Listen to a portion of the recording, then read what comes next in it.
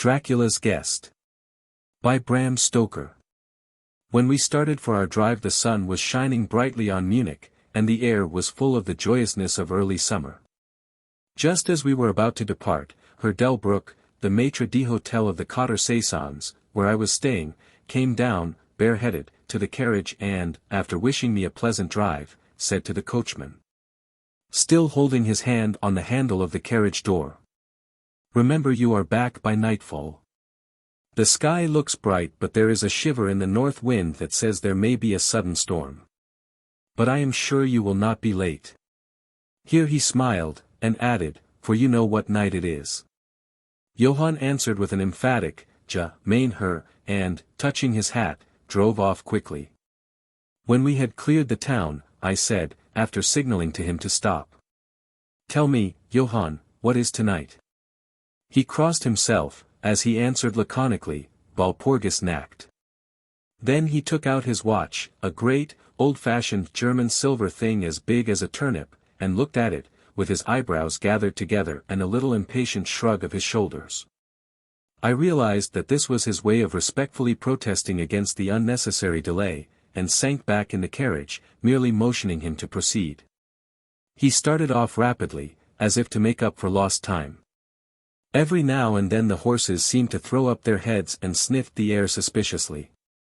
On such occasions I often looked round in alarm. The road was pretty bleak, for we were traversing a sort of high, wind-swept plateau. As we drove, I saw a road that looked but little used, and which seemed to dip through a little, winding valley. It looked so inviting that, even at the risk of offending him, I called Johann to stop, and when he had pulled up, I told him I would like to drive down that road. He made all sorts of excuses, and frequently crossed himself as he spoke. This somewhat piqued my curiosity, so I asked him various questions. He answered fencingly, and repeatedly looked at his watch in protest. Finally I said, "Well, Johann, I want to go down this road. I shall not ask you to come unless you like. But tell me why you do not like to go, that is all I ask." For answer he seemed to throw himself off the box, so quickly did he reach the ground.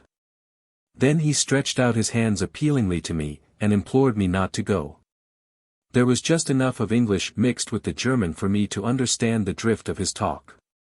He seemed always just about to tell me something, the very idea of which evidently frightened him.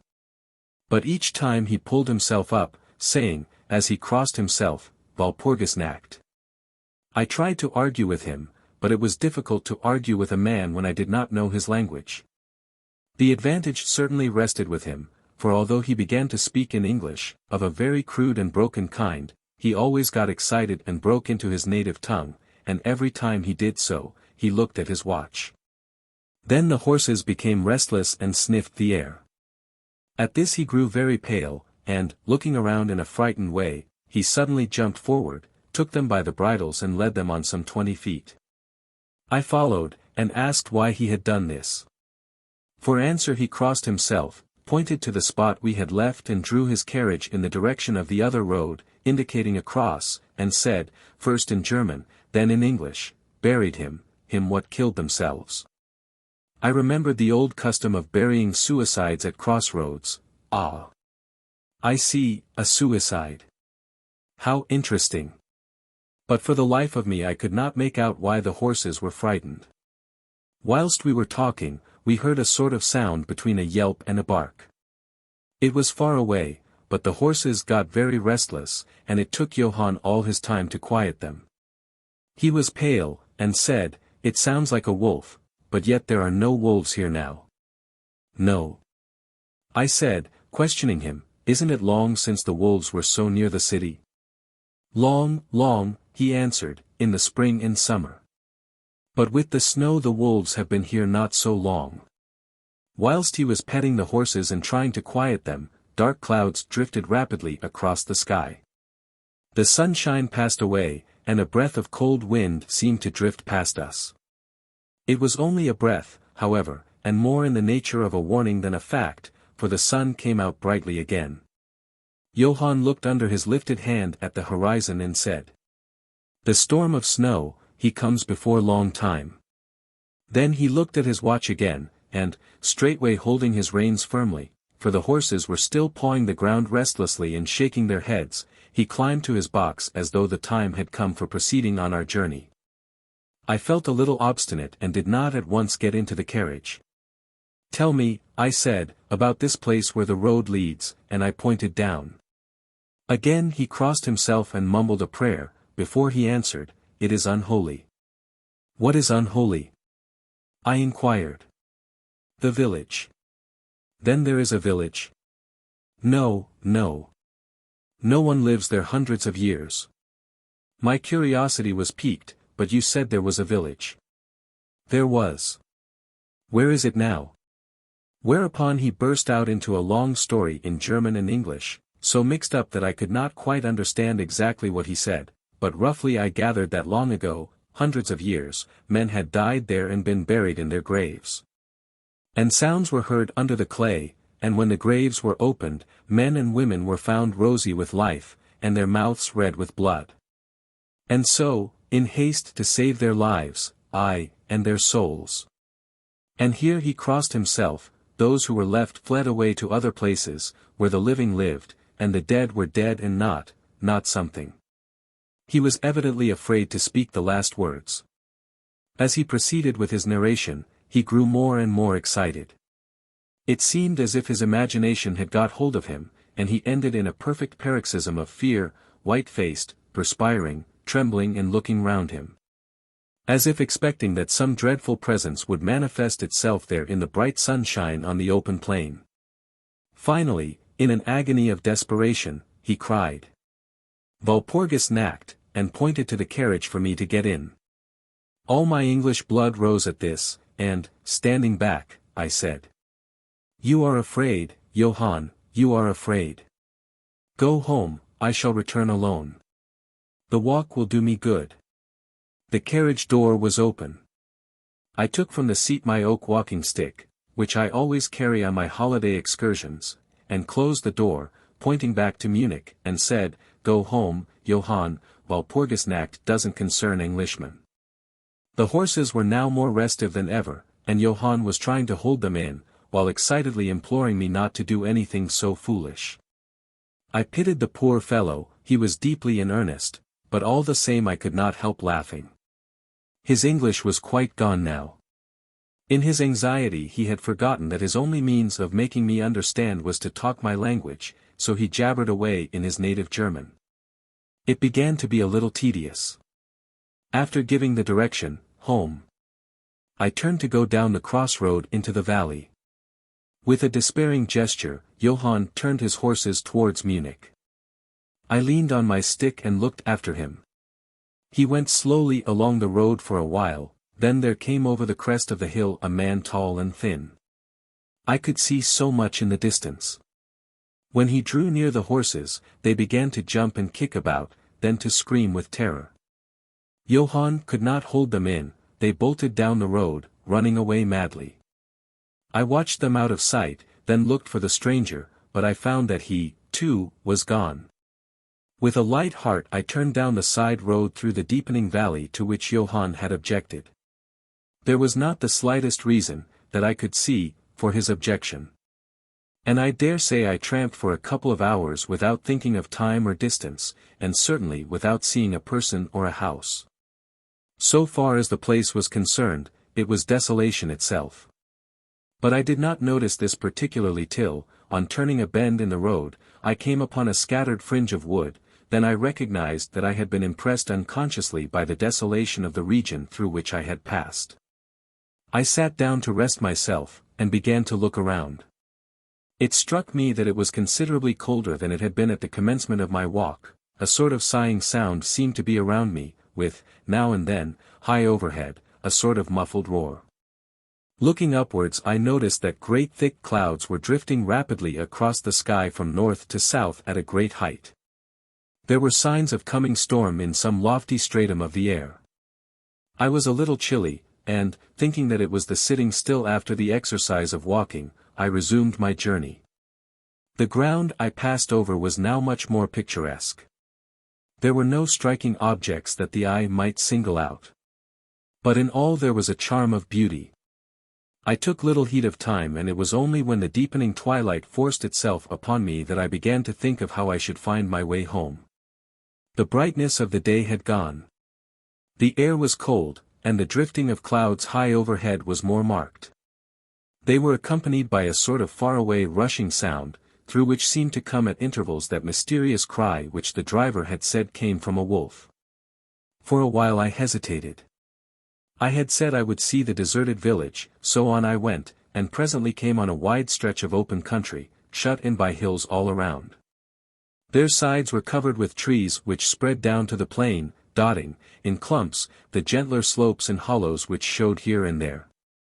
I followed with my eye the winding of the road, and saw that it curved close to one of the densest of these clumps and was lost behind it. As I looked there came a cold shiver in the air, and the snow began to fall. I thought of the miles and miles of bleak country I had passed, and then hurried on to seek the shelter of the wood in front. Darker and darker grew the sky, and faster and heavier fell the snow, till the earth before and around me was a glistening white carpet, the further edge of which was lost in misty vagueness. The road was here but crude, and when on the level its boundaries were not so marked, as when it passed through the cuttings. And in a little while I found that I must have strayed from it, for I missed underfoot the hard surface, and my feet sank deeper in the grass and moss. Then the wind grew stronger and blew with ever-increasing force, till I was fain to run before it. The air became icy cold, and in spite of my exercise I began to suffer. The snow was now falling so thickly and whirling around me in such rapid eddies that I could hardly keep my eyes open. Every now and then the heavens were torn asunder by vivid lightning, and in the flashes I could see ahead of me a great mass of trees, chiefly yew and cypress, all heavily coated with snow. I was soon amongst the shelter of the trees, and there, in comparative silence, I could hear the rush of the wind high overhead. Presently the blackness of the storm had become merged in the darkness of the night. By and by the storm seemed to be passing away, it now only came in fierce puffs or blasts. At such moments the weird sound of the wolf appeared to be echoed by many similar sounds around me. Now and again, through the black mass of drifting cloud, came a straggling ray of moonlight, which lit up the expanse, and showed me that I was at the edge of a dense mass of cypress and yew trees. As the snow had ceased to fall, I walked out from the shelter and began to investigate more closely. It appeared to me that, amongst so many old foundations as I had passed, there might be still standing a house in which, though in ruins, I could find some sort of shelter for a while. As I skirted the edge of the copse, I found that a low wall encircled it, and following this I presently found an opening. Here the cypresses formed an alley leading up to a square mass of some kind of building. Just as I caught sight of this, however, the drifting clouds obscured the moon, and I passed up the path in darkness. The wind must have grown colder, for I felt myself shiver as I walked. But there was hope of shelter, and I groped my way blindly on. I stopped, for there was a sudden stillness. The storm had passed, and, perhaps in sympathy with nature's silence, my heart seemed to cease to beat. But this was only momentarily. For suddenly the moonlight broke through the clouds, showing me that I was in a graveyard, and that the square object before me was a great massive tomb of marble, as white as the snow that lay on and all around it. With the moonlight there came a fierce sigh of the storm, which appeared to resume its course with a long, low howl, as of many dogs or wolves. I was awed and shocked, and felt the cold perceptibly grow upon me till it seemed to grip me by the heart. Then while the flood of moonlight still fell on the marble tomb, the storm gave further evidence of renewing, as though it was returning on its track. Impelled by some sort of fascination, I approached the sepulchre to see what it was, and why such a thing stood alone in such a place. I walked around it, and read, over the Doric door, in German. Countess Dolingen of Gratz. In Styria. Sought and found death. 1801. On the top of the tomb. Seemingly driven through the solid marble, for the structure was composed of a few vast blocks of stone, was a great iron spike or stake. On going to the back I saw, graven in great Russian letters. The dead travel fast. There was something so weird and uncanny about the whole thing that it gave me a turn and made me feel quite faint. I began to wish, for the first time, that I had taken Johann's advice. Here a thought struck me, which came under almost mysterious circumstances and with a terrible shock. This was Walpurgis night. Walpurgis night, when, according to the belief of millions of people, the devil was abroad, when the graves were opened and the dead came forth and walked. When all evil things of earth and air and water held revel. This very place the driver had specially shunned. This was the depopulated village of centuries ago. This was where the suicide lay. And this was the place where I was alone, unmanned, shivering with cold in a shroud of snow with a wild storm gathering again upon me. It took all my philosophy, all the religion I had been taught, all my courage, not to collapse in a paroxysm of fright. And now a perfect tornado burst upon me. The ground shook as though thousands of horses thundered across it.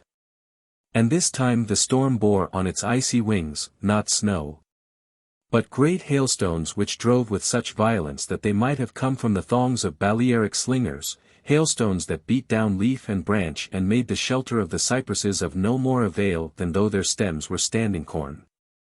At the first I had rushed to the nearest tree, but I was soon fain to leave it and seek the only spot that seemed to afford refuge, the deep Doric doorway of the marble tomb. There, crouching against the massive bronze door, I gained a certain amount of protection from the beating of the hailstones, for now they only drove against me as they ricocheted from the ground and the side of the marble. As I leaned against the door, it moved slightly and opened inwards. The shelter of even a tomb was welcome in that pitiless tempest, and I was about to enter it when there came a flash of forked lightning that lit up the whole expanse of the heavens. In the instant, as I am a living man, I saw, as my eyes were turned into the darkness of the tomb, a beautiful woman, with rounded cheeks and red lips, seemingly sleeping on a bier. As the thunder broke overhead, I was grasped as by the hand of a giant and hurled out into the storm. The whole thing was so sudden that, before I could realize the shock, moral as well as physical, I found the hailstones beating me down. At the same time I had a strange, dominating feeling that I was not alone. I looked towards the tomb. Just then there came another blinding flash, which seemed to strike the iron stake that surmounted the tomb and to pour through to the earth, blasting and crumbling the marble, as in a burst of flame. The dead woman rose for a moment of agony, while she was lapped in the flame, and her bitter scream of pain was drowned in the thunder crash. The last thing I heard was this mingling of dreadful sound, as again I was seized in the giant grasp and dragged away, while the hailstones beat on me, and the air around seemed reverberant with the howling of wolves. The last sight that I remembered was a vague, white, moving mass, as if all the graves around me had sent out the phantoms of their sheeted dead, and that they were closing in on me through the white cloudiness of the driving hail. Gradually there came a sort of vague beginning of consciousness, then a sense of weariness that was dreadful. For a time I remembered nothing, but slowly my senses returned. My feet seemed positively racked with pain, yet I could not move them. They seemed to be numbed. There was an icy feeling at the back of my neck and all down my spine, and my ears, like my feet, were dead, yet in torment, but there was in my breast a sense of warmth which was, by comparison, delicious. It was as a nightmare, a physical nightmare, if one may use such an expression, for some heavy weight on my chest made it difficult for me to breathe. This period of semi-lethargy seemed to remain a long time, and as it faded away I must have slept or swooned. Then came a sort of loathing, like the first stage of seasickness, and a wild desire to be free from something, I knew not what. A vast stillness enveloped me, as though all the world were asleep or dead, only broken by the low panting as of some animal close to me. I felt a warm rasping at my throat, then came a consciousness of the awful truth, which chilled me to the heart and sent the blood surging up through my brain. Some great animal was lying on me and now licking my throat. I feared to stir, for some instinct of prudence bade me lie still, but the brute seemed to realize that there was now some change in me, for it raised its head. Through my eyelashes I saw above me the two great flaming eyes of a gigantic wolf. Its sharp white teeth gleamed in the gaping red mouth, and I could feel its hot breath fierce and acrid upon me. For another spell of time I remembered no more. Then I became conscious of a low growl, followed by a yelp, renewed again and again. Then, seemingly very far away, I heard a holloa. Holloa, as of many voices calling in unison. Cautiously I raised my head and looked in the direction whence the sound came, but the cemetery blocked my view. The wolf still continued to yelp in a strange way, and a red glare began to move round the grove of cypresses, as though following the sound. As the voices drew closer, the wolf yelped faster and louder. I feared to make either sound or motion. Nearer came the red glow, over the white pall which stretched into the darkness around me. Then all at once from beyond the trees there came at a trot a troop of horsemen bearing torches. The wolf rose from my breast and made for the cemetery. I saw one of the horsemen, soldiers by their caps and their long military cloaks, raise his carbine and take aim. A companion knocked up his arm, and I heard the ball whiz over my head. He had evidently taken my body for that of the wolf. Another sighted the animal as it slunk away, and a shot followed. Then, at a gallop, the troop rode forward, some towards me, others following the wolf as it disappeared amongst the snow-clad cypresses. As they drew nearer I tried to move, but was powerless, although I could see and hear all that went on around me. 2 or 3 of the soldiers jumped from their horses and knelt beside me. One of them raised my head, and placed his hand over my heart. "Good news, comrades," he cried. "His heart still beats."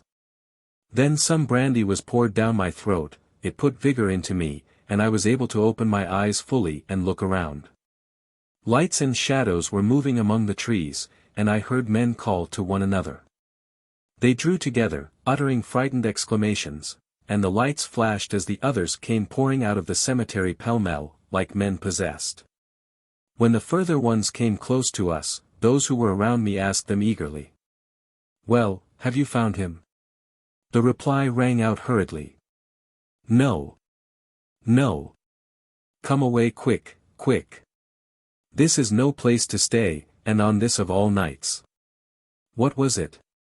Was the question, asked in all manner of keys. The answer came variously and all indefinitely as though the men were moved by some common impulse to speak, yet were restrained by some common fear from giving their thoughts. It, indeed. Gibbered one, whose wits had plainly given out for the moment. A wolf, and yet not a wolf, another put in shudderingly. No use trying for him without the sacred bullet, a third remarked in a more ordinary manner.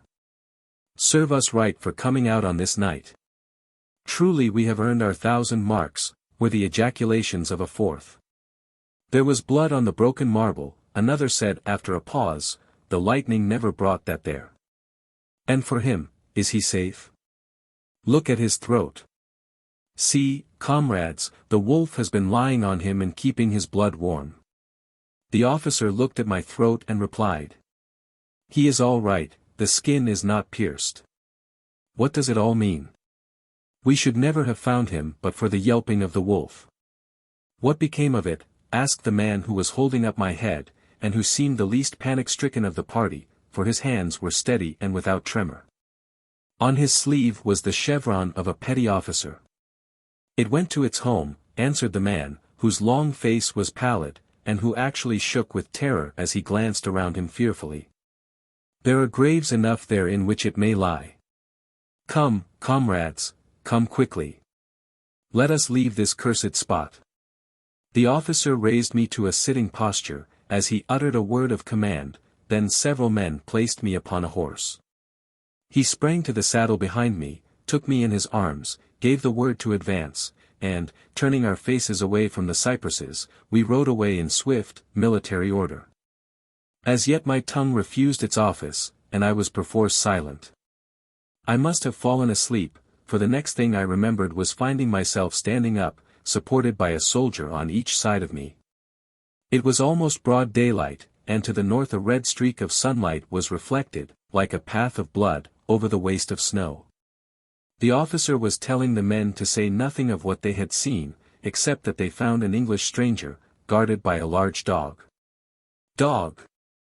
That was no dog, cut in the man who had exhibited such fear. I think I know a wolf when I see one. The young officer answered calmly, I said a dog. Dog, reiterated the other ironically. It was evident that his courage was rising with the sun, and, pointing to me, he said, look at his throat. Is that the work of a dog, master? Instinctively I raised my hand to my throat, and as I touched it I cried out in pain. The men crowded round to look, some stooping down from their saddles, and again there came the calm voice of the young officer. A dog, as I said. If aught else were said we should only be laughed at. I was then mounted behind a trooper, and we rode on into the suburbs of Munich. Here we came across a stray carriage, into which I was lifted, and it was driven off to the Cotter Saisons, the young officer accompanying me, whilst a trooper followed with his horse, and the others rode off to their barracks. When we arrived, Herr Delbrück rushed so quickly down the steps to meet me, that it was apparent he had been watching within. Taking me by both hands he solicitously led me in. The officer saluted me and was turning to withdraw, when I recognized his purpose, and insisted that he should come to my rooms. Over a glass of wine I warmly thanked him and his brave comrades for saving me. He replied simply that he was more than glad, and that Herr Delbrück had at the first taken steps to make all the searching party pleased, at which ambiguous utterance the maître d'hôtel smiled, while the officer pleaded duty and withdrew. But Herr Delbrück, I inquired, how and why was it that the soldiers searched for me? He shrugged his shoulders, as if in depreciation of his own deed, as he replied. I was so fortunate as to obtain leave from the commander of the regiment in which I served, to ask for volunteers. But how did you know I was lost? I asked. The driver came hither with the remains of his carriage, which had been upset when the horses ran away. But surely you would not send a search party of soldiers merely on this account? Oh, no, he answered. But even before the coachman arrived, I had this telegram from the boyar whose guest you are, and he took from his pocket a telegram which he handed to me, and I read. Bistritz. Be careful of my guest, his safety is most precious to me. Should aught happen to him, or if he be missed, spare nothing to find him and ensure his safety. He is English and therefore adventurous. There are often dangers from snow and wolves and night. Lose not a moment if you suspect harm to him. I answer your zeal with my fortune. Dracula. As I held the telegram in my hand, the room seemed to whirl around me, and, if the attentive maître d'hôtel had not caught me, I think I should have fallen. There was something so strange in all this, something so weird and impossible to imagine, that there grew on me a sense of my being in some way the sport of opposite forces, the mere vague idea of which seemed in a way to paralyze me. I was certainly under some form of mysterious protection. From a distant country had come, in the very nick of time, a message that took me out of the danger of the snow-sleep and the jaws of the wolf. The judge's house. When the time for his examination drew near, Malcolmson made up his mind to go somewhere to read by himself. He feared the attractions of the seaside, and also he feared completely rural isolation, for of old he knew its charms, and so he determined to find some unpretentious little town where there would be nothing to distract him. He refrained from asking suggestions from any of his friends, for he argued that each would recommend some place of which he had knowledge, and where he had already acquaintances. As Malcolmson wished to avoid friends, he had no wish to encumber himself with the attention of friends, and so he determined to look out for a place for himself. He packed a portmanteau with some clothes and all the books he required, and then took ticket for the first name on the local timetable which he did not know. When at the end of 3 hours' journey he alighted at Benchurch, he felt satisfied that he had so far obliterated his tracks as to be sure of having a peaceful opportunity of pursuing his studies. He went straight to the one inn which the sleepy little place contained, and put up for the night. Benchurch was a market town, and once in 3 weeks was crowded to excess, but for the remainder of the 21 days it was as attractive as a desert. Malcolmson looked around the day after his arrival to try to find quarters more isolated than even so quiet an inn as the Good Traveller afforded.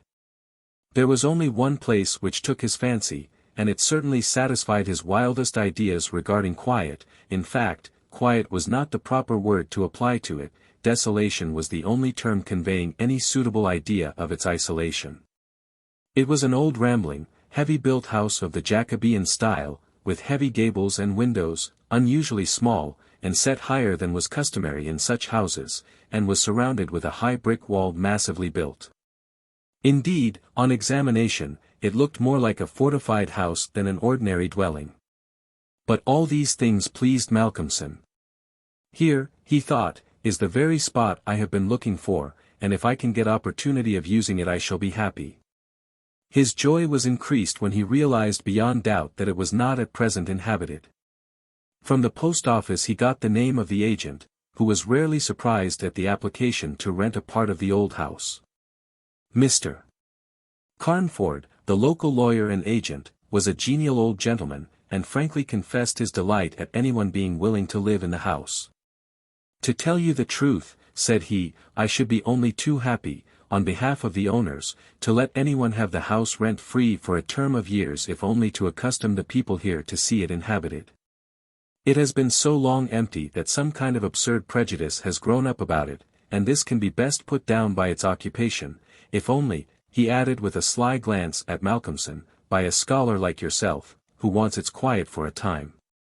Malcolmson thought it needless to ask the agent about the absurd prejudice. He knew he would get more information, if he should require it, on that subject from other quarters. He paid his 3 months' rent, got a receipt, and the name of an old woman who would probably undertake to do for him, and came away with the keys in his pocket. He then went to the landlady of the inn, who was a cheerful and most kindly person, and asked her advice as to such stores and provisions as he would be likely to require. She threw up her hands in amazement when he told her where he was going to settle himself. "Not in the judge's house," she said, and grew pale as she spoke. He explained the locality of the house, saying that he did not know its name. When he had finished she answered, "Aye, sure enough, the very place. It is the judge's house sure enough."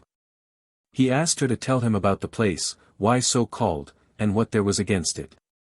She told him that it was so called locally because it had been many years before, how long she could not say, as she was herself from another part of the country. But she thought it must have been 100 years or more, the abode of a judge who was held in great terror on account of his harsh sentences and his hostility to prisoners at assizes. As to what there was against the house itself she could not tell. She had often asked, but no one could inform her.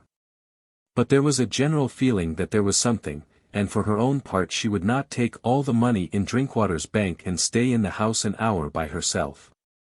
Then she apologized to Malcolmson for her disturbing talk. "It is too bad of me, sir, and you, and a young gentleman, too, if you will pardon me saying it, going to live there all alone. If you were my boy, and you'll excuse me for saying it, you wouldn't sleep there a night, not if I had to go there myself and pull the big alarm bell that's on the roof." The good creature was so manifestly in earnest, and was so kindly in her intentions, that Malcolmson, although amused, was touched. He told her kindly how much he appreciated her interest in him, and added, "But, my dear Mrs. Witham, indeed you need not be concerned about me. A man who is reading for the mathematical tripos has too much to think of to be disturbed by any of these mysterious somethings. And his work is of too exact and prosaic a kind to allow of his having any corner in his mind for mysteries of any kind. Harmonical progression, permutations and combinations, and elliptic functions have sufficient mysteries for me." Mrs. Witham kindly undertook to see after his commissions, and he went himself to look for the old woman who had been recommended to him.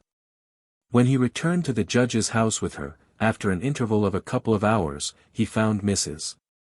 Witham herself waiting with several men and boys carrying parcels, and an upholsterer's man with a bed in a car, for she said, though tables and chairs might be all very well, a bed that hadn't been aired for mayhap 50 years was not proper for young bones to lie on. She was evidently curious to see the inside of the house, and though manifestly so afraid of the somethings that at the slightest sound she clutched on to Malcolmson, whom she never left for a moment, went over the whole place. After his examination of the house, Malcolmson decided to take up his abode in the great dining room, which was big enough to serve for all his requirements, and Mrs. Witham, with the aid of the charwoman, Mrs. Dempster, proceeded to arrange matters. When the hampers were brought in and unpacked, Malcolmson saw that with much kind forethought she had sent from her own kitchen sufficient provisions to last for a few days. Before going she expressed all sorts of kind wishes. And at the door turned and said, "And perhaps, sir, as the room is big and draughty it might be well to have one of those big screens put round your bed at night, though, truth to tell, I would die myself if I were to be so shut in with all kinds of things, that put their heads round the sides, or over the top, and look on me." The image which she had called up was too much for her nerves, and she fled incontinently. Mrs. Dempster sniffed in a superior manner as the landlady disappeared, and remarked that for her own part she wasn't afraid of all the bogies in the kingdom. "I'll tell you what it is, sir," she said, "bogies is all kinds and sorts of things, except bogies. Rats and mice, and beetles. And creaky doors, and loose slates, and broken panes, and stiff drawer handles, that stay out when you pull them and then fall down in the middle of the night. Look at the wainscot of the room. It is old, hundreds of years old. Do you think there's no rats and beetles there? And do you imagine, sir, that you won't see none of them?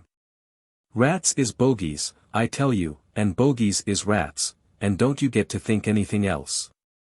"Mrs. Dempster," said Malcolmson gravely, making her a polite bow, "you know more than a senior wrangler. And let me say, that, as a mark of esteem for your indubitable soundness of head and heart, I shall, when I go, give you possession of this house, and let you stay here by yourself for the last 2 months of my tenancy. For 4 weeks will serve my purpose." "Thank you kindly, sir," she answered, "but I couldn't sleep away from home a night. I am in Greenhouse Charity, and if I slept a night away from my rooms I should lose all I have got to live on. The rules is very strict. And there's too many watching for a vacancy for me to run any risks in the matter. Only for that, sir, I'd gladly come here and attend on you altogether during your stay." "My good woman," said Malcolmson hastily, "I have come here on purpose to obtain solitude. And believe me that I am grateful to the late Greenough for having so organized his admirable charity, whatever it is, that I am perforce denied the opportunity of suffering from such a form of temptation. Saint Anthony himself could not be more rigid on the point." The old woman laughed harshly. "Ah, you young gentlemen," she said, "you don't fear for naught, and belike you'll get all the solitude you want here." She set to work with her cleaning. And by nightfall, when Malcolmson returned from his walk, he always had one of his books to study as he walked, he found the room swept and tidied, a fire burning in the old hearth, the lamp lit, and the table spread for supper with Mrs. Witham's excellent fare. "This is comfort, indeed," he said, as he rubbed his hands. When he had finished his supper, and lifted the tray to the other end of the great oak dining table, he got out his books again, put fresh wood on the fire, trimmed his lamp and set himself down to a spell of real hard work. He went on without pause till about 11 o'clock, when he knocked off for a bit to fix his fire and lamp, and to make himself a cup of tea. He had always been a tea drinker, and during his college life had sat late at work and had taken tea late. The rest was a great luxury to him, and he enjoyed it with a sense of delicious, voluptuous ease. The renewed fire leaped and sparkled, and threw quaint shadows through the great old room. And as he sipped his hot tea he revelled in the sense of isolation from his kind. Then it was that he began to notice for the first time what a noise the rats were making. "Surely," he thought, "they cannot have been at it all the time I was reading. Had they been, I must have noticed it." Presently, when the noise increased, he satisfied himself that it was really new. It was evident that at first the rats had been frightened at the presence of a stranger, and the light of fire and lamp, but that as the time went on they had grown bolder and were now disporting themselves as was their wont. How busy they were! And hark to the strange noises! Up and down behind the old wainscot, over the ceiling and under the floor they raced, and gnawed, and scratched. Malcolmson smiled to himself as he recalled to mind the saying of Mrs. Dempster, bogies is rats, and rats is bogies. The tea began to have its effect of intellectual and nervous stimulus. He saw with joy another long spell of work to be done before the night was past, and in the sense of security which it gave him, he allowed himself the luxury of a good look round the room. He took his lamp in one hand, and went all around, wondering that so quaint and beautiful an old house had been so long neglected. The carving of the oak on the panels of the wainscot was fine, and on and round the doors and windows it was beautiful and of rare merit. There were some old pictures on the walls, but they were coated so thick with dust and dirt that he could not distinguish any detail of them, though he held his lamp as high as he could over his head. Here and there as he went round he saw some crack or hole blocked for a moment by the face of a rat with its bright eyes glittering in the light, but in an instant it was gone, and a squeak and a scamper followed. The thing that most struck him, however, was the rope of the great alarm bell on the roof, which hung down in a corner of the room on the right-hand side of the fireplace. He pulled up close to the hearth a great high-backed carved oak chair, and sat down to his last cup of tea. When this was done he made up the fire, and went back to his work, sitting at the corner of the table, having the fire to his left. For a little while the rats disturbed him somewhat with their perpetual scampering, but he got accustomed to the noise as one does to the ticking of a clock or to the roar of moving water. And he became so immersed in his work that everything in the world, except the problem which he was trying to solve, passed away from him. He suddenly looked up, his problem was still unsolved, and there was in the air that sense of the hour before the dawn, which is so dread to doubtful life. The noise of the rats had ceased. Indeed it seemed to him that it must have ceased but lately and that it was the sudden cessation which had disturbed him. The fire had fallen low, but still it threw out a deep red glow. As he looked he started in spite of his sang-froid. There on the great high-backed carved oak chair by the right side of the fireplace sat an enormous rat, steadily glaring at him with baleful eyes. He made a motion to it as though to hunt it away, but it did not stir. Then he made the motion of throwing something. Still it did not stir, but showed its great white teeth angrily, and its cruel eyes shone in the lamplight with an added vindictiveness. Malcolmson felt amazed, and seizing the poker from the hearth ran at it to kill it. Before, however, he could strike it, the rat, with a squeak that sounded like the concentration of hate, jumped upon the floor, and, running up the rope of the alarm bell, disappeared in the darkness beyond the range of the green-shaded lamp. Instantly, strange to say, the noisy scampering of the rats in the wainscot began again. By this time Malcolmson's mind was quite off the problem, and as a shrill cock-crow outside told him of the approach of morning, he went to bed and to sleep. He slept so sound that he was not even waked by Mrs. Dempster coming in to make up his room. It was only when she had tidied up the place and got his breakfast ready and tapped on the screen which closed in his bed that he woke. He was a little tired still after his night's hard work, but a strong cup of tea soon freshened him up and, taking his book, he went out for his morning walk, bringing with him a few sandwiches lest he should not care to return till dinner time. He found a quiet walk between high elms some way outside the town, and here he spent the greater part of the day studying his Laplace. On his return he looked in to see Mrs. Witham and to thank her for her kindness. When she saw him coming through the diamond-paned bay window of her sanctum she came out to meet him and asked him in. She looked at him searchingly and shook her head as she said, "You must not overdo it, sir. You are paler this morning than you should be. 2 late hours and 2 hard work on the brain isn't good for any man. But tell me, sir, how did you pass the night? Well, I hope. But my heart. Sir, I was glad when Mrs. Dempster told me this morning that you were all right and sleeping sound when she went in." "Oh, I was all right," he answered smiling, "the somethings didn't worry me, as yet.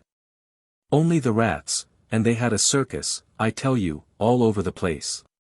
There was one wicked-looking old devil that sat up on my own chair by the fire, and wouldn't go till I took the poker to him, and then he ran up the rope of the alarm bell and got to somewhere up the wall or the ceiling, I couldn't see where. It was so dark." "Mercy on us," said Mrs. Witham, "an old devil, and sitting on a chair by the fireside. "Take care, sir. Take care. There's many a true word spoken in jest." "How do you mean?" "'Pon my word I don't understand." "An old devil." "The old devil, perhaps." "There. Sir, you needn't laugh," for Malcolmson had broken into a hearty peal. "You young folks thinks it easy to laugh at things that makes older ones shudder. Never mind, sir. Never mind. Please God, you'll laugh all the time. It's what I wish you myself," and the good lady beamed all over in sympathy with his enjoyment, her fears gone for a moment. "Oh, forgive me," said Malcolmson presently. "Don't think me rude. But the idea was too much for me, that the old devil himself was on the chair last night." And at the thought he laughed again. Then he went home to dinner. This evening the scampering of the rats began earlier. Indeed it had been going on before his arrival, and only ceased whilst his presence by its freshness disturbed them. After dinner he sat by the fire for a while and had a smoke, and then, having cleared his table, began to work as before. Tonight the rats disturbed him more than they had done on the previous night. How they scampered up and down and under and over. How they squeaked, and scratched, and gnawed. How they, getting bolder by degrees, came to the mouths of their holes and to the chinks and cracks and crannies in the wainscoting till their eyes shone like tiny lamps as the firelight rose and fell. But to him, now doubtless accustomed to them, their eyes were not wicked, only their playfulness touched him. Sometimes the boldest of them made sallies out on the floor or along the mouldings of the wainscot. Now and again as they disturbed him Malcolmson made a sound to frighten them, smiting the table with his hand or giving a fierce hsh, hsh, so that they fled straightway to their holes. And so the early part of the night wore on. And despite the noise Malcolmson got more and more immersed in his work. All at once he stopped, as on the previous night, being overcome by a sudden sense of silence. There was not the faintest sound of gnaw, or scratch, or squeak. The silence was as of the grave. He remembered the odd occurrence of the previous night, and instinctively he looked at the chair standing close by the fireside. And then a very odd sensation thrilled through him. There, on the great old high-backed carved oak chair beside the fireplace sat the same enormous rat, steadily glaring at him with baleful eyes. Instinctively he took the nearest thing to his hand, a book of logarithms, and flung it at it. The book was badly aimed and the rat did not stir, so again the poker performance of the previous night was repeated, and again the rat, being closely pursued, fled up the rope of the alarm bell. Strangely too, the departure of this rat was instantly followed by the renewal of the noise made by the general rat community. On this occasion, as on the previous one, Malcolmson could not see at what part of the room the rat disappeared, for the green shade of his lamp left the upper part of the room in darkness, and the fire had burned low. On looking at his watch he found it was close on midnight, and, not sorry for the divertisement, he made up his fire and made himself his nightly pot of tea. He had got through a good spell of work, and thought himself entitled to a cigarette. And so he sat on the great oak chair before the fire and enjoyed it. Whilst smoking he began to think that he would like to know where the rat disappeared to, for he had certain ideas for the morrow not entirely disconnected with a rat trap. Accordingly he lit another lamp and placed it so that it would shine well into the right-hand corner of the wall by the fireplace. Then he got all the books he had with him, and placed them handy to throw at the vermin. Finally he lifted the rope of the alarm bell and placed the end of it on the table, fixing the extreme end under the lamp. As he handled it he could not help noticing how pliable it was, especially for so strong a rope, and one not in use. You could hang a man with it, he thought to himself. When his preparations were made he looked around, and said complacently, "There now, my friend, I think we shall learn something of you this time." He began his work again, and though as before somewhat disturbed at first by the noise of the rats, soon lost himself in his propositions and problems. Again he was called to his immediate surroundings suddenly. This time it might not have been the sudden silence only which took his attention, there was a slight movement of the rope, and the lamp moved. Without stirring, he looked to see if his pile of books was within range, and then cast his eye along the rope. As he looked he saw the great rat drop from the rope on the oak armchair and sit there glaring at him. He raised a book in his right hand, and taking careful aim, flung it at the rat. The latter, with a quick movement, sprang aside and dodged the missile. He then took another book, and a third, and flung them one after another at the rat, but each time unsuccessfully.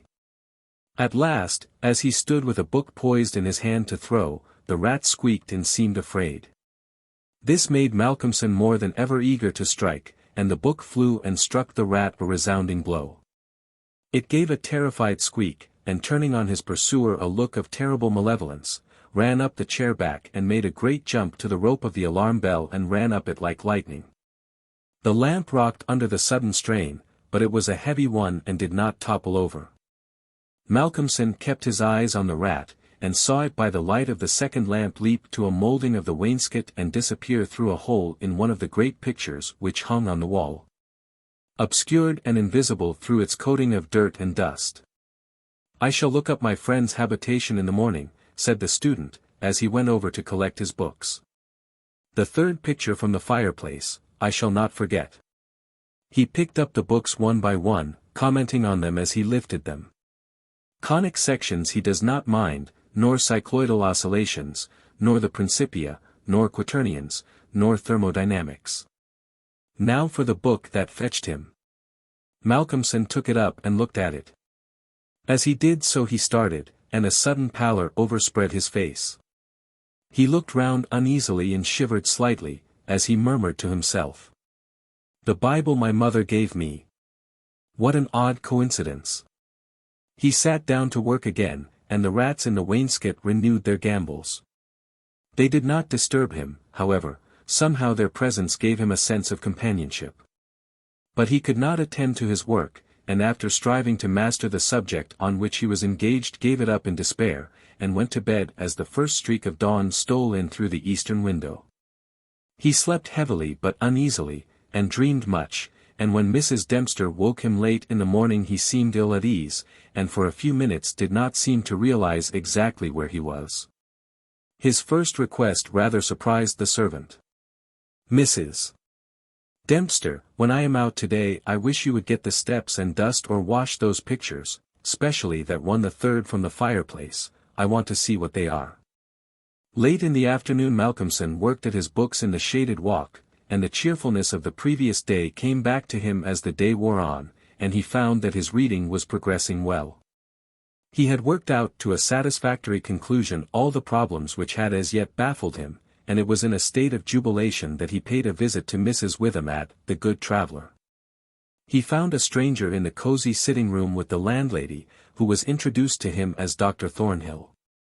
She was not quite at ease, and this, combined with the doctor's plunging at once into a series of questions, made Malcolmson come to the conclusion that his presence was not an accident, so without preliminary he said, "Dr.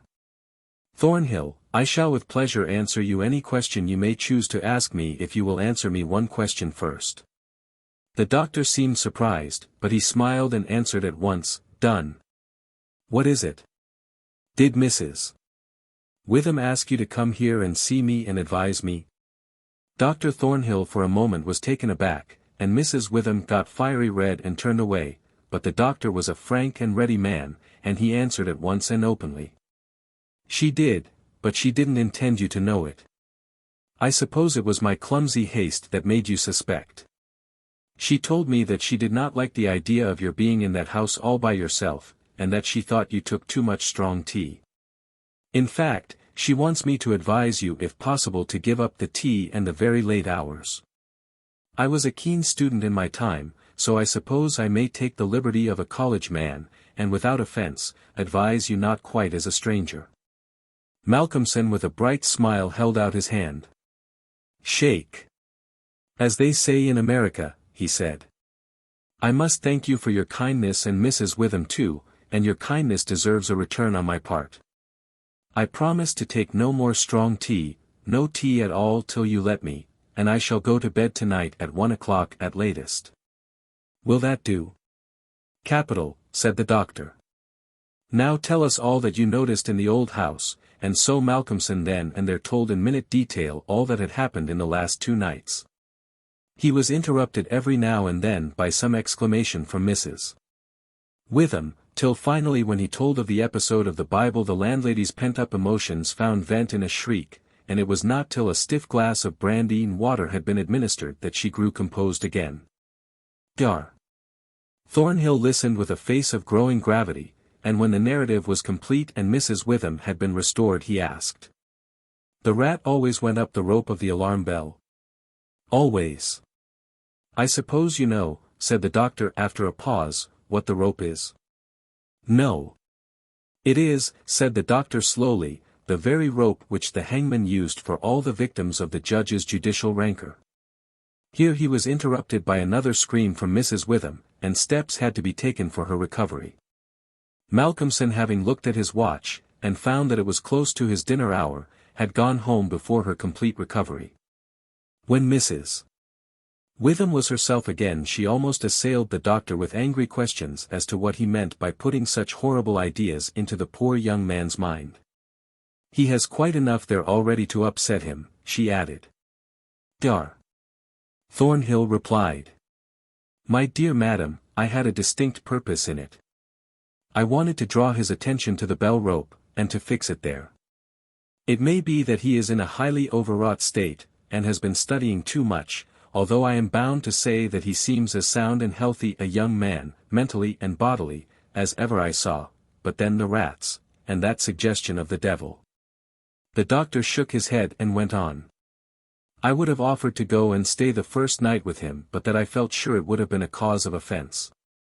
He may get in the night some strange fright or hallucination. And if he does I want him to pull that rope. All alone as he is it will give us warning, and we may reach him in time to be of service.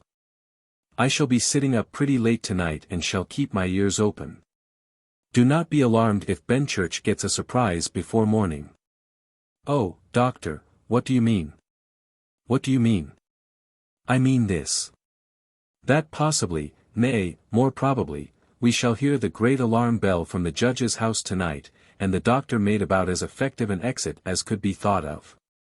When Malcolmson arrived home he found that it was a little after his usual time, and Mrs. Dempster had gone away. The rules of greenhouse charity were not to be neglected. He was glad to see that the place was bright and tidy with a cheerful fire and a well-trimmed lamp.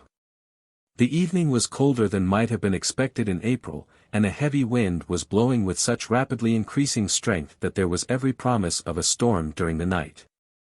For a few minutes after his entrance the noise of the rats ceased, but so soon as they became accustomed to his presence they began again.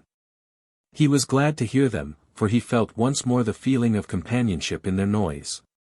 And his mind ran back to the strange fact that they only ceased to manifest themselves when that other, the great rat with the baleful eyes, came upon the scene.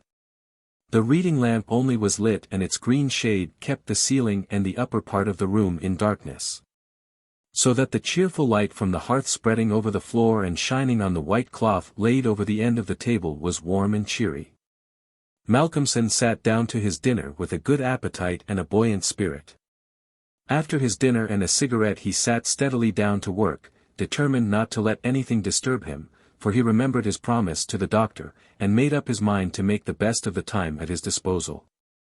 For an hour or so he worked all right, and then his thoughts began to wander from his books. The actual circumstances around him, the calls on his physical attention, and his nervous susceptibility were not to be denied. By this time the wind had become a gale, and the gale a storm. The old house, solid though it was, seemed to shake to its foundations, and the storm roared and raged through its many chimneys and its queer old gables, producing strange, unearthly sounds in the empty rooms and corridors. Even the great alarm bell on the roof must have felt the force of the wind, for the rope rose and fell slightly, as though the bell were moved a little from time to time, and the limber rope fell on the oak floor with a hard and hollow sound. As Malcolmson listened to it he bethought himself of the doctor's words, "It is the rope which the hangman used for the victims of the judge's judicial rancor," and he went over to the corner of the fireplace and took it in his hand to look at it. There seemed a sort of deadly interest in it, and as he stood there he lost himself for a moment in speculation as to who these victims were, and the grim wish of the judge to have such a ghastly relic ever under his eyes. As he stood there the swaying of the bell on the roof still lifted the rope now and again, but presently there came a new sensation, a sort of tremor in the rope, as though something was moving along it. Looking up instinctively Malcolmson saw the great rat coming slowly down towards him, glaring at him steadily. He dropped the rope and started back with a muttered curse, and the rat turning ran up the rope again and disappeared, and at the same instant Malcolmson became conscious that the noise of the rats, which had ceased for a while, began again. All this set him thinking, and it occurred to him that he had not investigated the lair of the rat or looked at the pictures, as he had intended. He lit the other lamp without the shade, and, holding it up went and stood opposite the third picture from the fireplace on the right-hand side where he had seen the rat disappear on the previous night. At the first glance he started back so suddenly that he almost dropped the lamp, and a deadly pallor overspread his face. His knees shook, and heavy drops of sweat came on his forehead, and he trembled like an aspen. But he was young and plucky, and pulled himself together, and after the pause of a few seconds stepped forward again, raised the lamp, and examined the picture which had been dusted and washed, and now stood out clearly. It was of a judge dressed in his robes of scarlet and ermine. His face was strong and merciless, evil, crafty, and vindictive, with a sensual mouth, hooked nose of ruddy color, and shaped like the beak of a bird of prey. The rest of the face was of a cadaverous color. The eyes were of peculiar brilliance and with a terribly malignant expression. As he looked at them, Malcolmson grew cold, for he saw there the very counterpart of the eyes of the great rat. The lamp almost fell from his hand. He saw the rat with its baleful eyes peering out through the hole in the corner of the picture, and noted the sudden cessation of the noise of the other rats. However, he pulled himself together, and went on with his examination of the picture. The judge was seated in a great high-backed carved oak chair, on the right-hand side of a great stone fireplace where, in the corner, a rope hung down from the ceiling, its end lying coiled on the floor. With a feeling of something like horror, Malcolmson recognized the scene of the room as it stood, and gazed around him in an awestruck manner as though he expected to find some strange presence behind him. Then he looked over to the corner of the fireplace, and with a loud cry he let the lamp fall from his hand. There, in the judge's armchair, with the rope hanging behind, sat the rat with the judge's baleful eyes, now intensified and with a fiendish leer. Save for the howling of the storm without there was silence.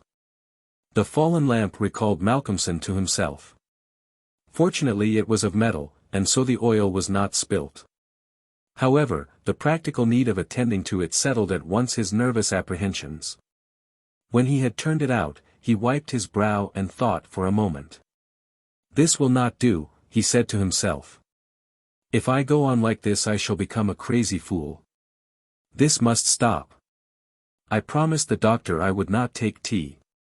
Faith, he was pretty right. My nerves must have been getting into a queer state. Funny I did not notice it. I never felt better in my life. However, it is all right now, and I shall not be such a fool again." Then he mixed himself a good stiff glass of brandy and water and resolutely sat down to his work. It was nearly an hour when he looked up from his book, disturbed by the sudden stillness. Without, the wind howled and roared louder than ever, and the rain drove in sheets against the windows, beating like hail on the glass. But within there was no sound whatever save the echo of the wind as it roared in the great chimney, and now and then a hiss as a few raindrops found their way down the chimney in a lull of the storm. The fire had fallen low and had ceased to flame, though it threw out a red glow. Malcolmson listened attentively, and presently heard a thin, squeaking noise, very faint. It came from the corner of the room where the rope hung down, and he thought it was the creaking of the rope on the floor as the swaying of the bell raised and lowered it. Looking up, however, he saw in the dim light the great rat clinging to the rope and gnawing it. The rope was already nearly gnawed through, he could see the lighter color where the strands were laid bare. As he looked the job was completed, and the severed end of the rope fell clattering on the oaken floor, whilst for an instant the great rat remained like a knob or tassel at the end of the rope, which now began to sway to and fro. Malcolmson felt for a moment another pang of terror as he thought that now the possibility of calling the outer world to his assistance was cut off, but an intense anger took its place, and seizing the book he was reading he hurled it at the rat. The blow was well aimed, but before the missile could reach him the rat dropped off and struck the floor with a soft thud. Malcolmson instantly rushed over towards him, but it darted away and disappeared in the darkness of the shadows of the room. Malcolmson felt that his work was over for the night, and determined then and there to vary the monotony of the proceedings by a hunt for the rat, and took off the green shade of the lamp so as to ensure a wider spreading light. As he did so the gloom of the upper part of the room was relieved, and in the new flood of light, great by comparison with the previous darkness, the pictures on the wall stood out boldly. From where he stood, Malcolmson saw right opposite to him the third picture on the wall from the right of the fireplace. He rubbed his eyes in surprise, and then a great fear began to come upon him. In the center of the picture was a great irregular patch of brown canvas, as fresh as when it was stretched on the frame. The background was as before, with chair and chimney corner and rope, but the figure of the judge had disappeared. Malcolmson, almost in a chill of horror, turned slowly round, and then he began to shake and tremble like a man in a palsy. His strength seemed to have left him, and he was incapable of action or movement, hardly even of thought. He could only see and hear. There, on the great high-backed carved oak chair sat the judge in his robes of scarlet and ermine, with his baleful eyes glaring vindicatively, and a smile of triumph on the resolute, cruel mouth, as he lifted with his hands a black cap. Malcolmson felt as if the blood was running from his heart, as one does in moments of prolonged suspense. There was a singing in his ears. Without, he could hear the roar and howl of the tempest, and through it, swept on the storm, came the striking of midnight by the great chimes in the marketplace. He stood for a space of time that seemed to him endless still as a statue, and with wide open, horror-struck eyes, breathless. As the clock struck, so the smile of triumph on the judge's face intensified, and at the last stroke of midnight he placed the black cap on his head. Slowly and deliberately the judge rose from his chair and picked up the piece of the rope of the alarm bell which lay on the floor, drew it through his hands as if he enjoyed its touch, and then deliberately began to knot one end of it, fashioning it into a noose. This he tightened and tested with his foot, pulling hard at it till he was satisfied and then making a running noose of it, which he held in his hand. Then he began to move along the table on the opposite side to Malcolmson, keeping his eyes on him until he had passed him, when with a quick movement he stood in front of the door. Malcolmson then began to feel that he was trapped, and tried to think of what he should do. There was some fascination in the judge's eyes, which he never took off him, and he had, perforce, to look. He saw the judge approach, still keeping between him and the door, and raise the noose and throw it towards him as if to entangle him.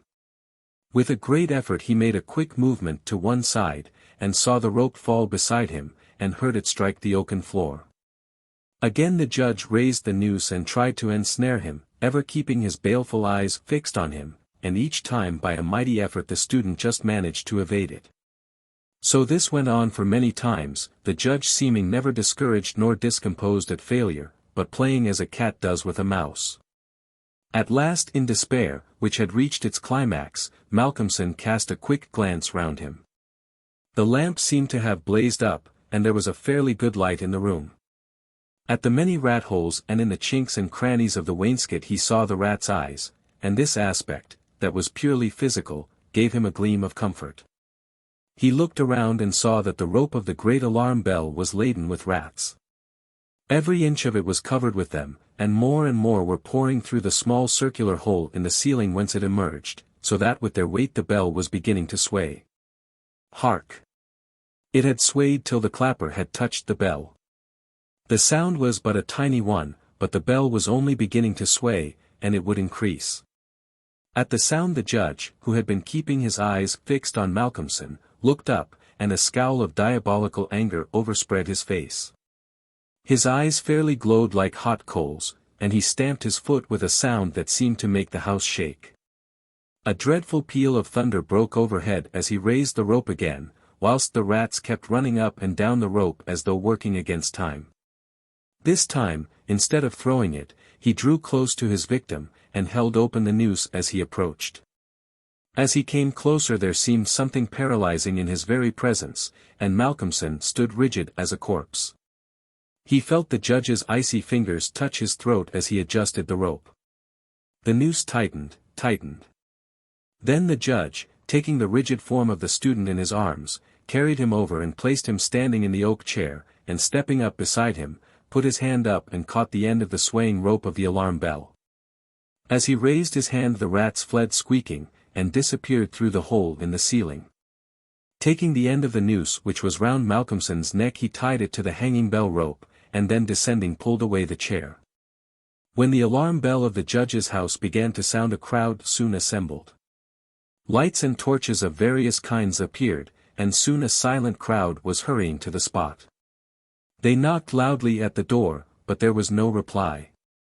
Then they burst in the door, and poured into the great dining room, the doctor at the head. There at the end of the rope of the great alarm bell hung the body of the student, and on the face of the judge in the picture was a malignant smile. The squaw.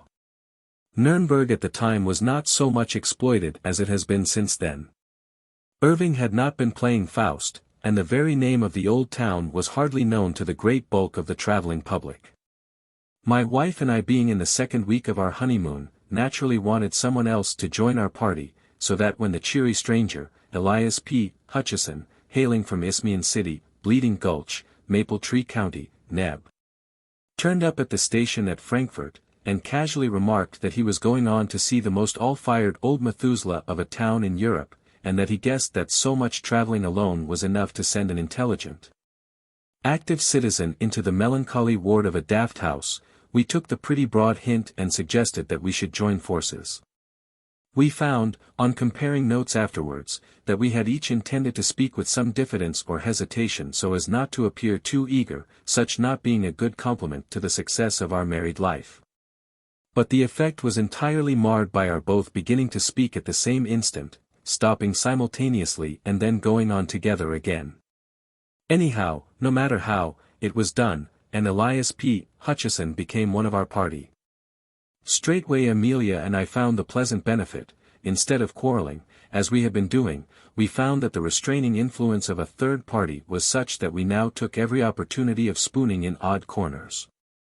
Amelia declares that ever since she has, as the result of that experience, advised all her friends to take a friend on the honeymoon.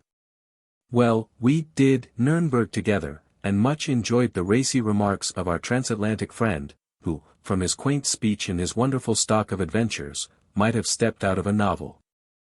We kept for the last object of interest in the city to be visited the Burg, and on the day appointed for the visit strolled round the outer wall of the city by the eastern side. The Burg is seated on a rock dominating the town, and an immensely deep fosse guards it on the northern side. Nuremberg has been happy in that it was never sacked. Had it been it would certainly not be so spick and span perfect as it is at present.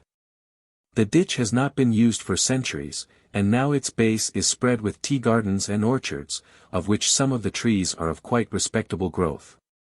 As we wandered round the wall, dawdling in the hot July sunshine, we often paused to admire the views spread before us, and in especial the great plain covered with towns and villages and bounded with a blue line of hills, like a landscape of Claude Lorraine. From this we always turned with new delight to the city itself, with its myriad of quaint old gables and acre-wide red roofs dotted with dormer windows, tier upon tier. A little to our right rose the towers of the Burg, and nearer still, standing grim, the Torture Tower, which was, and is, perhaps, the most interesting place in the city. For centuries the tradition of the Iron Virgin of Nuremberg has been handed down as an instance of the horrors of cruelty of which man is capable. We had long looked forward to seeing it, and here at last was its home. In one of our pauses we leaned over the wall of the moat and looked down. The garden seemed quite 50 or 60 feet below us, and the sun pouring into it with an intense, moveless heat like that of an oven. Beyond rose the grey, grim wall seemingly of endless height, and losing itself right and left in the angles of bastion and counterscarp. Trees and bushes crowned the wall, and above again towered the lofty houses on whose massive beauty time has only set the hand of approval. The sun was hot and we were lazy, time was our own, and we lingered, leaning on the wall. Just below us was a pretty sight, a great black cat lying stretched in the sun, whilst round her gambolled prettily a tiny black kitten. The mother would wave her tail for the kitten to play with, or would raise her feet and push away the little one as an encouragement to further play. They were just at the foot of the wall, and Elias P. Hutcheson, in order to help the play, stooped and took from the walk a moderate-sized pebble. "See," he said, "I will drop it near the kitten, and they will both wonder where it came from." "Oh, be careful," said my wife. "You might hit the dear little thing." "Not me, ma'am," said Elias P. "Why, I'm as tender as a Maine cherry tree. Lor, bless ye. I wouldn't hurt the poor pooty little critter more'n I'd scalp a baby. And you may bet your variegated socks on that. See, I'll drop it fur away on the outside so's not to go near her." Thus saying, he leaned over and held his arm out at full length and dropped the stone. It may be that there is some attractive force which draws lesser matters to greater.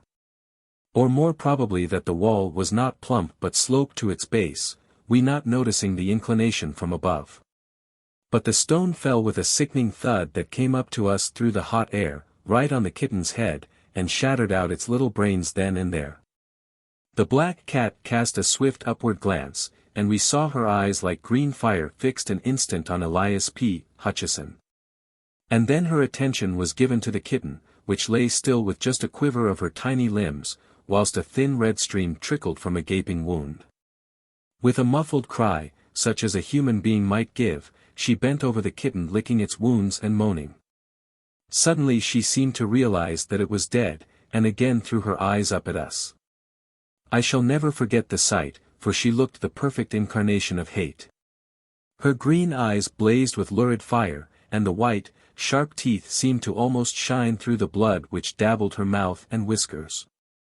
She gnashed her teeth, and her claws stood out stark and at full length on every paw.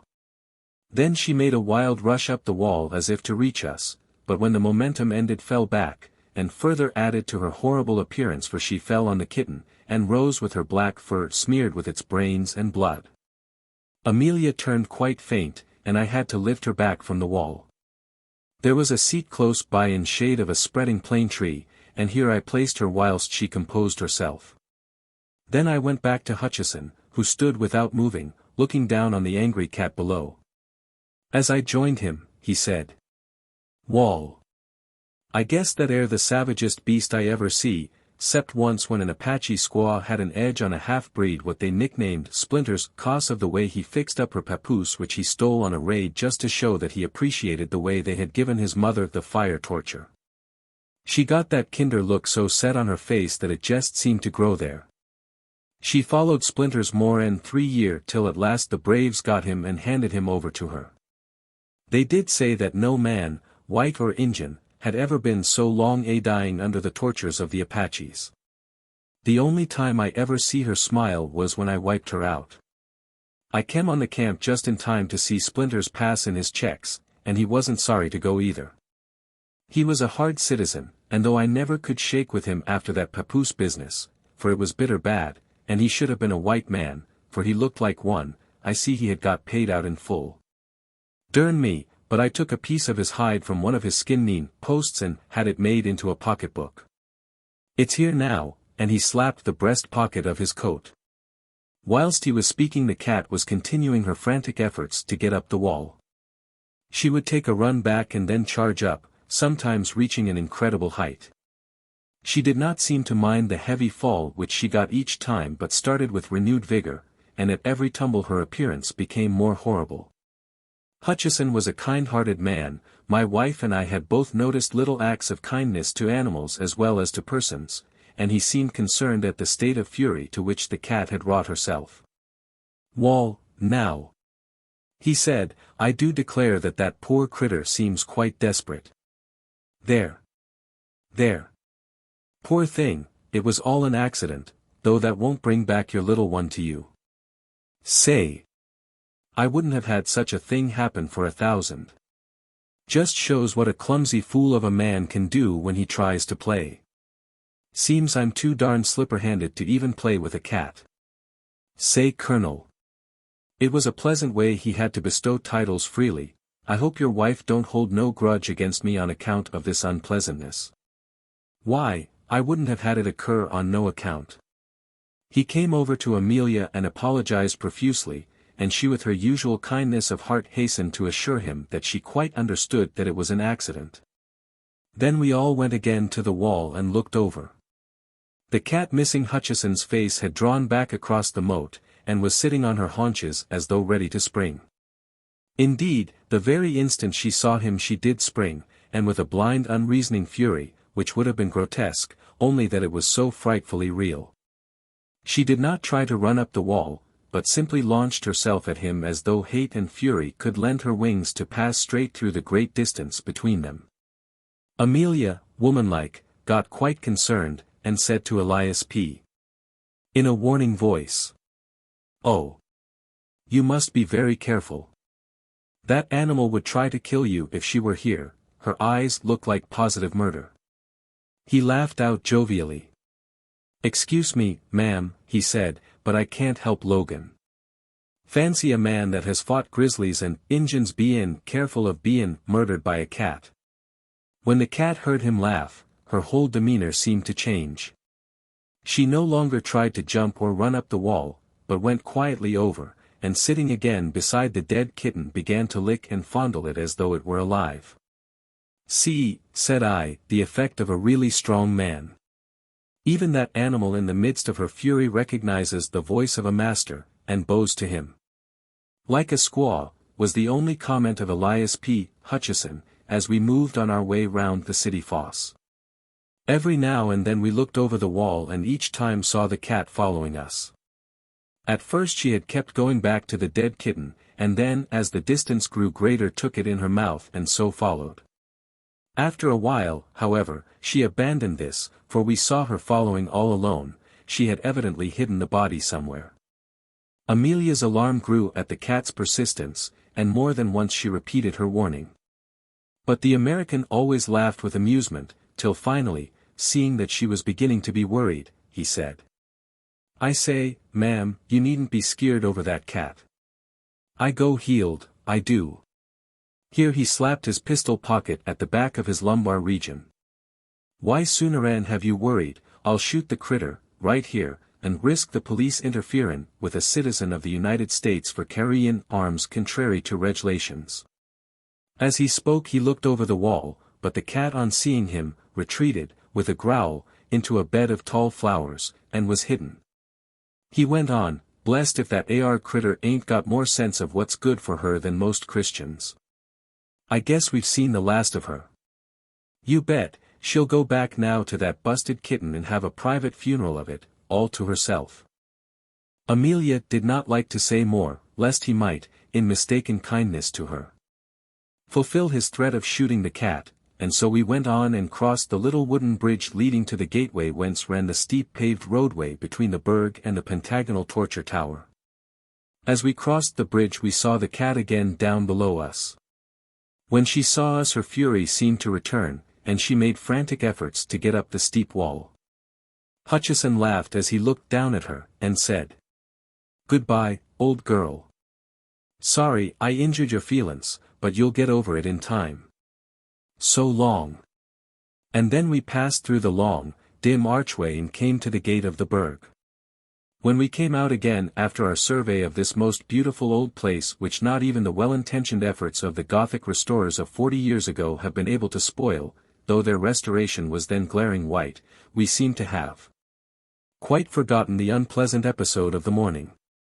The old lime tree with its great trunk gnarled with the passing of nearly 9 centuries, the deep well cut through the heart of the rock by those captives of old, and the lovely view from the city wall whence we heard, spread over almost a full quarter of an hour, the multitudinous chimes of the city, had all helped to wipe out from our minds the incident of the slain kitten.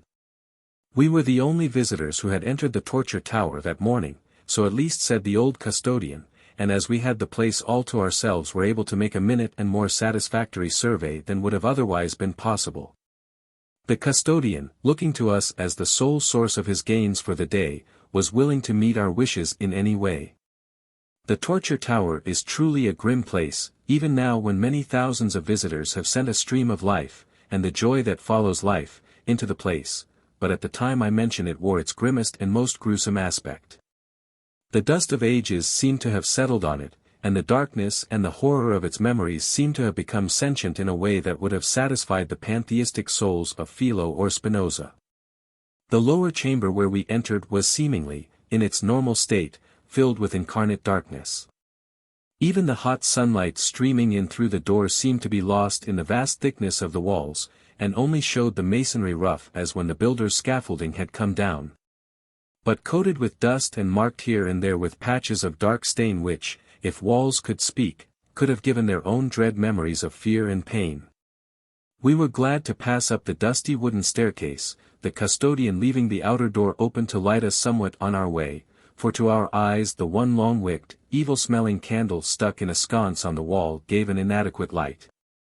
When we came up through the open trap in the corner of the chamber overhead, Amelia held on to me so tightly that I could actually feel her heart beat. I must say for my own part that I was not surprised at her fear, for this room was even more gruesome than that below.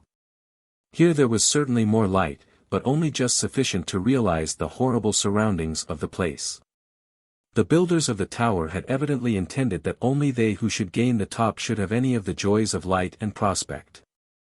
There, as we had noticed from below, were ranges of windows, albeit of medieval smallness, but elsewhere in the tower were only a very few narrow slits such as were habitual in places of medieval defense. A few of these only lit the chamber, and these so high up in the wall that from no part could the sky be seen through the thickness of the walls. In racks, and leaning in disorder against the walls, were a number of headsmen's swords, great double-handed weapons with broad blade and keen edge. Hard by were several blocks whereon the necks of the victims had lain, with here and there deep notches where the steel had bitten through the guard of flesh and shored into the wood. Round the chamber, placed in all sorts of irregular ways, were many implements of torture which made one's heart ache to see, chairs full of spikes which gave instant and excruciating pain. Chairs and couches with dull knobs whose torture was seemingly less, but which, though slower, were equally efficacious, racks, belts, boots, gloves, collars, all made for compressing at will. Steel baskets in which the head could be slowly crushed into a pulp if necessary, watchmen's hooks with long handle and knife that cut at resistance, this a speciality of the old Nuremberg police system. And many, many other devices for man's injury to man. Amelia grew quite pale with the horror of the things, but fortunately did not faint, for being a little overcome she sat down on a torture chair, but jumped up again with a shriek, all tendency to faint gone. We both pretended that it was the injury done to her dress by the dust of the chair, and the rusty spikes which had upset her, and Mr. Hutcheson acquiesced in accepting the explanation with a kind-hearted laugh. But the central object in the whole of this chamber of horrors was the engine known as the Iron Virgin, which stood near the center of the room. It was a rudely shaped figure of a woman, something of the bell order, or, to make a closer comparison, of the figure of Mrs.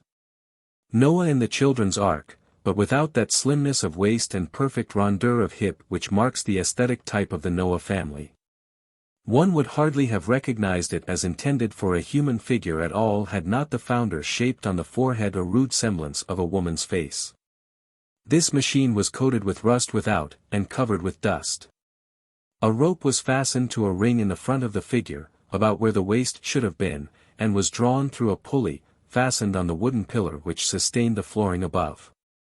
The custodian pulling this rope showed that a section of the front was hinged like a door at one side. We then saw that the engine was of considerable thickness, leaving just room enough inside for a man to be placed. The door was of equal thickness and of great weight, for it took the custodian all his strength, aided though he was by the contrivance of the pulley, to open it. This weight was partly due to the fact that the door was of manifest purpose hung so as to throw its weight downwards, so that it might shut of its own accord when the strain was released.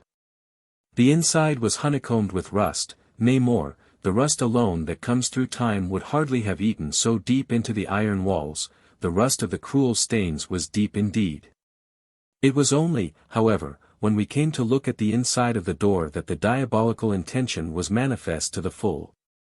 Here were several long spikes, square and massive, broad at the base and sharp at the points, placed in such a position that when the door should close the upper ones would pierce the eyes of the victim, and the lower ones his heart and vitals. The sight was too much for poor Amelia, and this time she fainted dead off, and I had to carry her down the stairs, and place her on a bench outside till she recovered. That she felt it to the quick was afterwards shown by the fact that my eldest son bears to this day a rude birthmark on his breast, which has, by family consent, been accepted as representing the Nuremberg Virgin. When we got back to the chamber we found Hutcheson still opposite the Iron Virgin. He had been evidently philosophizing, and now gave us the benefit of his thought in the shape of a sort of exordium. "Wall, I guess I've been learnin' somethin' here while Madam has been gettin' over her faint. 'Pears to me that we're a long way behind the times on our side of the big drink. We used to think out on the plains that the Injun could give us points in tryin' to make a man uncomfortable, but I guess your old medieval law and order party could raise him every time. Splinters was pretty good in his bluff on the squaw, but this here young miss held a straight flush all high on him. The points of them spikes air sharp enough still, though even the edges air eaten out by what uster be on them. It'd be a good thing for our Indian section to get some specimens of this here play toy to send round to the reservations jest to knock the stuffin' out of the bucks, and the squaws too, by showing them as how old civilization lays over them at their best. Guess but I'll get in that box a minute jest to see how it feels." "Oh no. No," said Amelia. "It is too terrible." "Guess, ma'am, nothin's too terrible to the explorin' mind. I've been in some queer places in my time. Spent a night inside a dead horse while a prairie fire swept over me in Montana Territory, and another time slept inside a dead buffler when the Comanches was on the war path and I didn't care to leave my kyard on them. I've been 2 days in a caved-in tunnel in the Billy Bronco gold mine in New Mexico, and was one of the 4 shut up for 3 parts of a day in the caisson what slid over on her side when we was set tint the foundations of the Buffalo Bridge. I've not funked an odd experience yet, and I don't propose to begin now. We saw that he was set on the experiment, so I said, well, hurry up, old man, and get through it quick. All right, General, said he, but I calculate we ain't quite ready yet. The gentlemen, my predecessors, what stood in that there canister, didn't volunteer for the office, not much. And I guess there was some ornamental tie-in up before the big stroke was made. I want to go into this thing fair and square, so I must get fixed up proper first. I dare say this old galoot can rise some string and tie me up accordin' to sample. This was said interrogatively to the old custodian, but the latter, who understood the drift of his speech, though perhaps not appreciating to the full the niceties of dialect and imagery, shook his head. His protest was, however, only formal and made to be overcome. The American thrust a gold piece into his hand, saying, "Take it, pard. It's your pot, and don't be skeered. This ain't no necktie party that you're asked to assist in." He produced some thin frayed rope and proceeded to bind our companion with sufficient strictness for the purpose. When the upper part of his body was bound, Hutcheson said, "Hold on a moment, Judge. Guess I'm too heavy for you to tote into the canister. You jest let me walk in, and then you can wash up regardin' my legs." Whilst speaking he had backed himself into the opening which was just enough to hold him. It was a close fit and no mistake. Amelia looked on with fear in her eyes, but she evidently did not like to say anything.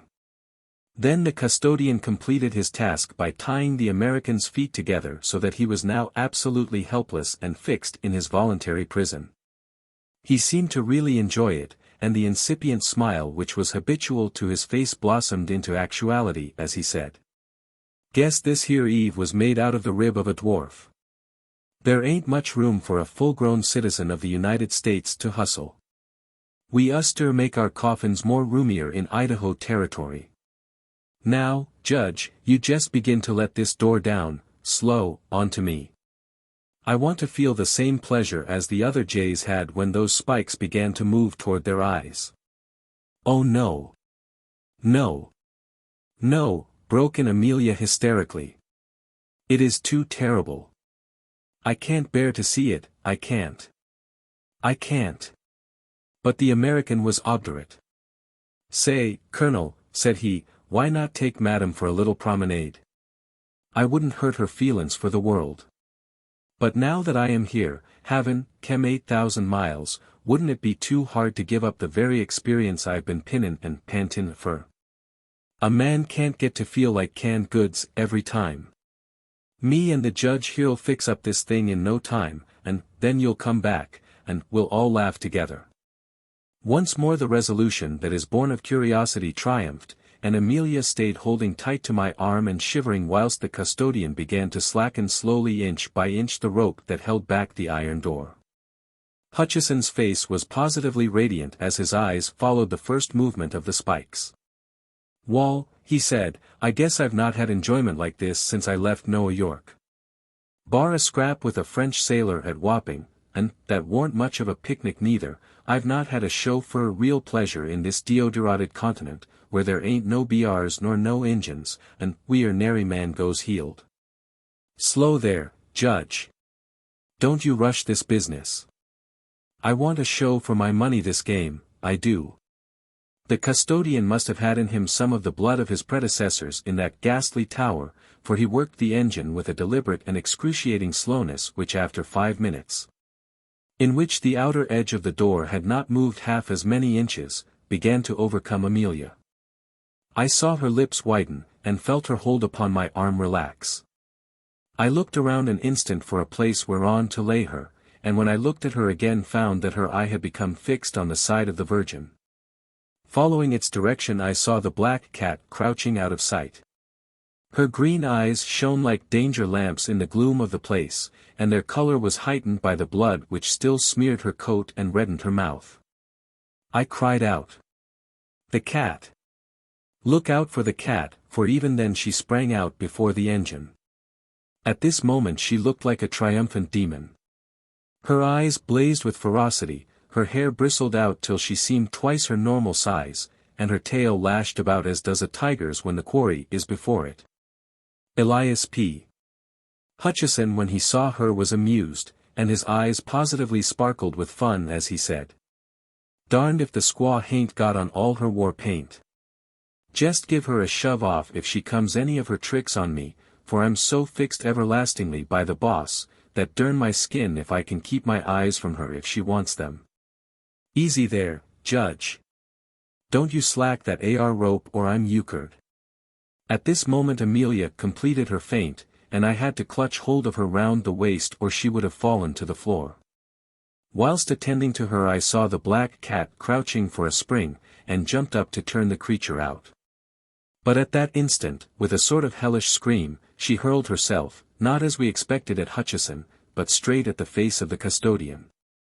Her claws seemed to be tearing wildly as one sees in the Chinese drawings of the dragon rampant, and as I looked I saw one of them light on the poor man's eye, and actually tear through it and down his cheek, leaving a wide band of red where the blood seemed to spurt from every vein. With a yell of sheer terror which came quicker than even his sense of pain, the man leaped back, dropping as he did so the rope which held back the iron door. I jumped for it, but was too late, for the cord ran like lightning through the pulley block, and the heavy mass fell forward from its own weight. As the door closed I caught a glimpse of our poor companion's face. He seemed frozen with terror. His eyes stared with a horrible anguish as if dazed, and no sound came from his lips. And then the spikes did their work.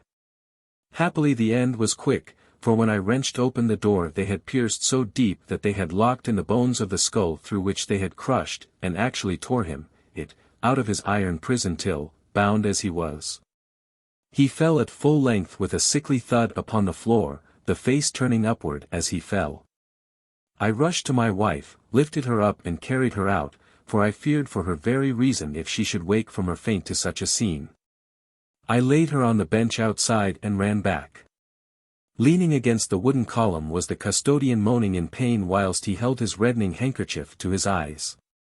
And sitting on the head of the poor American was the cat, purring loudly as she licked the blood which trickled through the gashed socket of his eyes.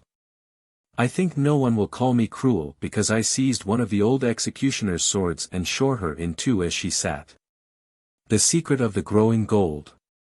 When Margaret Delandre went to live at Brent's Rock, the whole neighborhood awoke to the pleasure of an entirely new scandal. Scandals in connection with either the Delandre family or the Brents of Brent's Rock were not few, and if the secret history of the county had been written in full, both names would have been found well represented. It is true that the status of each was so different that they might have belonged to different continents, or to different worlds for the matter of that, for hitherto their orbits had never crossed. The Brents were accorded by the whole section of the country a unique social dominance, and had ever held themselves as high above the yeoman class to which Margaret Delandre belonged, as a blue-blooded Spanish hidalgo outtops his peasant tenantry. The Delandres had an ancient record and were proud of it in their way as the Brents were of theirs. But the family had never risen above yeomanry. And although they had been once well-to-do in the good old times of foreign wars and protection, their fortunes had withered under the scorching of the free trade sun and the piping times of peace. They had, as the elder members used to assert, stuck to the land, with the result that they had taken root in it, body and soul. In fact, they, having chosen the life of vegetables, had flourished as vegetation does, blossomed and thrived in the good season and suffered in the bad. Their holding, Dander's Croft, seemed to have been worked out, and to be typical of the family which had inhabited it. The latter had declined generation after generation, sending out now and again some abortive shoot of unsatisfied energy in the shape of a soldier or sailor, who had worked his way to the minor grades of the services and had there stopped. Cut short either from unheeding gallantry in action or from that destroying cause to men without breeding or youthful care, the recognition of a position above them which they feel unfitted to fill. So, little by little, the family dropped lower and lower, the men brooding and dissatisfied, and drinking themselves into the grave, the women drudging at home, or marrying beneath them, or worse. In process of time all disappeared, leaving only two in the croft, Wickham Delandre and his sister Margaret. The man and woman seemed to have inherited in masculine and feminine form respectively the evil tendency of their race, sharing in common the principles, though manifesting them in different ways, of sullen passion, voluptuousness and recklessness.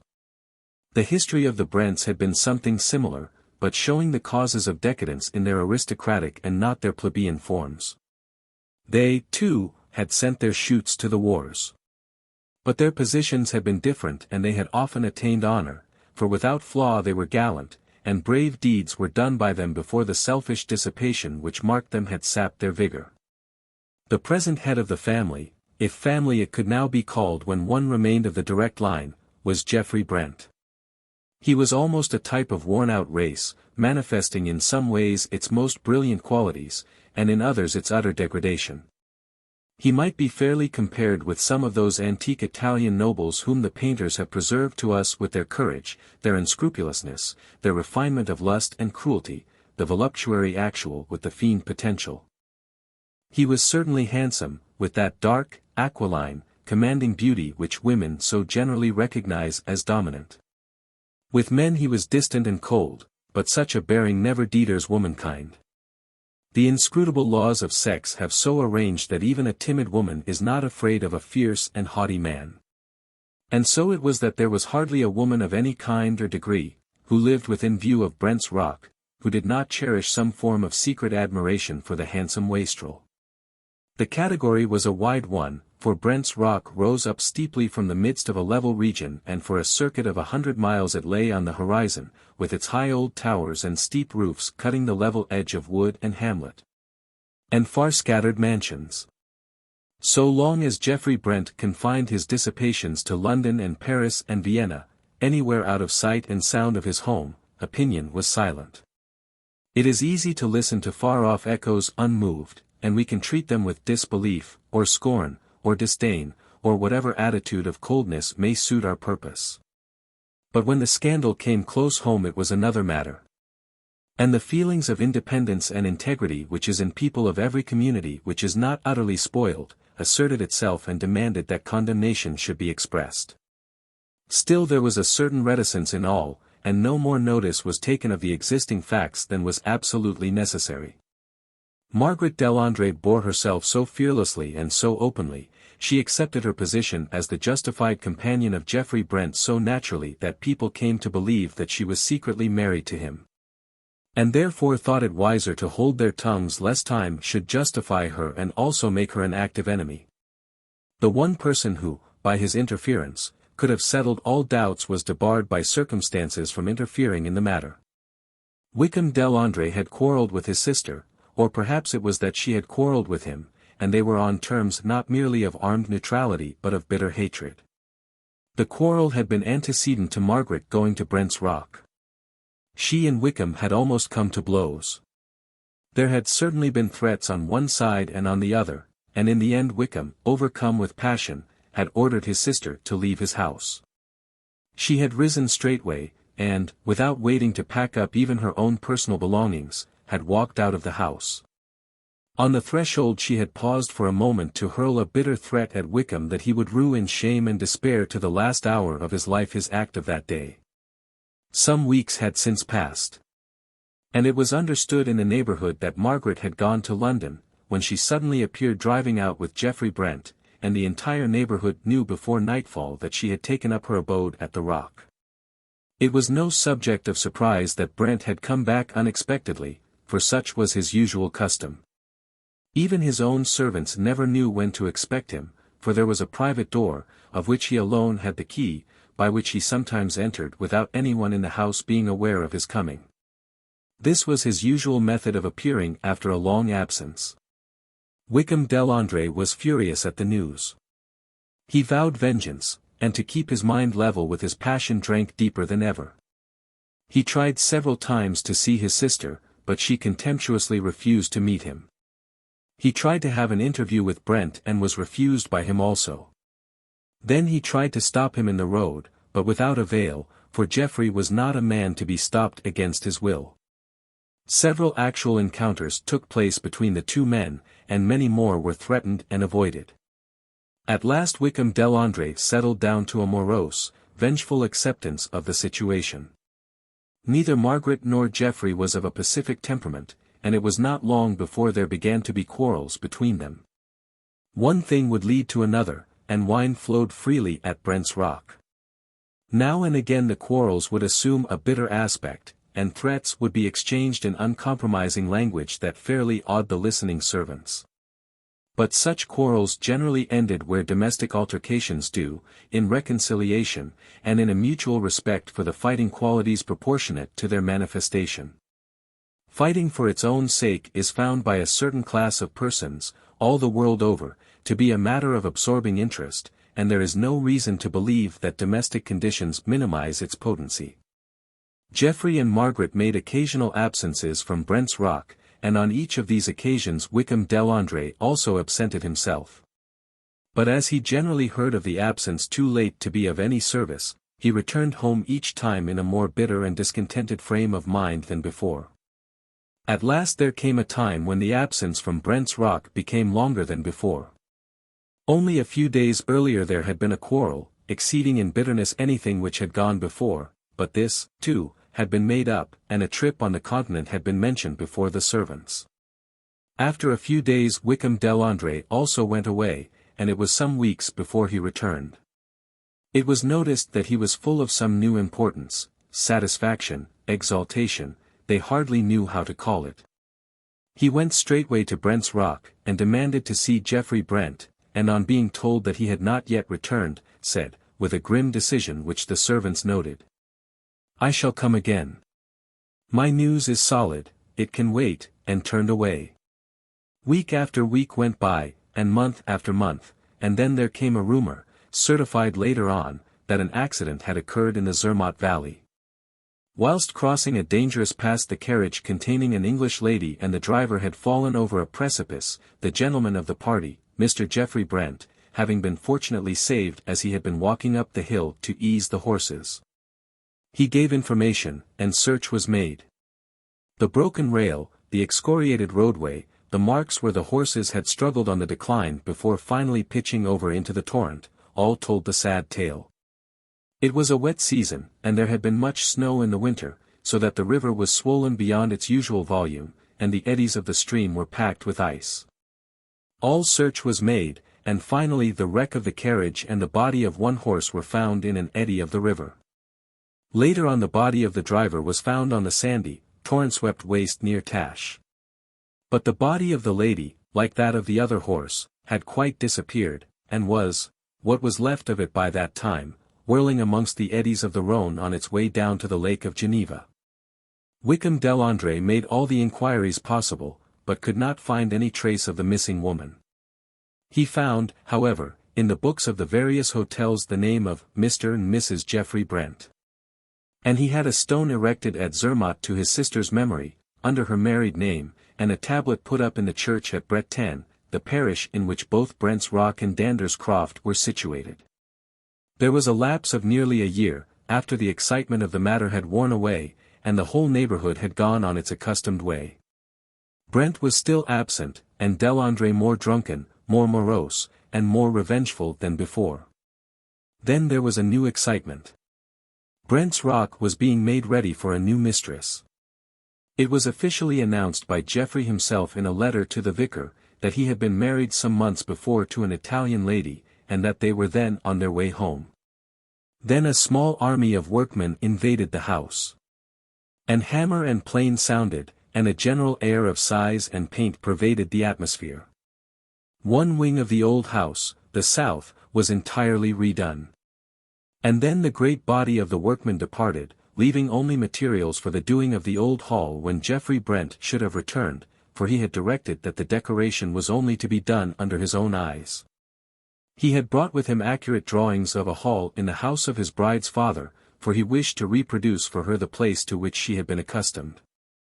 As the moulding had all to be redone, some scaffolding poles and boards were brought in and laid on one side of the great hall, and also a great wooden tank or box for mixing the lime, which was laid in bags beside it.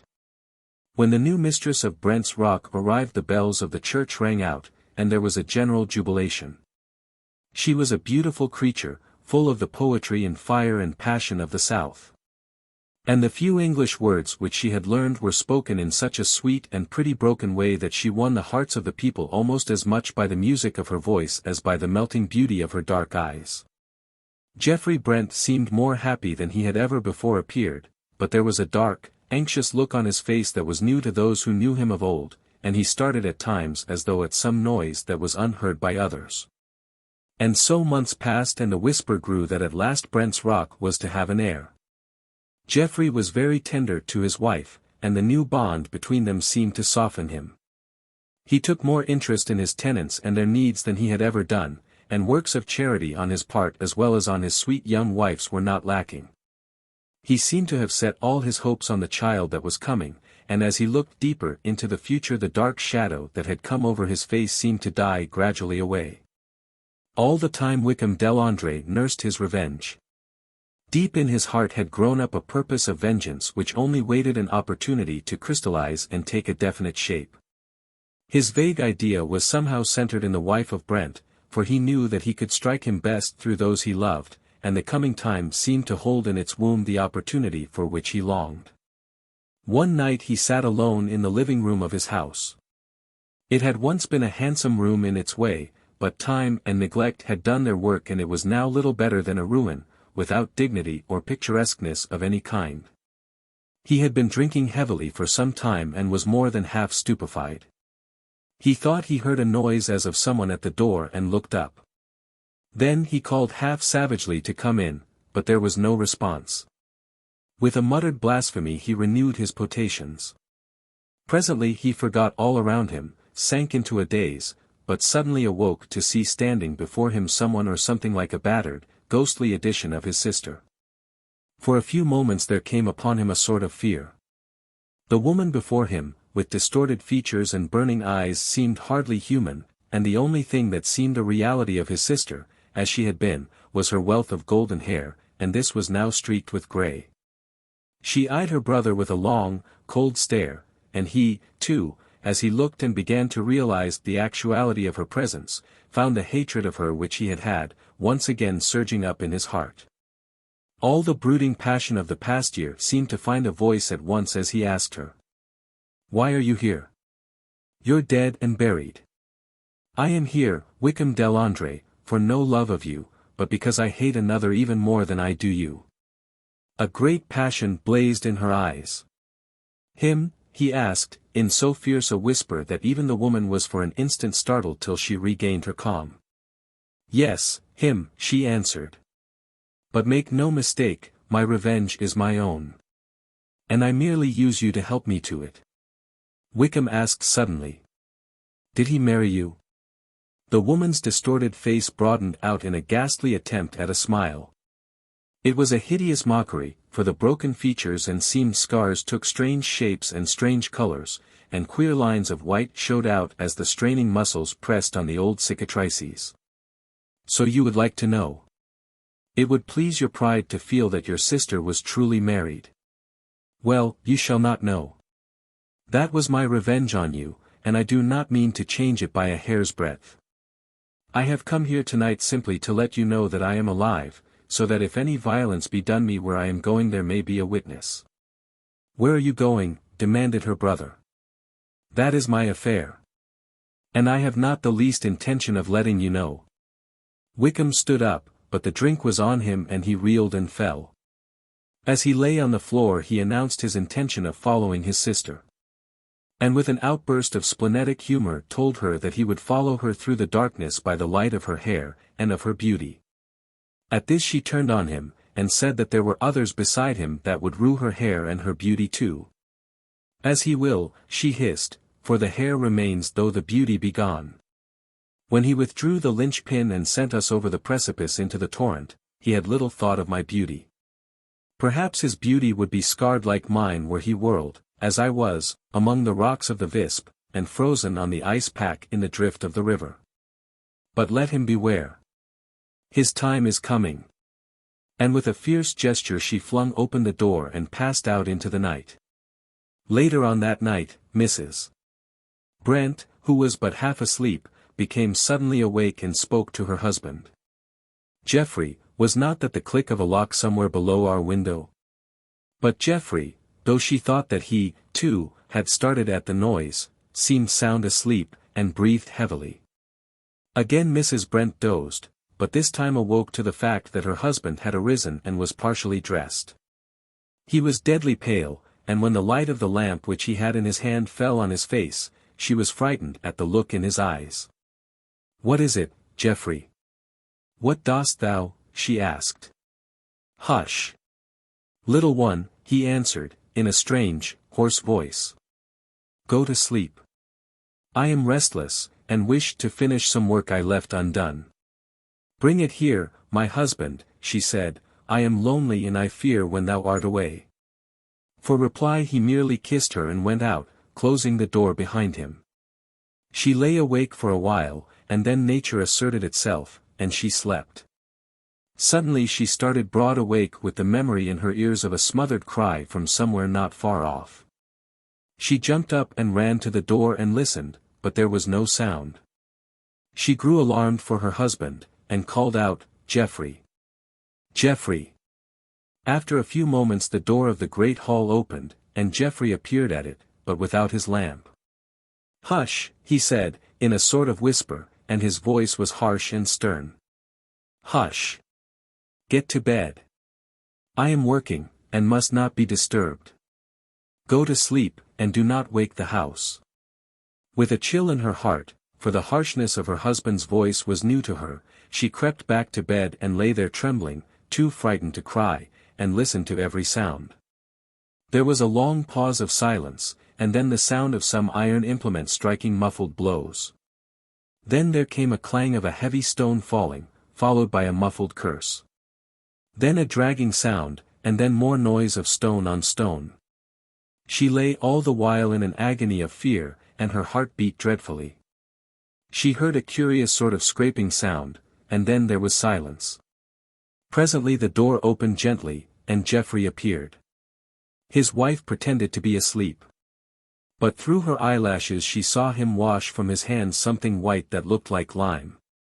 In the morning he made no allusion to the previous night, and she was afraid to ask any question.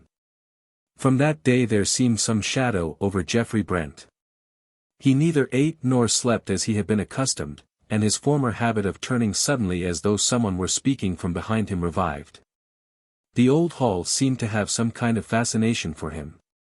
He used to go there many times in the day, but grew impatient if anyone, even his wife, entered it. When the builder's foreman came to inquire about continuing his work, Geoffrey was out driving.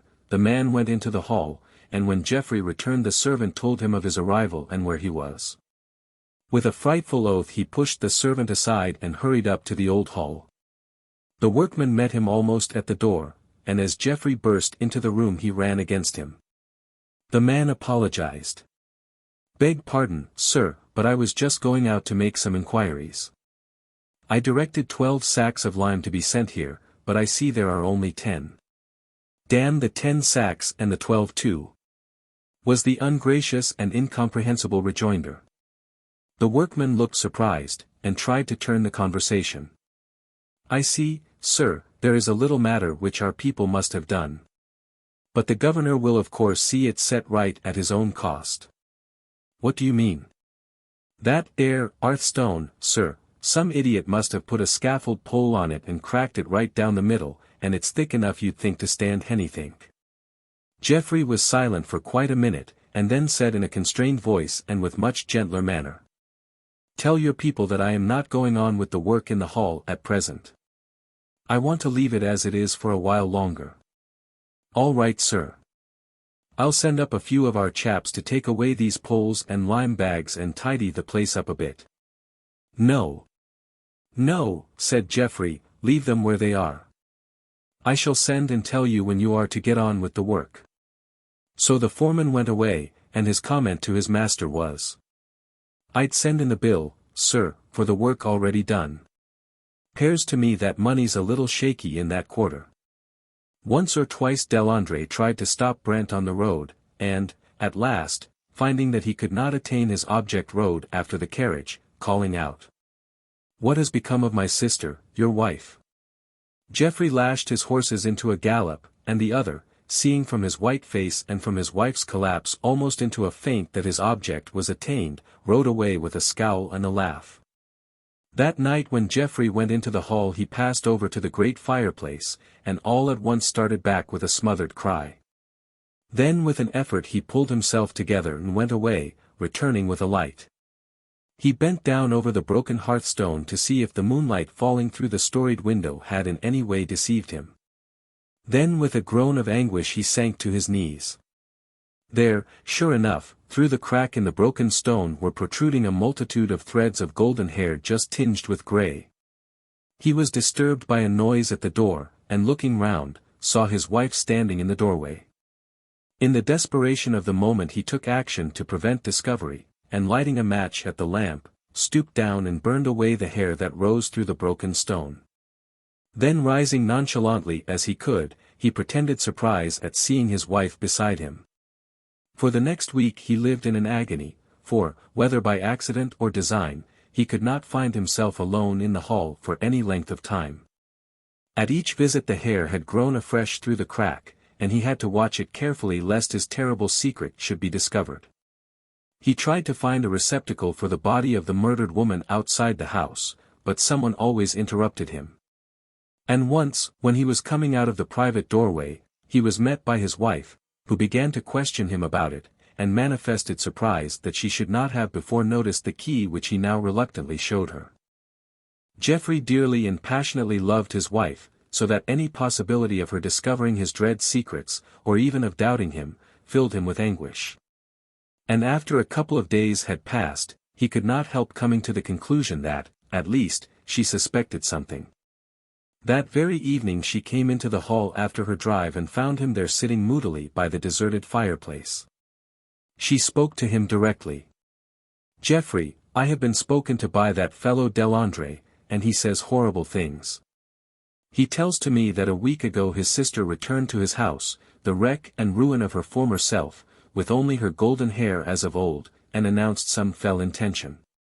He asked me where she is, and oh, Geoffrey, she is dead, she is dead. So how can she have returned? Oh! I am in dread, and I know not where to turn." For answer, Geoffrey burst into a torrent of blasphemy which made her shudder. He cursed Delandre and his sister and all their kind, and in especial he hurled curse after curse on her golden hair. "Oh, hush!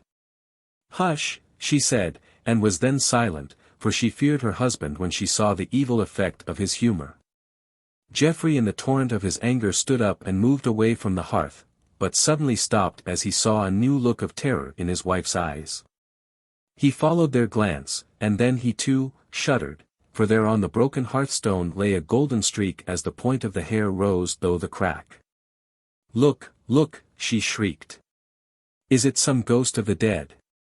Come away, come away." And seizing her husband by the wrist with the frenzy of madness, she pulled him from the room. That night she was in a raging fever. The doctor of the district attended her at once, and special aid was telegraphed for to London. Geoffrey was in despair, and in his anguish at the danger of his young wife almost forgot his own crime and its consequences. In the evening the doctor had to leave to attend to others, but he left Geoffrey in charge of his wife. His last words were, "Remember, you must humor her till I come in the morning, or till some other doctor has her case in hand. What you have to dread is another attack of emotion. See that she is kept warm. Nothing more can be done." Late in the evening, when the rest of the household had retired, Geoffrey's wife got up from her bed and called to her husband. "Come," she said. "Come to the old hall. I know where the gold comes from. I want to see it grow." Geoffrey would fain have stopped her, but he feared for her life or reason on the one hand, and lest in a paroxysm she should shriek out her terrible suspicion, and seeing that it was useless to try to prevent her, wrapped a warm rug around her and went with her to the old hall. When they entered, she turned and shut the door and locked it. "We want no strangers amongst us three tonight," she whispered with a wan smile. "We three?" "Nay, we are but two," said Geoffrey with a shudder. He feared to say more. "Sit here," said his wife as she put out the light. "Sit here by the hearth and watch the gold growing. The silver moonlight is jealous. See, it steals along the floor towards the gold, our gold." Geoffrey looked with growing horror, and saw that during the hours that had passed the golden hair had protruded further through the broken hearthstone. He tried to hide it by placing his feet over the broken place. And his wife, drawing her chair beside him, leant over and laid her head on his shoulder. "Now do not stir, dear," she said, "let us sit still and watch. We shall find the secret of the growing gold." He passed his arm round her and sat silent. And as the moonlight stole along the floor she sank to sleep. He feared to wake her, and so sat silent and miserable as the hours stole away. Before his horror-struck eyes the golden hair from the broken stone grew and grew. And as it increased, so his heart got colder and colder, till at last he had not power to stir, and sat with eyes full of terror watching his doom. In the morning when the London doctor came, neither Geoffrey nor his wife could be found. Search was made in all the rooms, but without avail. As a last resource the great door of the old hall was broken open, and those who entered saw a grim and sorry sight. There by the deserted hearth Geoffrey Brent and his young wife sat cold and white and dead. Her face was peaceful, and her eyes were closed in sleep. But his face was a sight that made all who saw it shudder, for there was on it a look of unutterable horror. The eyes were open and stared glassily at his feet, which were twined with tresses of golden hair, streaked with grey, which came through the broken hearthstone. The gypsy prophecy. "I really think," said the doctor, "that, at any rate, one of us should go and try whether or not the thing is an imposture." "Good," said Considine. "After dinner we will take our cigars and stroll over to the camp." Accordingly, when the dinner was over, and the la tour finished, Joshua Considine and his friend, Dr. Burley, went over to the east side of the moor, where the gypsy encampment lay. As they were leaving, Mary Considine, who had walked as far as the end of the garden where it opened into the laneway, called after her husband. "Mind, Joshua, you are to give them a fair chance. But don't give them any clue to a fortune, and don't you get flirting with any of the gypsy maidens, and take care to keep Gerald out of harm." For answer Considine held up his hand, as if taking a stage oath, and whistled the air of the old song, the Gypsy Countess. Gerald joined in the strain, and then, breaking into merry laughter, the two men passed along the laneway to the common, turning now and then to wave their hands to Mary, who leaned over the gate, in the twilight, looking after them. It was a lovely evening in the summer, the very air was full of rest and quiet happiness, as though an outward type of the peacefulness and joy which made a heaven of the home of the young married folk. Considine's life had not been an eventful one. The only disturbing element which he had ever known was in his wooing of Mary Winston, and the long-continued objection of her ambitious parents, who expected a brilliant match for their only daughter. When Mr. and Mrs. Winston had discovered the attachment of the young barrister, they had tried to keep the young people apart by sending their daughter away for a long round of visits, having made her promise not to correspond with her lover during her absence. Love, however, had stood the test. Neither absence nor neglect seemed to cool the passion of the young man, and jealousy seemed a thing unknown to his sanguine nature. So, after a long period of waiting, the parents had given in, and the young folk were married.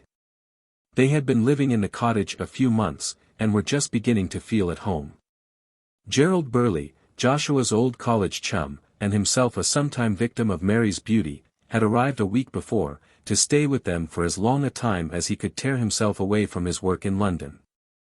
When her husband had quite disappeared, Mary went into the house, and, sitting down at the piano, gave an hour to Mendelssohn. It was but a short walk across the common, and before the cigars required renewing the two men had reached the gypsy camp. The place was as picturesque as gypsy camps, when in villages and when business is good, usually are. There were some few persons round the fire, investing their money in prophecy, and a large number of others, poorer or more parsimonious, who stayed just outside the bounds but near enough to see all that went on. As the two gentlemen approached, the villagers, who knew Joshua, made way a little, and a pretty, keen-eyed gypsy girl tripped up and asked to tell their fortunes. Joshua held out his hand, but the girl, without seeming to see it, stared at his face in a very odd manner. Gerald nudged him. "You must cross her hand with silver," he said. "It is one of the most important parts of the mystery." Joshua took from his pocket a half-crown and held it out to her, but, without looking at it, she answered. "You have to cross the gypsy's hand with gold." Gerald laughed. "You are at a premium as a subject," he said. Joshua was of the kind of man, the universal kind, who can tolerate being stared at by a pretty girl, so, with some little deliberation, he answered. "All right, here you are, my pretty girl.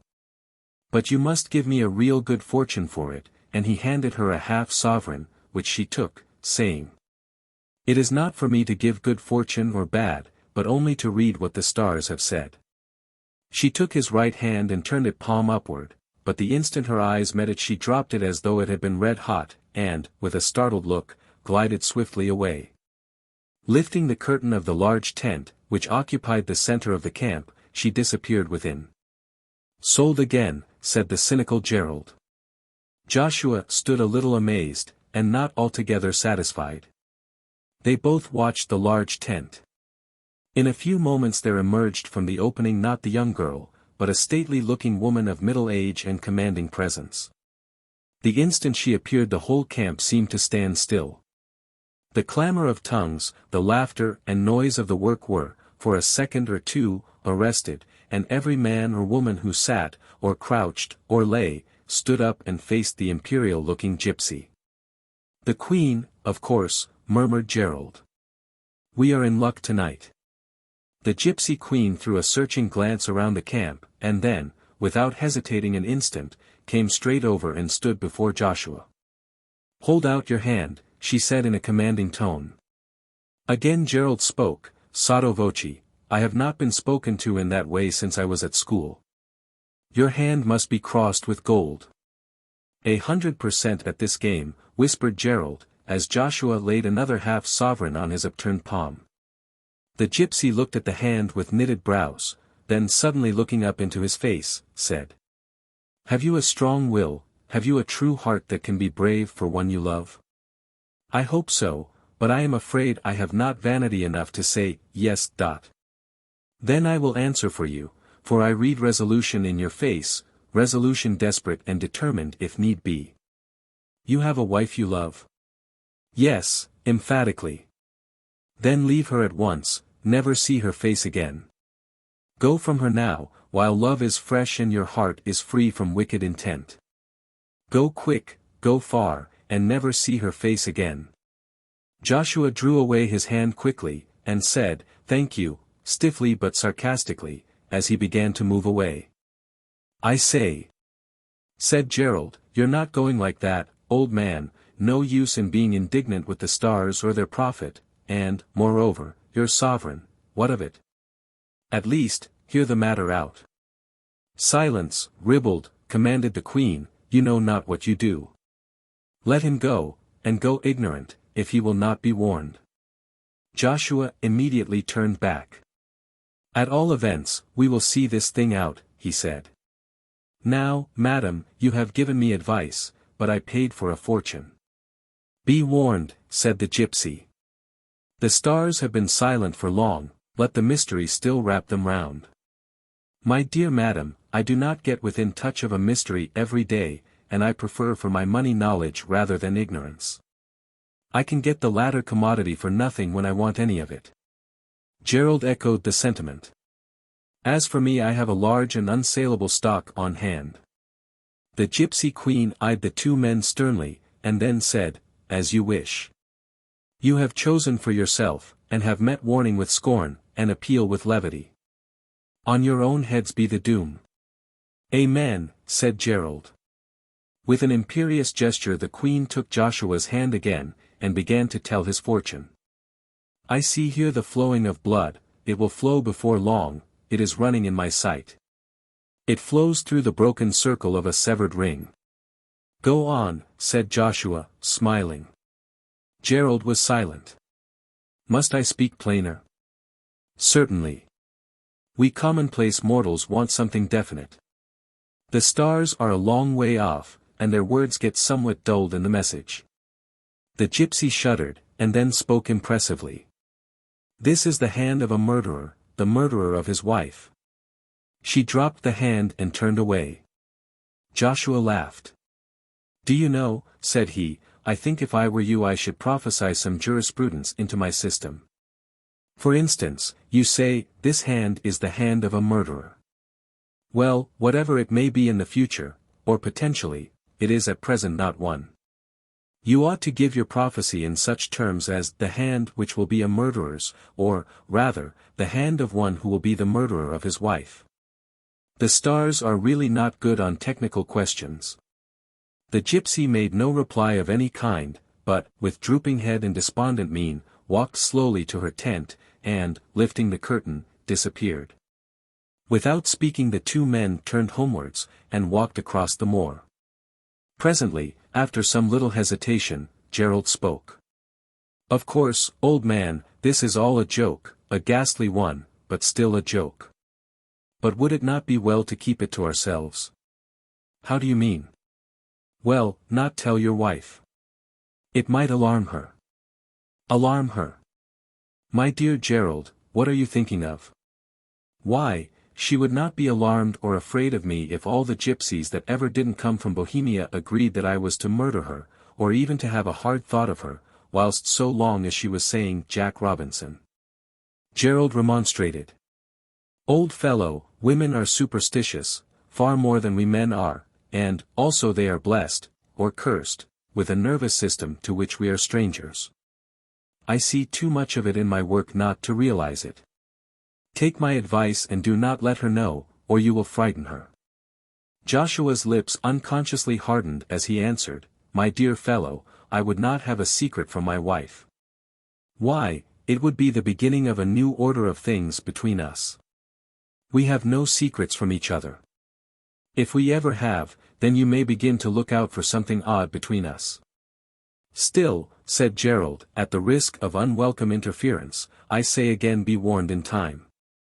"The gypsy's very words," said Joshua. "You and she seem quite of one accord. Tell me, old man, is this a put-up thing?"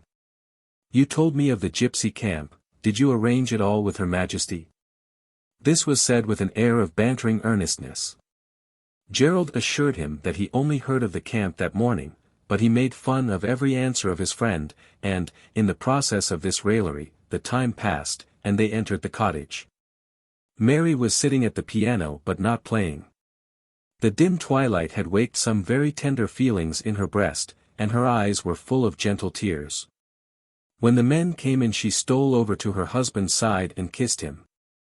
Joshua struck a tragic attitude. "Mary," he said in a deep voice, "before you approach me, listen to the words of fate. The stars have spoken and the doom is sealed. What is it, dear? Tell me the fortune, but do not frighten me." "Not at all, my dear. But there is a truth which it is well that you should know. Nay, it is necessary so that all your arrangements can be made beforehand, and everything be decently done and in order. Go on, dear, I am listening. Mary Considine, your effigy may yet be seen at Madame Tussaud's. The jurisprudent stars have announced their fell tidings that this hand is red with blood, your blood. Mary! Mary! My God!" He sprang forward, but too late to catch her as she fell fainting on the floor. "I told you," said Gerald. "You don't know them as well as I do." After a little while Mary recovered from her swoon, but only to fall into strong hysterics, in which she laughed and wept and raved and cried, "Keep him from me, Joshua, my husband," and many other words of entreaty and of fear. Joshua Considine was in a state of mind bordering on agony, and when at last Mary became calm he knelt by her and kissed her feet and hands and hair and called her all the sweet names and said all the tender things his lips could frame. All that night he sat by her bedside and held her hand. Far through the night and up to the early morning she kept waking from sleep and crying out as if in fear, till she was comforted by the consciousness that her husband was watching beside her. Breakfast was late the next morning, but during it Joshua received a telegram which required him to drive over to Withering, nearly 20 miles. He was loath to go. But Mary would not hear of his remaining, and so before noon he drove off in his dog-cart alone. When he was gone Mary retired to her room. She did not appear at lunch, but when afternoon tea was served on the lawn under the great weeping willow, she came to join her guest. She was looking quite recovered from her illness of the evening before. After some casual remarks, she said to Gerald, "Of course it was very silly about last night, but I could not help feeling frightened. Indeed I would feel so still if I let myself think of it. But, after all these people may only imagine things, and I have got a test that can hardly fail to show that the prediction is false, if indeed it be false," she added sadly. "What is your plan?" asked Gerald. "I shall go myself to the gypsy camp, and have my fortune told by the Queen." "Capital. May I go with you?" "Oh, no. That would spoil it. She might know you and guess at me, and suit her utterance accordingly. I shall go alone this afternoon." When the afternoon was gone Mary Considine took her way to the gypsy encampment. Gerald went with her as far as the near edge of the common, and returned alone. Half an hour had hardly elapsed when Mary entered the drawing-room, where he lay on a sofa reading. She was ghastly pale and was in a state of extreme excitement. Hardly had she passed over the threshold when she collapsed and sank moaning on the carpet. Gerald rushed to aid her, but by a great effort she controlled herself and motioned him to be silent. He waited, and his ready attention to her wish seemed to be her best help, for, in a few minutes, she had somewhat recovered, and was able to tell him what had passed. "When I got to the camp," she said, "there did not seem to be a soul about. I went into the center and stood there. Suddenly a tall woman stood beside me. Something told me I was wanted," she said. I held out my hand and laid a piece of silver on it. She took from her neck a small golden trinket and laid it there also, and then, seizing the two, threw them into the stream that ran by. Then she took my hand in hers and spoke, "Naught but blood in this guilty place," and turned away. I caught hold of her and asked her to tell me more. After some hesitation, she said, "Alas! Alas! I see you lying at your husband's feet, and his hands are red with blood." Gerald did not feel at all at ease, and tried to laugh it off. "Surely," he said, "this woman has a craze about murder." "Do not laugh," said Mary, "I cannot bear it," and then, as if with a sudden impulse, she left the room. Not long after Joshua returned, bright and cheery, and as hungry as a hunter after his long drive. His presence cheered his wife, who seemed much brighter, but she did not mention the episode of the visit to the gypsy camp, so Gerald did not mention it either. As if by tacit consent the subject was not alluded to during the evening. But there was a strange, settled look on Mary's face, which Gerald could not but observe. In the morning Joshua came down to breakfast later than usual. Mary had been up and about the house from an early hour. But as the time drew on she seemed to get a little nervous and now and again threw around an anxious look. Gerald could not help noticing that none of those at breakfast could get on satisfactorily with their food. It was not altogether that the chops were tough, but that the knives were all so blunt.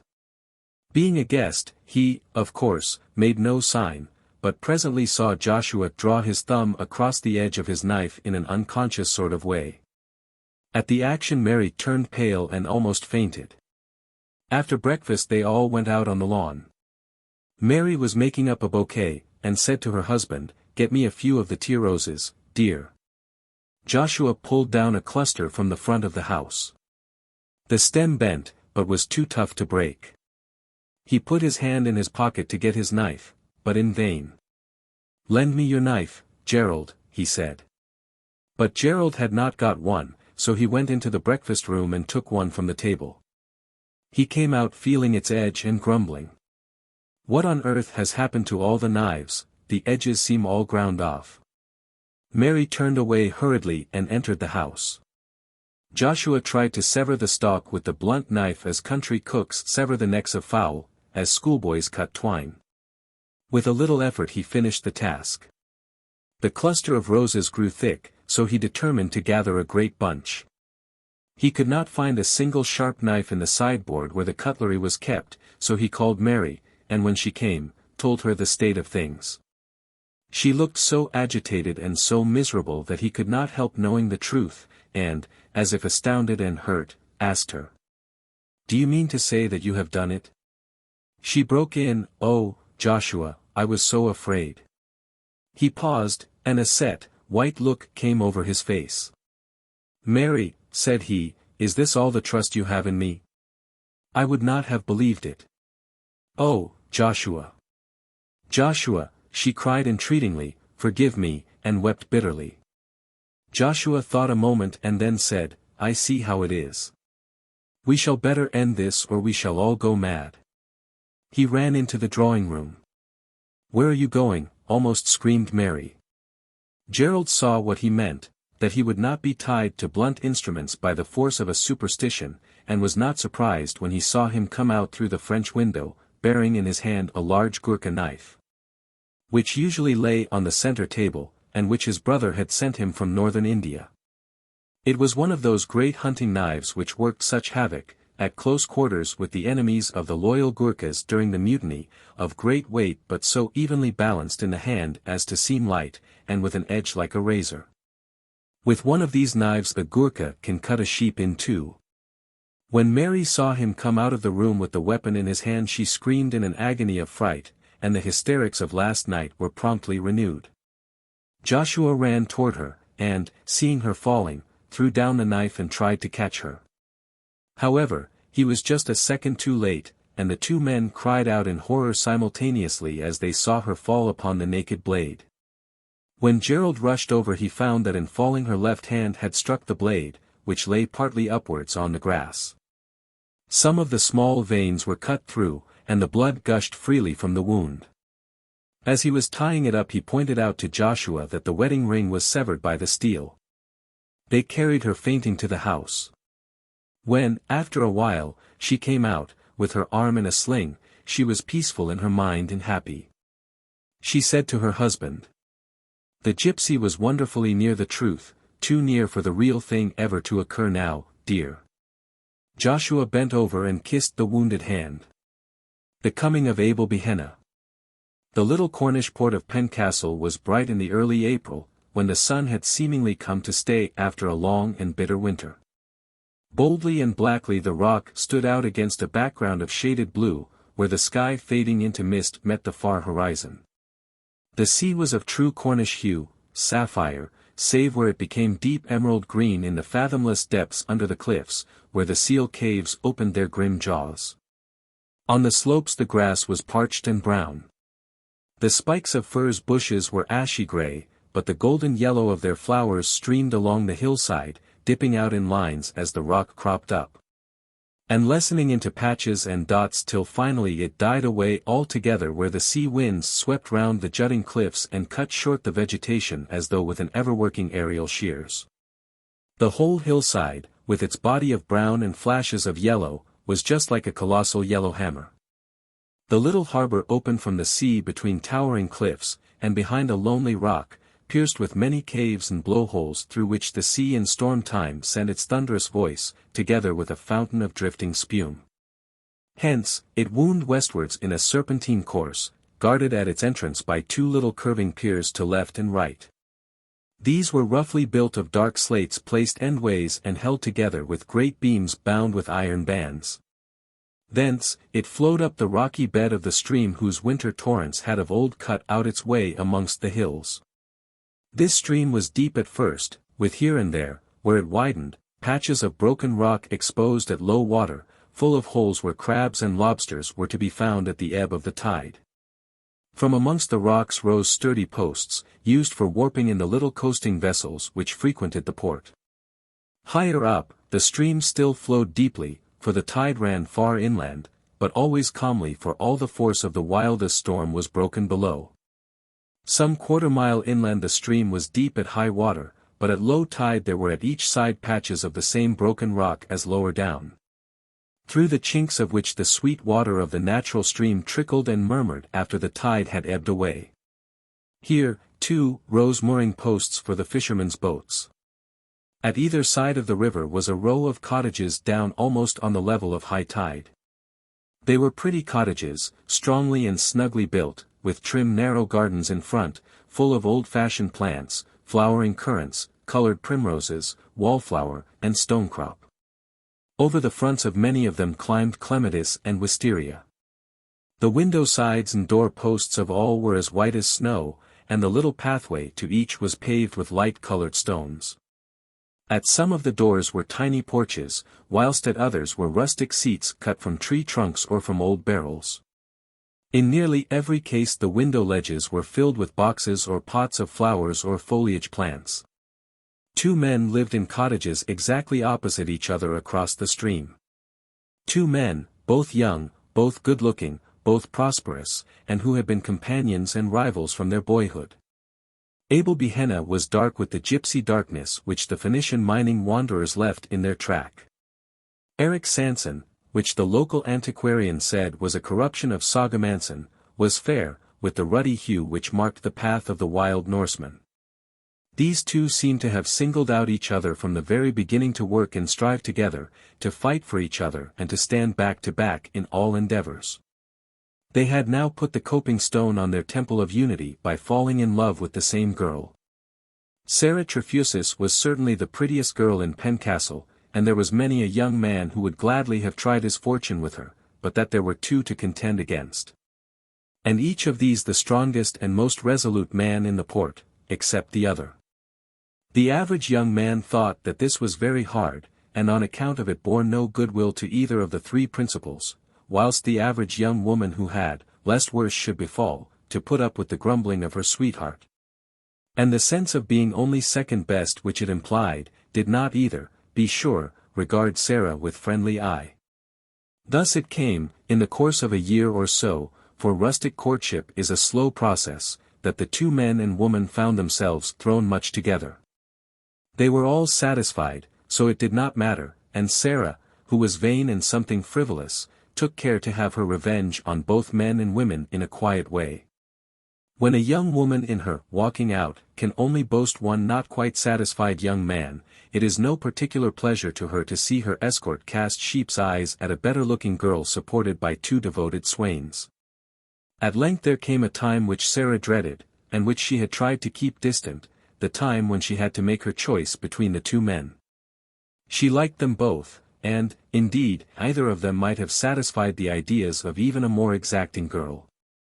But her mind was so constituted that she thought more of what she might lose, than of what she might gain. And whenever she thought she had made up her mind she became instantly assailed with doubts as to the wisdom of her choice. Always the man whom she had presumably lost became endowed afresh with a newer and more bountiful crop of advantages than had ever arisen from the possibility of his acceptance. She promised each man that on her birthday she would give him his answer, and that day, the 11th of April, had now arrived. The promises had been given singly and confidentially, but each was given to a man who was not likely to forget. Early in the morning she found both men hovering round her door. Neither had taken the other into his confidence, and each was simply seeking an early opportunity of getting his answer, and advancing his suit if necessary. Damon, as a rule, does not take Pythias with him when making a proposal, and in the heart of each man his own affairs had a claim far above any requirements of friendship. So, throughout the day, they kept seeing each other out. The position was doubtless somewhat embarrassing to Sarah, and though the satisfaction of her vanity that she should be thus adored was very pleasing, yet there were moments when she was annoyed with both men for being so persistent. Her only consolation at such moments was that she saw, through the elaborate smiles of the other girls when in passing they noticed her door thus doubly guarded, the jealousy which filled their hearts. Sarah's mother was a person of commonplace and sordid ideas, and, seeing all along the state of affairs, her one intention, persistently expressed to her daughter in the plainest words, was to so arrange matters that Sarah should get all that was possible out of both men. With this purpose she had cunningly kept herself as far as possible in the background in the matter of her daughter's wooings, and watched in silence. At first Sarah had been indignant with her for her sordid views. But, as usual, her weak nature gave way before persistence, and she had now got to the stage of acceptance. She was not surprised when her mother whispered to her in the little yard behind the house. "Go up the hillside for a while. I want to talk to these two. They're both red-hot for ye, and now's the time to get things fixed." Sarah began a feeble remonstrance, but her mother cut her short. "I tell ye, girl, that my mind is made up. Both these men want ye, and only one can have ye, but before ye choose it'll be so arranged that ye'll have all that both have got. Don't argy, child. Go up the hillside, and when ye come back I'll have it fixed. I see a way quite easy." So Sarah went up the hillside through the narrow paths between the golden firs, and Mrs. Trefusis joined the two men in the living room of the little house. She opened the attack with the desperate courage which is in all mothers when they think for their children, howsoever mean the thoughts may be. "Ye two men, ye both in love with my Sarah." Their bashful silence gave consent to the barefaced proposition. She went on. "Neither of ye has much." Again they tacitly acquiesced in the soft impeachment. "I don't know that either of ye could keep a wife." Though neither said a word their looks and bearing expressed distinct dissent. Mrs. Trefusis went on. "But if ye'd put what ye both have together ye'd make a comfortable home for one of ye, and Sarah." She eyed the men keenly, with her cunning eyes half shut, as she spoke, then satisfied from her scrutiny that the idea was accepted she went on quickly, as if to prevent argument. "The girl likes ye both, and mayhap it's hard for her to choose. Why don't ye toss up for her? First put your money together, ye've each got a bit put by, I know. Let the lucky man take the lot and trade with it a bit, and then come home and marry her. Neither of ye's afraid, I suppose. And neither of ye'll say that he won't do that much for the girl that ye both say ye love." Abel broke the silence. "It don't seem the square thing to toss for the girl. She wouldn't like it herself, and it doesn't seem respectful like to her," Eric interrupted. He was conscious that his chance was not so good as Abel's in case Sarah should wish to choose between them. Are ye afraid of the hazard? Not me, said Abel, boldly. Mrs. Trefusis, seeing that her idea was beginning to work, followed up the advantage. It is settled that ye put your money together to make a home for her, whether ye toss for her or leave it for her to choose. Yes, said Eric quickly, and Abel agreed with equal sturdiness. Mrs. Trefusis' little cunning eyes twinkled. She heard Sarah's step in the yard, and said, "Well, here she comes, and I leave it to her." And she went out. During her brief walk on the hillside, Sarah had been trying to make up her mind. She was feeling almost angry with both men for being the cause of her difficulty, and as she came into the room said shortly, "I want to have a word with you both. Come to the Flagstaff Rock, where we can be alone." She took her hat and went out of the house up the winding path to the steep rock crowned with a high flagstaff, where once the wrecker's fire basket used to burn. This was the rock which formed the northern jaw of the little harbor. There was only room on the path for two abreast, and it marked the state of things pretty well when, by a sort of implied arrangement, Sarah went first, and the two men followed, walking abreast and keeping step. By this time, each man's heart was boiling with jealousy. When they came to the top of the rock, Sarah stood against the flagstaff, and the two young men stood opposite her. She had chosen her position with knowledge and intention, for there was no room for anyone to stand beside her. They were all silent for a while, then Sarah began to laugh and said, "I promised the both of you to give you an answer today. I've been thinking and thinking and thinking, till I began to get angry with you both for plaguing me so, and even now I don't seem any nearer than ever I was to making up my mind." Eric said suddenly, "Let us toss for it, lass." Sarah showed no indignation whatever at the proposition. Her mother's eternal suggestion had schooled her to the acceptance of something of the kind, and her weak nature made it easy to her to grasp at any way out of the difficulty. She stood with downcast eyes idly picking at the sleeve of her dress, seeming to have tacitly acquiesced in the proposal. Both men instinctively realizing this pulled each a coin from his pocket, spun it in the air, and dropped his other hand over the palm on which it lay. For a few seconds they remained thus, all silent. Then Abel, who was the more thoughtful of the men, spoke. "Sarah, is this good?" As he spoke he removed the upper hand from the coin and placed the latter back in his pocket. Sarah was nettled.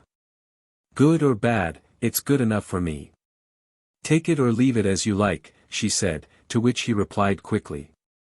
"Nay, lass. Aught that concerns you is good enow for me. I did but think of you lest you might have pain or disappointment hereafter. If you love Eric better nor me, in God's name say so, and I think I'm man enow to stand aside. Likewise, if I'm the one, don't make us both miserable for life." Face to face with a difficulty, Sarah's weak nature proclaimed itself. She put her hands before her face and began to cry, saying, "It was my mother. She keeps telling me." The silence which followed was broken by Eric, who said hotly to Abel, "Let the lass alone, can't you? If she wants to choose this way, let her. It's good enough for me, and for you, too. She said it now, and must abide by it." Hereupon Sarah turned upon him in sudden fury, and cried, "Hold your tongue. What is it to you, at any rate?" and she resumed her crying. Eric was so flabbergasted that he had not a word to say, but stood looking particularly foolish, with his mouth open and his hands held out with the coin still between them. All were silent till Sarah, taking her hands from her face, laughed hysterically and said, "As you two can't make up your minds, I'm going home," and she turned to go. "Stop," said Abel, in an authoritative voice. "Eric, you hold the coin, and I'll cry. Now, before we settle it, let us clearly understand, the man who wins takes all the money that we both have got, brings it to Bristol and ships on a voyage and trades with it. Then he comes back and marries Sarah, and they two keep all, whatever there may be, as the result of the trading. Is this what we understand?" "Yes," said Eric. "I'll marry him on my next birthday," said Sarah. Having said it, the intolerably mercenary spirit of her action seemed to strike her, and impulsively she turned away with a bright blush. Fire seemed to sparkle in the eyes of both men. Said Eric, "A year so be. The man that wins is to have 1 year." "Toss," cried Abel, and the coin spun in the air. Eric caught it, and again held it between his outstretched hands. "Heads," cried Abel, a pallor sweeping over his face as he spoke. As he leaned forward to look, Sarah leaned forward too, and their heads almost touched. He could feel her hair blowing on his cheek, and it thrilled through him like fire. Eric lifted his upper hand, the coin lay with its head up. Abel stepped forward and took Sarah in his arms. With a curse Eric hurled the coin far into the sea. Then he leaned against the flagstaff and scowled at the others with his hands thrust deep into his pockets. Abel whispered wild words of passion and delight into Sarah's ears, and as she listened she began to believe that fortune had rightly interpreted the wishes of her secret heart, and that she loved Abel best. Presently Abel looked up and caught sight of Eric's face as the last ray of sunset struck it. The red light intensified the natural ruddiness of his complexion, and he looked as though he were steeped in blood. Abel did not mind his scowl, for now that his own heart was at rest he could feel unalloyed pity for his friend. He stepped over meaning to comfort him, and held out his hand, saying, "It was my chance, old lad. Don't grudge it me. I'll try to make Sarah a happy woman, and you shall be a brother to us both." "Brother be damned," was all the answer Eric made, as he turned away. When he had gone a few steps down the rocky path he turned and came back. Standing before Abel and Sarah, who had their arms round each other, he said, "You have a year. Make the most of it. And be sure you're in time to claim your wife. Be back to have your banns up in time to be married on the April 11th. If you're not, I tell you I shall have my banns up, and you may get back too late." "What do you mean, Eric? You are mad." "No more mad than you are, Abel Behenna. You go, that's your chance. I stay, that's mine. I don't mean to let the grass grow under my feet. Sarah cared no more for you than for me 5 minutes ago, and she may come back to that 5 minutes after you're gone. You won by a point only, the game may change." "The game won't change," said Abel shortly. "Sarah, you'll be true to me? You won't marry till I return?" "For a year," added Eric, quickly, "that's the bargain." "I promise for the year," said Sarah. A dark look came over Abel's face, and he was about to speak, but he mastered himself and smiled. "I mustn't be too hard or get angry tonight. Come, Eric. We played and fought together. I won fairly. I played fairly all the game of our wooing. You know that as well as I do, and now when I am going away, I shall look to my old and true comrade to help me when I am gone." "I'll help you none," said Eric, "so help me God." "It was God helped me," said Abel simply. "Then let him go on helping you," said Eric angrily. "The devil is good enough for me," and without another word he rushed down the steep path and disappeared behind the rocks. When he had gone Abel hoped for some tender passage with Sarah, but the first remark she made chilled him. How lonely it all seems without Eric, and this note sounded till he had left her at home, and after. Early on the next morning Abel heard a noise at his door, and on going out saw Eric walking rapidly away. A small canvas bag full of gold and silver lay on the threshold. On a small slip of paper pinned to it was written, "Take the money and go. I stay. God for you. The devil for me. Remember the 11th of April. Eric Sanson." That afternoon Abel went off to Bristol, and a week later sailed on the Star of the Sea bound for Pahang. His money, including that which had been Eric's, was on board in the shape of a venture of cheap toys.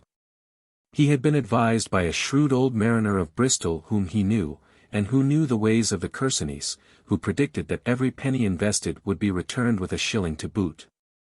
As the year wore on Sarah became more and more disturbed in her mind. Eric was always at hand to make love to her in his own persistent, masterful manner, and to this she did not object. Only one letter came from Abel, to say that his venture had proved successful, and that he had sent some £200 to the bank at Bristol, and was trading with £50 still remaining in goods for China, whither the Star of the Sea was bound and whence she would return to Bristol. He suggested that Eric's share of the venture should be returned to him with his share of the profits. This proposition was treated with anger by Eric, and as simply childish by Sarah's mother. More than 6 months had since then elapsed, but no other letter had come, and Eric's hopes, which had been dashed down by the letter from Pahang, began to rise again. He perpetually assailed Sarah with an if. If Abel did not return, would she then marry him? If the April 11th went by without Abel being in the port, would she give him over? If Abel had taken his fortune, and married another girl on the head of it, would she marry him, Eric, as soon as the truth were known? And so on in an endless variety of possibilities. The power of the strong will and the determined purpose over the woman's weaker nature became in time manifest. Sarah began to lose her faith in Abel and to regard Eric as a possible husband. And a possible husband is in a woman's eye different to all other men. A new affection for him began to arise in her breast, and the daily familiarities of permitted courtship furthered the growing affection. Sarah began to regard Abel as rather a rock in the road of her life. And had it not been for her mother's constantly reminding her of the good fortune already laid by in the Bristol bank, she would have tried to have shut her eyes altogether to the fact of Abel's existence. The April 11th was Saturday, so that in order to have the marriage on that day it would be necessary that the banns should be called on Sunday, March 22nd. From the beginning of that month Eric kept perpetually on the subject of Abel's absence, and his outspoken opinion that the latter was either dead or married began to become a reality to the woman's mind. As the first half of the month wore on, Eric became more jubilant, and after church on the 15th he took Sarah for a walk to the Flagstaff Rock. There he asserted himself strongly. "I told Abel, and you too, that if he was not here to put up his banns in time for the 11th, I would put up mine for the 12th. Now the time has come when I mean to do it. He hasn't kept his word." Here Sarah struck in out of her weakness and indecision. "He hasn't broken it yet." Eric ground his teeth with anger. "If you mean to stick up for him," he said, as he smote his hand savagely on the flagstaff, which sent forth a shivering murmur, "well and good. I'll keep my part of the bargain. On Sunday I shall give notice of the banns, and you can deny them in the church if you will. If Abel is in Pencastle on the 11th, he can have them cancelled, and his own put up. But till then, I take my course, and woe to anyone who stands in my way." With that he flung himself down the rocky pathway, and Sarah could not but admire his Viking strength and spirit, as, crossing the hill, he strode away along the cliffs towards Bude. During the week no news was heard of Abel, and on Saturday Eric gave notice of the banns of marriage between himself and Sarah Trefusis. The clergyman would have remonstrated with him, for although nothing formal had been told to the neighbors, it had been understood since Abel's departure that on his return he was to marry Sarah, but Eric would not discuss the question. "It is a painful subject, sir," he said with a firmness which the parson, who was a very young man, could not but be swayed by. "Surely there is nothing against Sarah or me. Why should there be any bones made about the matter?" The parson said no more, and on the next day he read out the banns for the first time amidst an audible buzz from the congregation. Sarah was present, contrary to custom, and though she blushed furiously enjoyed her triumph over the other girls whose banns had not yet come. Before the week was over she began to make her wedding dress. Eric used to come and look at her at work and the sight thrilled through him. He used to say all sorts of pretty things to her at such times, and there were to both delicious moments of love-making.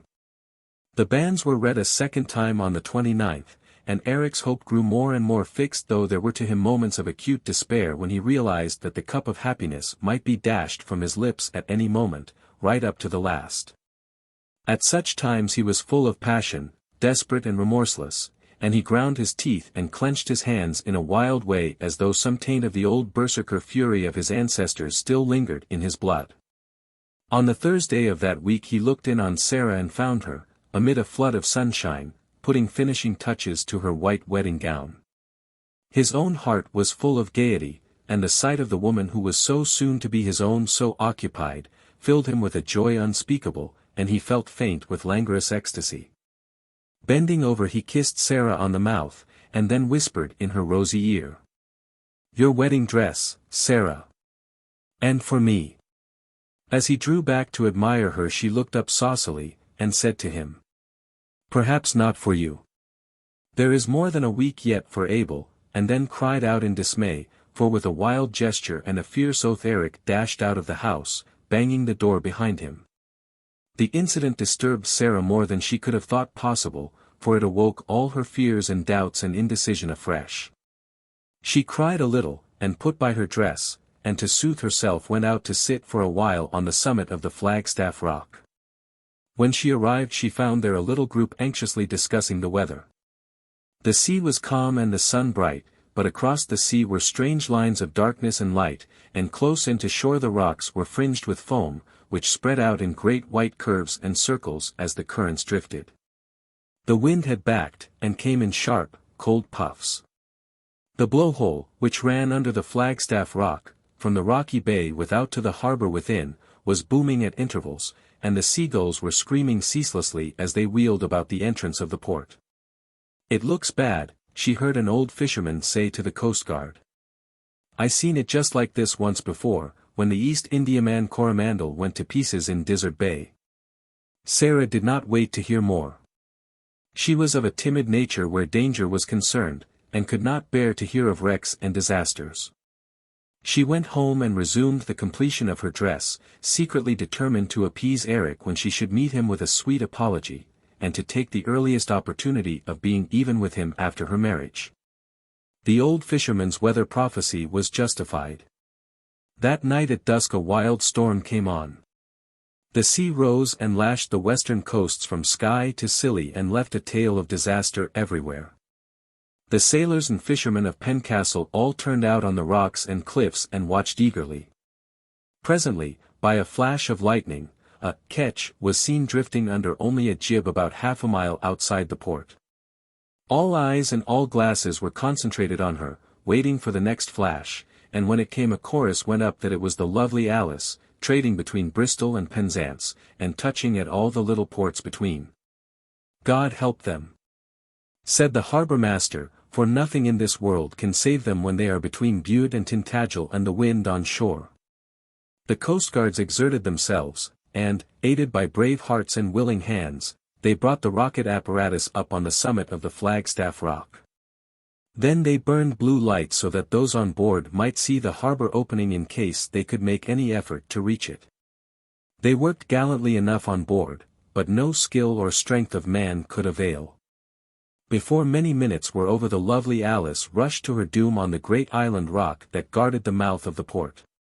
The screams of those on board were faintly borne on the tempest as they flung themselves into the sea in a last chance for life. The blue lights were kept burning, and eager eyes peered into the depths of the waters in case any face could be seen. And ropes were held ready to fling out in aid. But never a face was seen, and the willing arms rested idle. Eric was there amongst his fellows. His old Icelandic origin was never more apparent than in that wild hour. He took a rope, and shouted in the ear of the harbour master. "I shall go down on the rock over the seal cave. The tide is running up, and someone may drift in there." "Keep back, man," came the answer. "Are you mad? One slip on that rock and you are lost, and no man could keep his feet in the dark on such a place in such a tempest." "Not a bit," came the reply. "You remember how Abel Behenna saved me there on a night like this when my boat went on the Gull Rock. He dragged me up from the deep water in the seal cave, and now someone may drift in there again as I did," and he was gone into the darkness. The projecting rock hid the light on the Flagstaff Rock, but he knew his way too well to miss it. His boldness and sureness of foot standing to him, he shortly stood on the great round-topped rock cut away beneath by the action of the waves over the entrance of the seal cave, where the water was fathomless. There he stood in comparative safety, for the concave shape of the rock beat back the waves with their own force, and though the water below him seemed to boil like a seething cauldron, just beyond the spot there was a space of almost calm. The rock, too, seemed here to shut off the sound of the gale, and he listened as well as watched. As he stood there ready, with his coil of rope poised to throw, he thought he heard below him, just beyond the whirl of the water, a faint, despairing cry. He echoed it with a shout that rang into the night. Then he waited for the flash of lightning, and as it passed flung his rope out into the darkness where he had seen a face rising through the swirl of the foam. The rope was caught, for he felt a pull on it, and he shouted again in his mighty voice. "Tie it round your waist, and I shall pull you up." Then when he felt that it was fast he moved along the rock to the far side of the sea cave, where the deep water was something stiller, and where he could get foothold secure enough to drag the rescued man on the overhanging rock. He began to pull, and shortly he knew from the rope taken in that the man he was now rescuing must soon be close to the top of the rock. He steadied himself for a moment, and drew a long breath, that he might at the next effort complete the rescue. He had just bent his back to the work when a flash of lightning revealed to each other the two men, the rescuer and the rescued. Eric Sanson and Abel Behenna were face to face, and none knew of the meeting save themselves, and God. On the instant a wave of passion swept through Eric's heart. All his hopes were shattered, and with the hatred of Cain his eyes looked out. He saw in the instant of recognition the joy in Abel's face that his was the hand to succor him, and this intensified his hate. Whilst the passion was on him he started back, and the rope ran out between his hands. His moment of hate was followed by an impulse of his better manhood, but it was too late. Before he could recover himself, Abel, encumbered with the rope that should have aided him, was plunged with a despairing cry back into the darkness of the devouring sea. Then, feeling all the madness and the doom of Cain upon him, Eric rushed back over the rocks. Heedless of the danger and eager only for one thing, to be amongst other people whose living noises would shut out that last cry which seemed to ring still in his ears. When he regained the flagstaff rock the men surrounded him, and through the fury of the storm he heard the harbourmaster say, "We feared you were lost when we heard a cry. How white you are! Where is your rope? Was there anyone drifted in?" "No one," he shouted in answer, for he felt that he could never explain that he had let his old comrade slip back into the sea, and at the very place and under the very circumstances in which that comrade had saved his own life. He hoped by one bold lie to set the matter at rest forever. There was no one to bear witness, and if he should have to carry that still white face in his eyes and that despairing cry in his ears forevermore, at least none should know of it. "No one," he cried, more loudly still. "I slipped on the rock, and the rope fell into the sea." So saying he left them, and, rushing down the steep path, gained his own cottage and locked himself within. The remainder of that night he passed lying on his bed, dressed and motionless, staring upwards, and seeming to see through the darkness a pale face gleaming wet in the lightning, with its glad recognition turning to ghastly despair.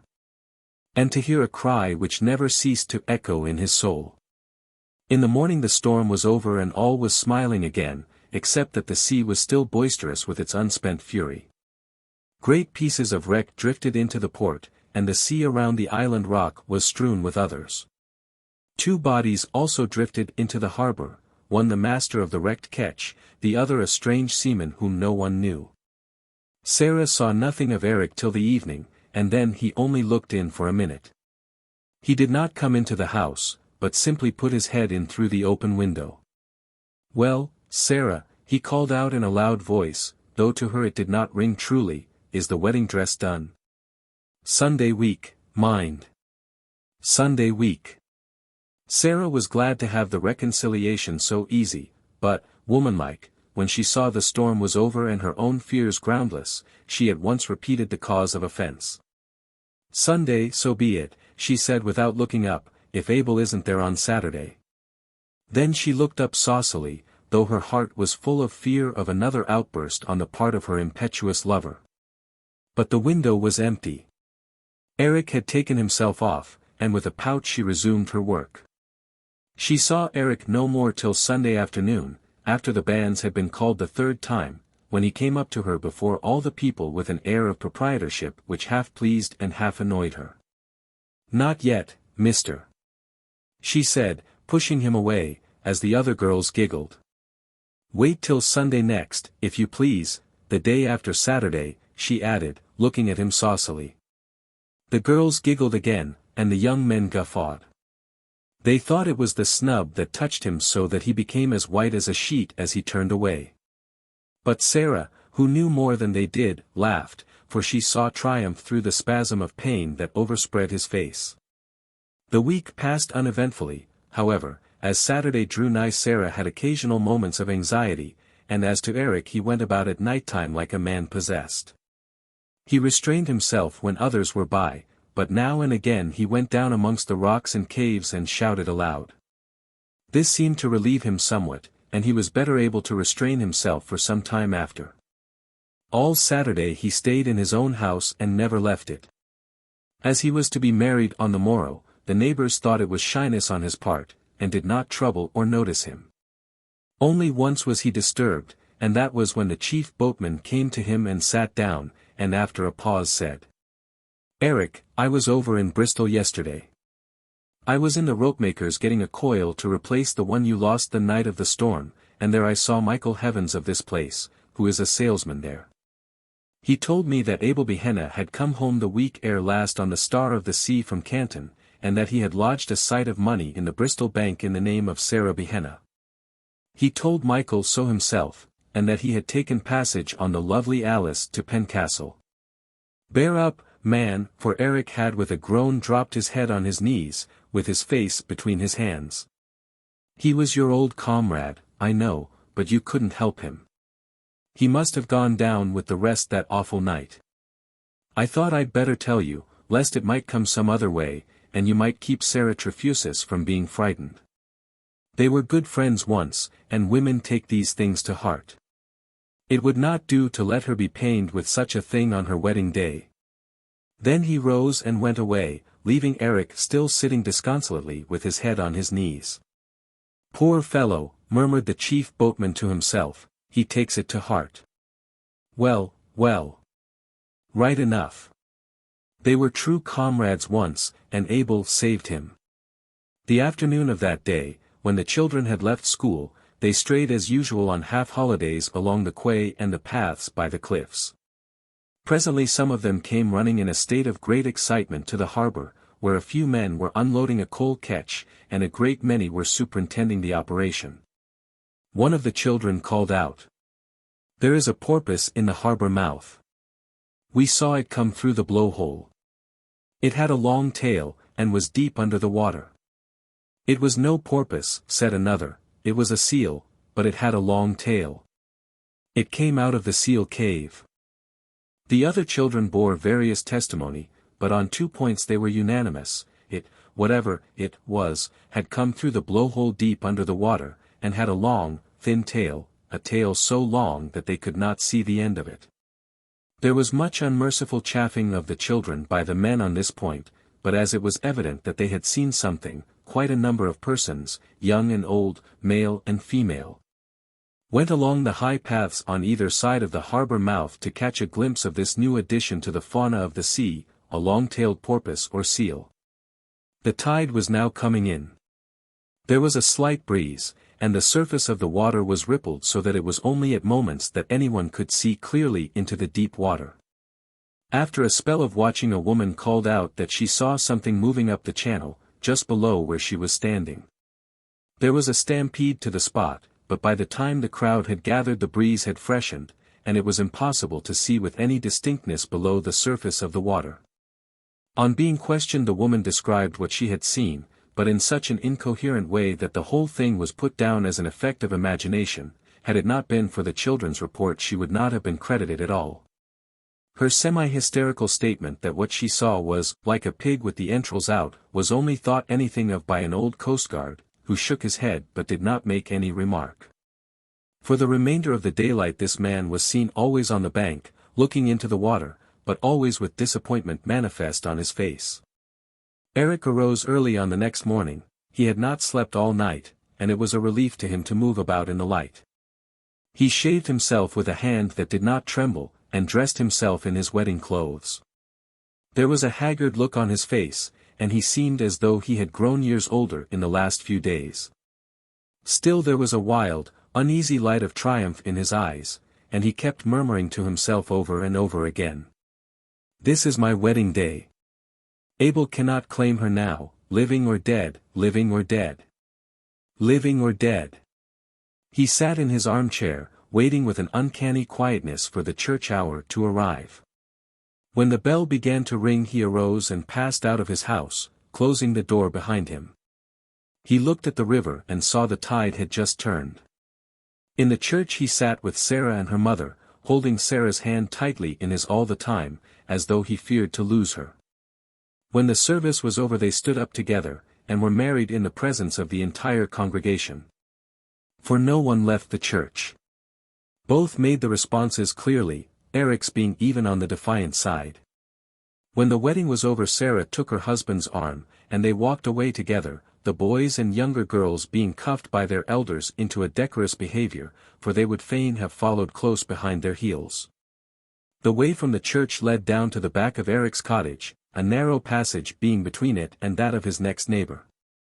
When the bridal couple had passed through this the remainder of the congregation, who had followed them at a little distance, were startled by a long, shrill scream from the bride. They rushed through the passage and found her on the bank with wild eyes, pointing to the river bed opposite Eric Sanson's door. The falling tide had deposited there the body of Abel Behenna Stark upon the broken rocks. The rope trailing from its waist had been twisted by the current round the mooring post, and had held it back whilst the tide had ebbed away from it.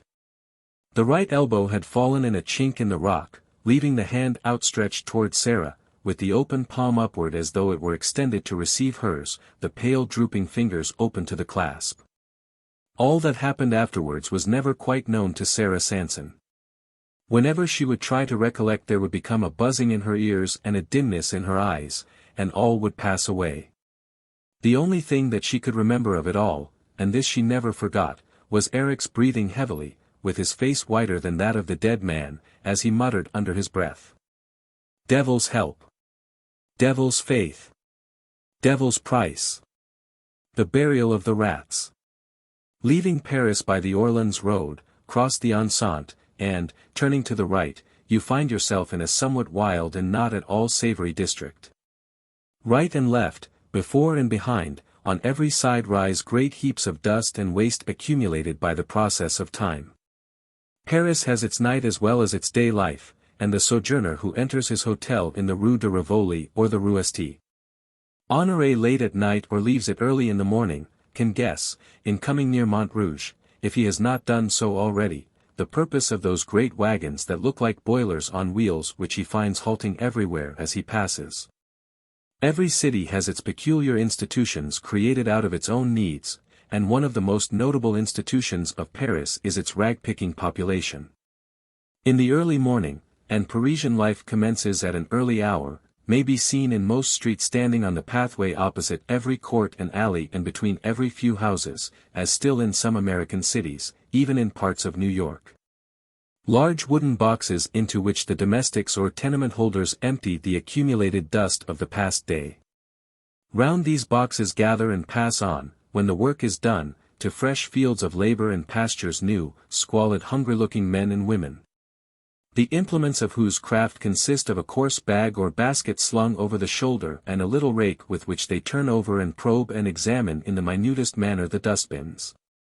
They pick up and deposit in their baskets, by aid of their rakes, whatever they may find, with the same facility as a Chinaman uses his chopsticks. Paris is a city of centralization, and centralization and classification are closely allied. In the early times, when centralization is becoming a fact, its forerunner is classification.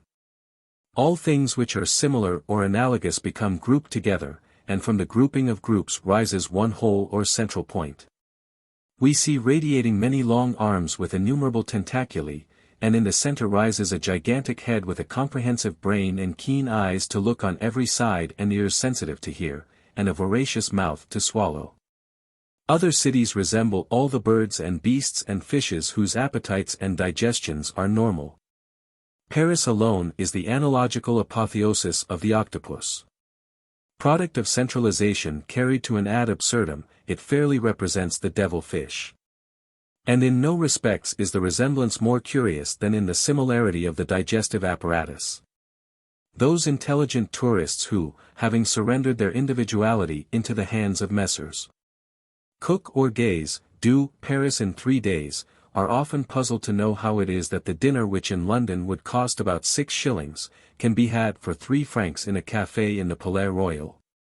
They need have no more wonder if they will but consider the classification which is a theoretic speciality of Parisian life, and adopt all round the fact from which the chiffonier has his genesis. The Paris of 1850 was not like the Paris of today, and those who see the Paris of Napoleon and Baron Haussmann can hardly realize the existence of the state of things 45 years ago. Amongst other things, however, which have not changed are those districts where the waste is gathered. Dust is dust all the world over, in every age, and the family likeness of dust heaps is perfect.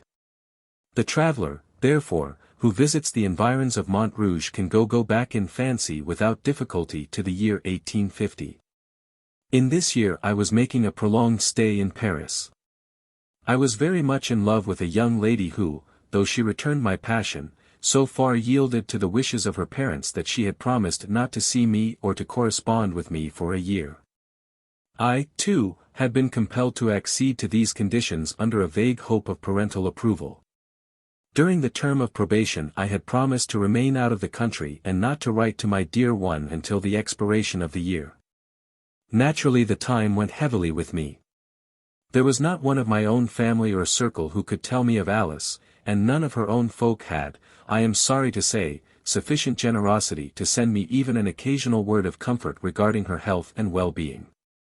I spent 6 months wandering about Europe, but as I could find no satisfactory distraction in travel, I determined to come to Paris, where, at least, I would be within easy hail of London in case any good fortune should call me thither before the appointed time.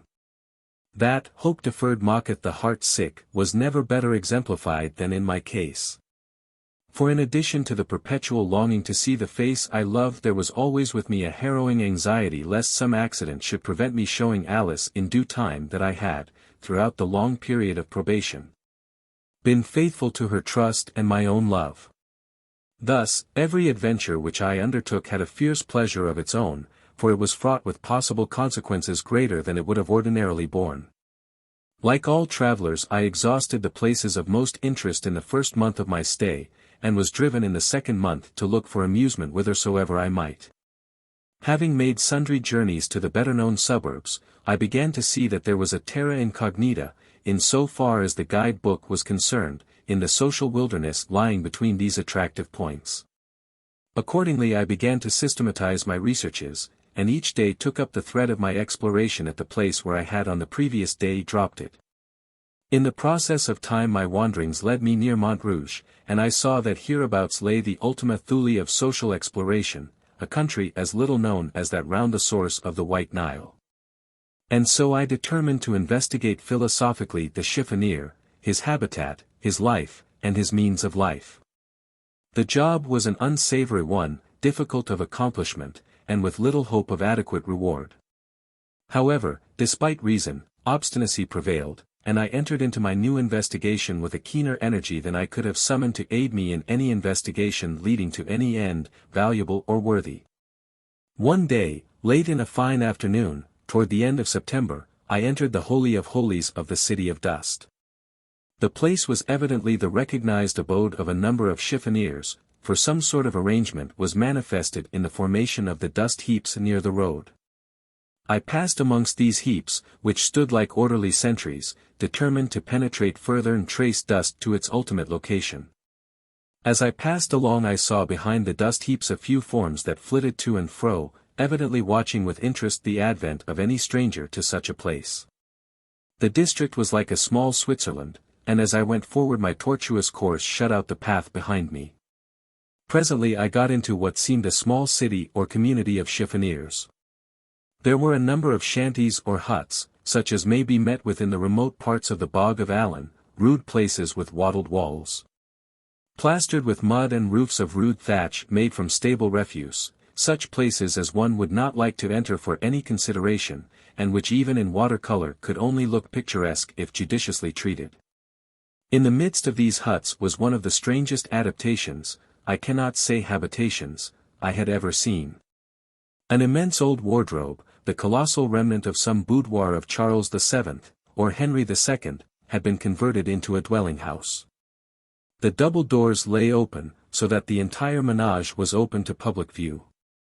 In the open half of the wardrobe was a common sitting room of some 4 feet by 6, in which sat, smoking their pipes round a charcoal brazier, no fewer than 6 old soldiers of the First Republic, with their uniforms torn and worn threadbare. Evidently they were of the mauvais sujet class, their bleary eyes and limp jaws told plainly of a common love of absinthe, and their eyes had that haggard, worn look of slumbering ferocity which follows hard in the wake of drink. The other side stood as of old, with its shelves intact, save that they were cut to half their depth, and in each shelf of which there were 6, was a bed made with rags and straw. The half-dozen of worthies who inhabited this structure looked at me curiously as I passed, and when I looked back after going a little way I saw their heads together in a whispered conference. I did not like the look of this at all, for the place was very lonely, and the men looked very, very villainous. However, I did not see any cause for fear, and went on my way, penetrating further and further into the Sahara. The way was tortuous to a degree, and from going round in a series of semicircles, as one goes in skating with the Dutch roll, I got rather confused with regard to the points of the compass. When I had penetrated a little way I saw, as I turned the corner of a half-made heap, sitting on a heap of straw an old soldier with threadbare coat. "Hullo," said I to myself, "the First Republic is well represented here in its soldiery." As I passed him the old man never even looked up at me, but gazed on the ground with stolid persistency.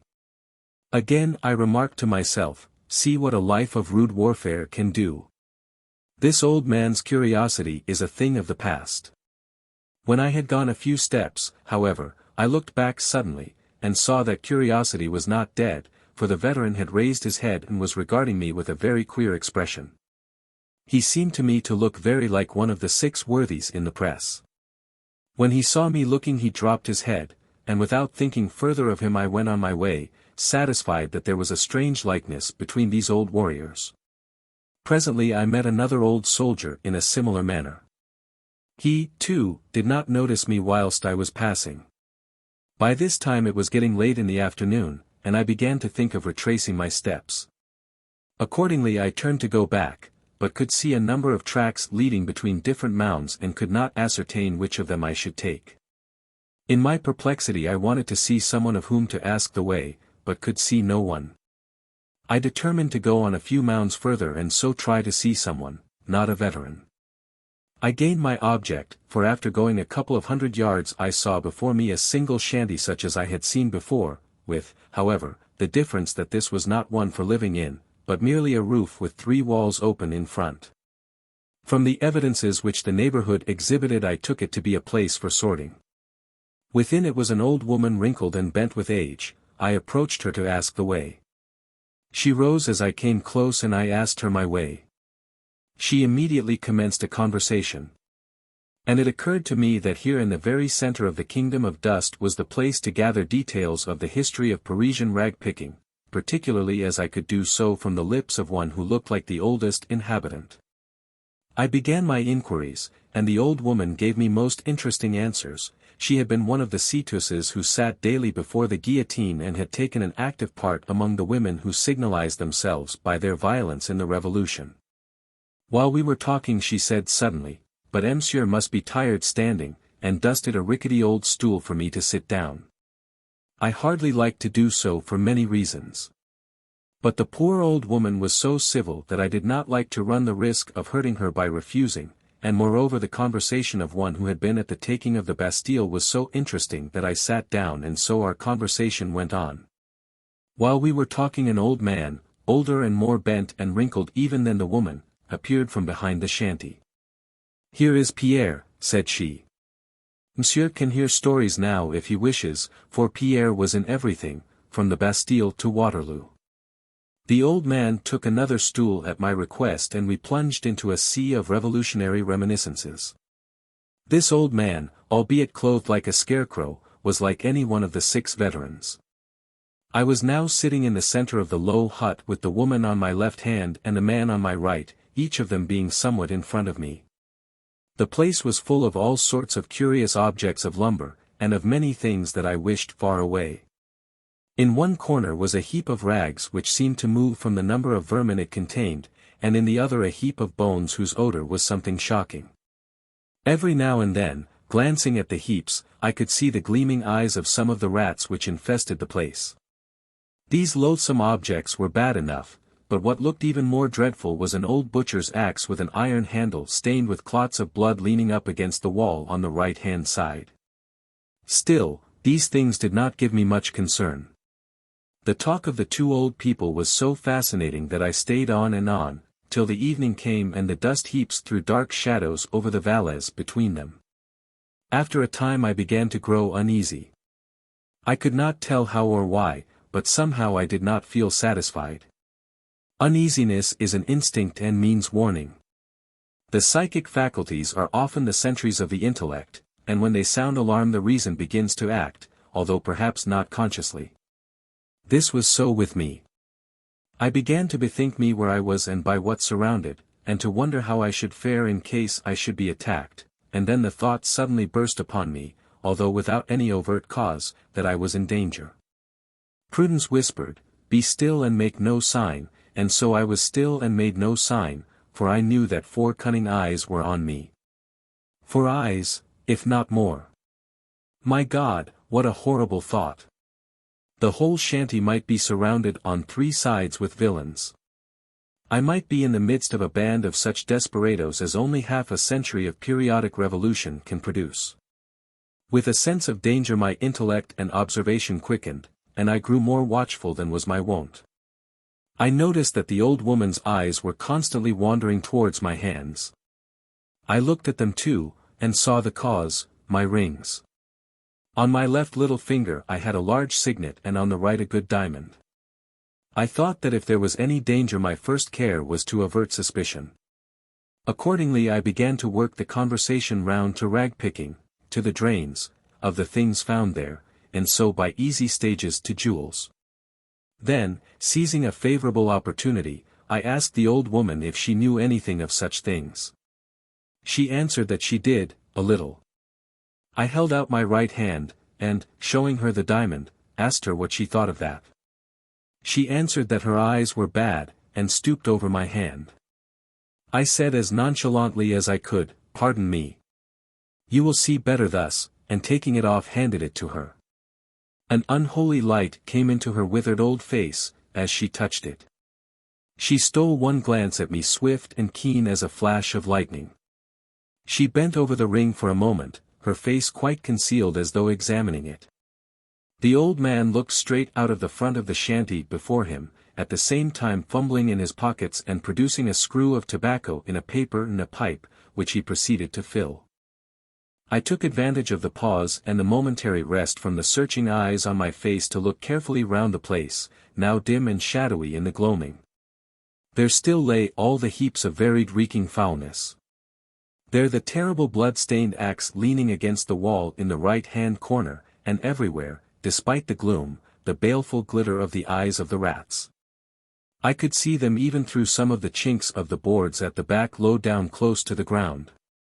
But stay! These latter eyes seemed more than usually large and bright and baleful. For an instant my heart stood still, and I felt in that whirling condition of mind in which one feels a sort of spiritual drunkenness, and as though the body is only maintained erect and that there is no time for it to fall before recovery.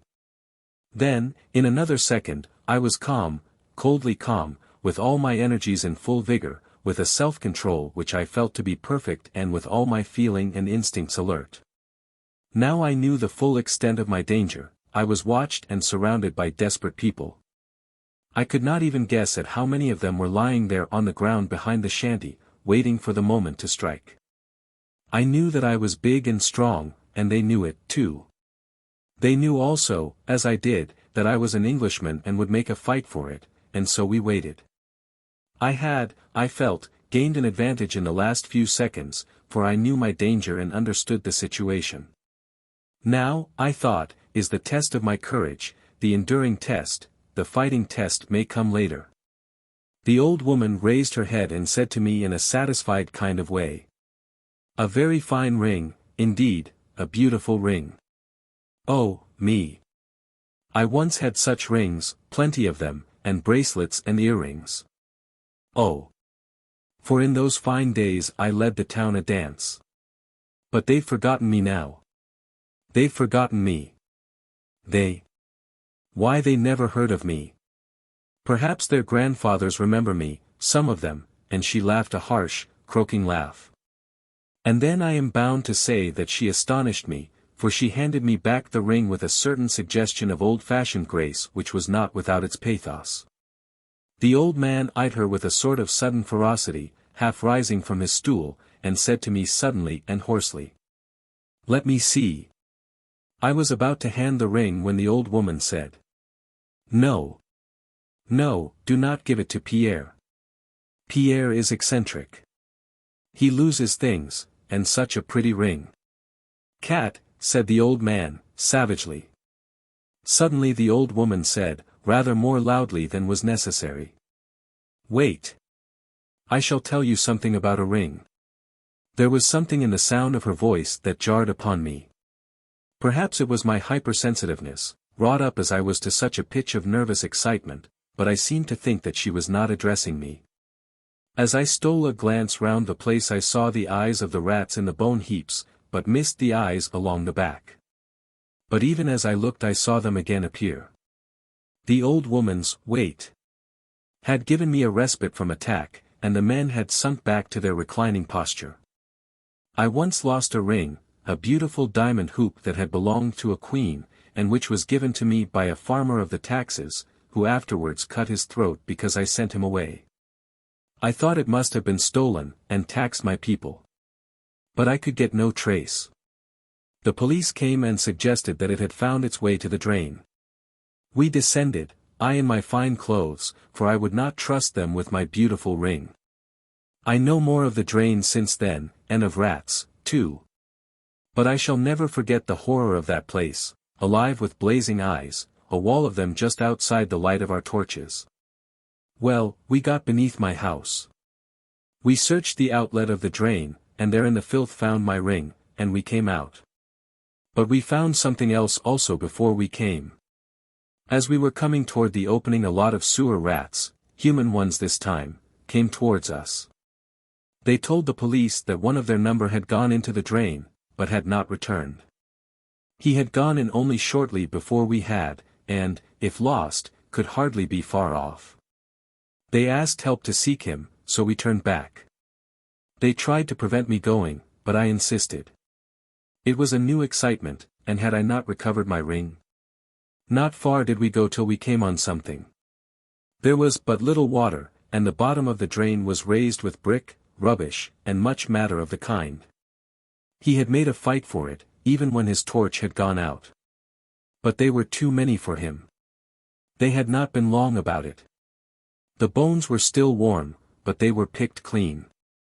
They had even eaten their own dead ones, and there were bones of rats as well as of the man. They took it cool enough, those other, the human ones, and joked of their comrade when they found him dead, though they would have helped him living. Bah! What matters it, life or death? And had you no fear? I asked her. Fear? She said with a laugh. Me have fear? Ask Pierre. But I was younger then, and, as I came through that horrible drain with its wall of greedy eyes, always moving with the circle of the light from the torches, I did not feel easy. I kept on before the men, though. It is a way I have. I never let the men get it before me. All I want is a chance and a means.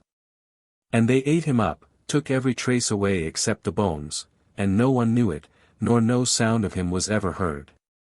Here she broke into a chuckling fit of the ghastliest merriment which it was ever my lot to hear and see. A great poetess describes her heroine singing, oh! To see or hear her singing. Scarce I know which is the divinest. And I can apply the same idea to the old crone, in all save the divinity, for I scarce could tell which was the most hellish, the harsh, malicious, satisfied, cruel laugh, or the leering grin.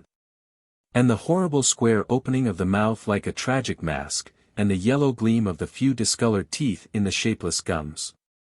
In that laugh and with that grin and the chuckling satisfaction I knew as well as if it had been spoken to me in words of thunder that my murder was settled, and the murderers only bided the proper time for its accomplishment. I could read between the lines of her gruesome story the commands to her accomplices. Wait, she seemed to say, bide your time. I shall strike the first blow. Find the weapon for me, and I shall make the opportunity. He shall not escape. Keep him quiet, and then no one will be wiser. There will be no outcry, and the rats will do their work. It was growing darker and darker, the night was coming. I stole a glance round the shanty, still all the same. The bloody axe in the corner, the heaps of filth, and the eyes on the bone heaps and in the crannies of the floor. Pierre had been still ostensibly filling his pipe, he now struck a light and began to puff away at it. The old woman said, "Dear heart, how dark it is." Pierre, like a good lad, light the lamp. Pierre got up and with the lighted match in his hand touched the wick of a lamp which hung at one side of the entrance to the shanty, and which had a reflector that threw the light all over the place. It was evidently that which was used for their sorting at night. "Not that, stupid. Not that. The lantern," she called out to him. He immediately blew it out, saying, "All right, mother, I'll find it," and he hustled about the left corner of the room, the old woman saying through the darkness, "The lantern. The lantern. Oh. That is the light that is most useful to us poor folks. The lantern was the friend of the revolution. It is the friend of the chiffonier. It helps us when all else fails." Hardly had she said the word when there was a kind of creaking of the whole place, and something was steadily dragged over the roof. Again I seemed to read between the lines of her words. I knew the lesson of the lantern. One of you get on the roof with a noose and strangle him as he passes out if we fail within. As I looked out of the opening I saw the loop of a rope outlined black against the lurid sky. I was now, indeed, beset. Pierre was not long in finding the lantern. I kept my eyes fixed through the darkness on the old woman. Pierre struck his light, and by its flash I saw the old woman raise from the ground beside her where it had mysteriously appeared, and then hide in the folds of her gown, a long sharp knife or dagger. It seemed to be like a butcher's sharpening iron fine to a keen point. The lantern was lit. "Bring it here, Pierre," she said. "Place it in the doorway where we can see it. See how nice it is. It shuts out the darkness from us, it is just right. Just right for her and her purposes." It threw all its light on my face, leaving in gloom the faces of both Pierre and the woman, who sat outside of me on each side. I felt that the time of action was approaching, but I knew now that the first signal and movement would come from the woman, and so watched her. I was all unarmed, but I had made up my mind what to do. At the first movement I would seize the butcher's axe in the right-hand corner and fight my way out. At least, I would die hard. I stole a glance round to fix its exact locality so that I could not fail to seize it at the first effort, for then, if ever, time and accuracy would be precious. Good God! It was gone. All the horror of the situation burst upon me. But the bitterest thought of all was that if the issue of the terrible position should be against me, Alice would infallibly suffer. Either she would believe me false, and any lover, or any one who has ever been one, can imagine the bitterness of the thought, or else she would go on loving long after I had been lost to her and to the world. So that her life would be broken and embittered, shattered with disappointment and despair.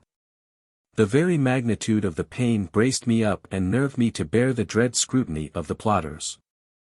I think I did not betray myself. The old woman was watching me as a cat does a mouse. She had her right hand hidden in the folds of her gown, clutching, I knew, that long, cruel-looking dagger. Had she seen any disappointment in my face she would, I felt, have known that the moment had come, and would have sprung on me like a tigress, certain of taking me unprepared. I looked out into the night, and there I saw new cause for danger. Before and around the hut were at a little distance some shadowy forms. They were quite still, but I knew that they were all alert and on guard. Small chance for me now in that direction. Again I stole a glance round the place.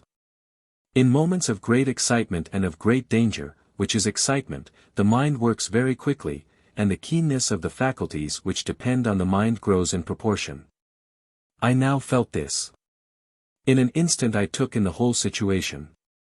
I saw that the axe had been taken through a small hole made in one of the rotten boards. How rotten they must be to allow of such a thing being done without a particle of noise. The hut was a regular murder trap, and was guarded all around.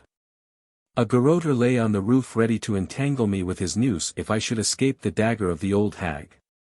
In front the way was guarded by I know not how many watchers. And at the back was a row of desperate men.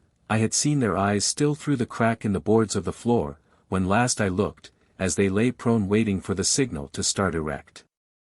If it was to be ever, now for it. As nonchalantly as I could I turned slightly on my stool so as to get my right leg well under me. Then with a sudden jump, turning my head, and guarding it with my hands, and with the fighting instinct of the knights of old, I breathed my lady's name, and hurled myself against the back wall of the hut. Watchful as they were, the suddenness of my movement surprised both Pierre and the old woman. As I crashed through the rotten timbers I saw the old woman rise with a leap like a tiger and heard her low gasp of baffled rage. My feet lit on something that moved, and as I jumped away I knew that I had stepped on the back of one of the row of men lying on their faces outside the hut. I was torn with nails and splinters, but otherwise unhurt. Breathless I rushed up the mound in front of me, hearing as I went the dull crash of the shanty as it collapsed into a mass. It was a nightmare climb. The mound, though but low, was awfully steep, and with each step I took the mass of dust and cinders tore down with me and gave way under my feet. The dust rose and choked me. It was sickening, foetid, awful. But my climb was, I felt, for life or death, and I struggled on. The seconds seemed hours. But the few moments I had in starting, combined with my youth and strength, gave me a great advantage, and, though several forms struggled after me in deadly silence which was more dreadful than any sound, I easily reached the top. Since then I have climbed the cone of Vesuvius, and as I struggled up that dreary steep amid the sulphurous fumes the memory of that awful night at Montrouge came back to me so vividly that I almost grew faint. The mound was one of the tallest in the region of dust, and as I struggled to the top, panting for breath and with my heart beating like a sledge-hammer, I saw away to my left the dull red gleam of the sky, and nearer still the flashing of lights. Thank God! I knew where I was now and where lay the road to Paris. For 2 or 3 seconds I paused and looked back. My pursuers were still well behind me, but struggling up resolutely, and in deadly silence. Beyond, the shanty was a wreck, a mass of timber and moving forms. I could see it well, for flames were already bursting out, the rags and straw had evidently caught fire from the lantern. Still silence there. Not a sound. These old wretches could die game, anyhow. I had no time for more than a passing glance, for as I cast an eye round the mound preparatory to making my descent I saw several dark forms rushing round on either side to cut me off on my way. It was now a race for life.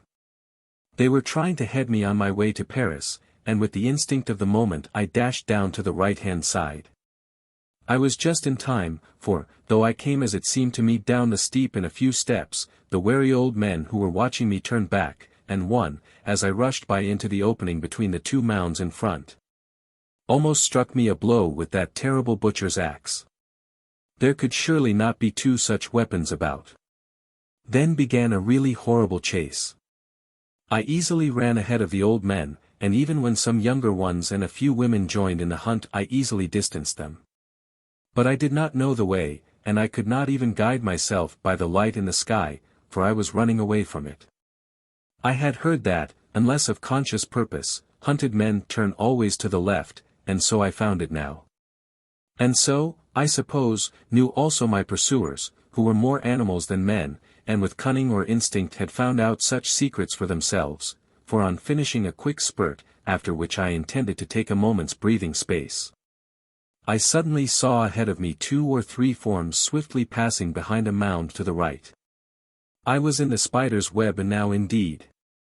But with the thought of this new danger came the resource of the hunted, and so I darted down the next turning to the right.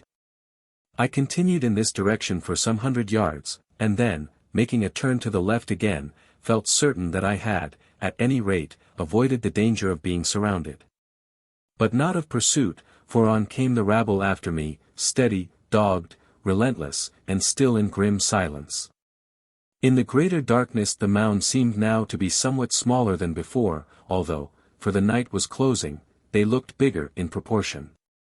I was now well ahead of my pursuers, so I made a dart up the mound in front. Oh joy of joys! I was close to the edge of this inferno of dust heaps. Away behind me the red light of Paris was in the sky, and towering up behind rose the heights of Montmartre, a dim light, with here and there brilliant points like stars. Restored to vigor in a moment, I ran over the few remaining mounds of decreasing size, and found myself on the level land beyond. Even then, however, the prospect was not inviting.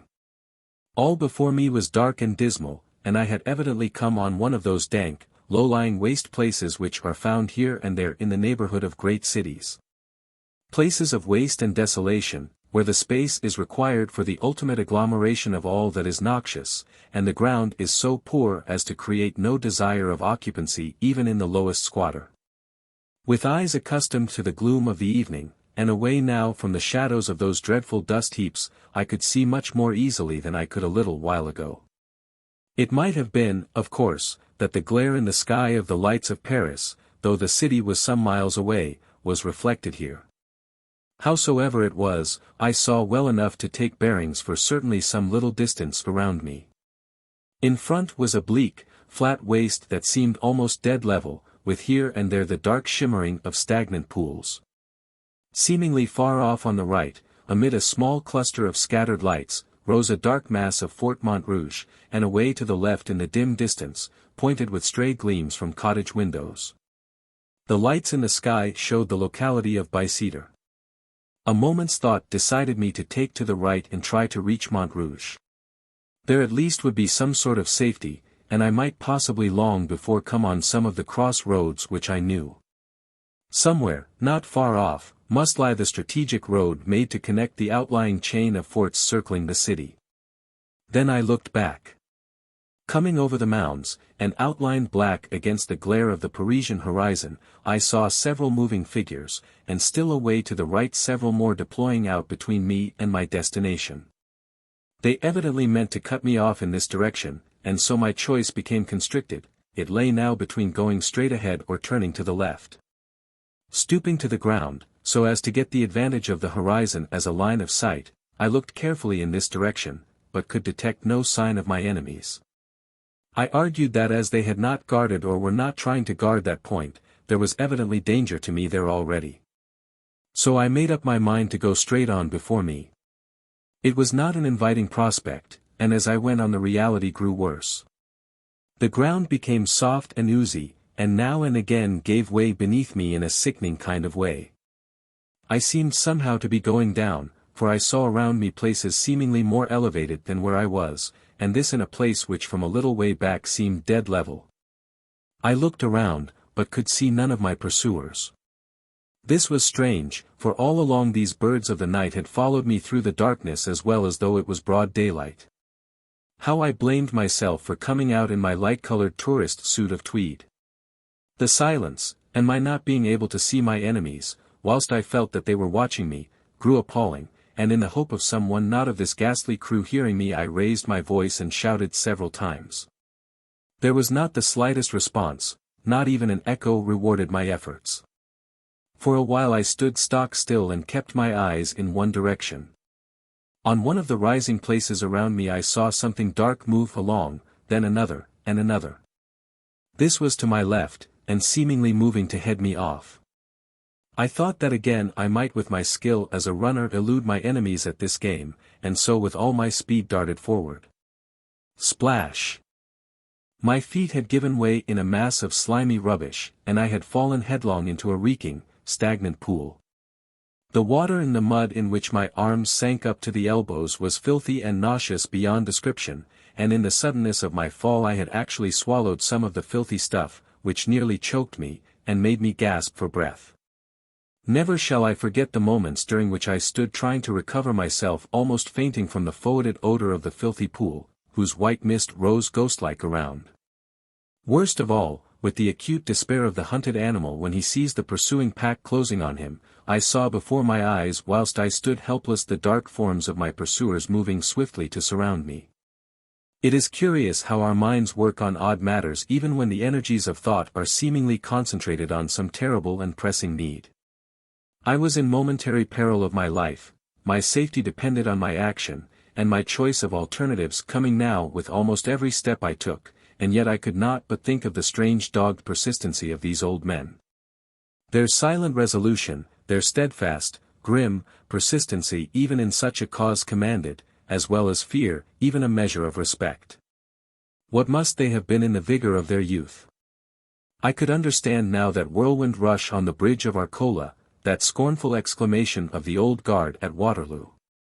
Unconscious cerebration has its own pleasures, even at such moments. But fortunately it does not in any way clash with the thought from which action springs. I realized at a glance that so far I was defeated in my object, my enemies as yet had won. They had succeeded in surrounding me on 3 sides, and were bent on driving me off to the left hand, where there was already some danger for me, for they had left no guard. I accepted the alternative, it was a case of Hobson's choice and run. I had to keep the lower ground, for my pursuers were on the higher places. However, though the ooze and broken ground impeded me, my youth and training made me able to hold my ground, and by keeping a diagonal line I not only kept them from gaining on me but even began to distance them. This gave me new heart and strength, and by this time habitual training was beginning to tell and my second wind had come. Before me the ground rose slightly. I rushed up the slope and found before me a waste of watery slime, with a low dike or bank looking black and grim beyond. I felt that if I could but reach that dike in safety I could there, with solid ground under my feet and some kind of path to guide me, find with comparative ease a way out of my troubles. After a glance right and left and seeing no one near, I kept my eyes for a few minutes to their rightful work of aiding my feet whilst I crossed the swamp. It was rough, hard work, but there was little danger, merely toil. And a short time took me to the dike. I rushed up the slope exulting, but here again I met a new shock. On either side of me rose a number of crouching figures. From right and left they rushed at me. Each body held a rope. The cordon was nearly complete. I could pass on neither side, and the end was near. There was only one chance, and I took it. I hurled myself across the dike, and escaping out of the very clutches of my foes threw myself into the stream. At any other time I should have thought that water foul and filthy, but now it was as welcome as the most crystal stream to the parched traveler. It was a highway of safety. My pursuers rushed after me.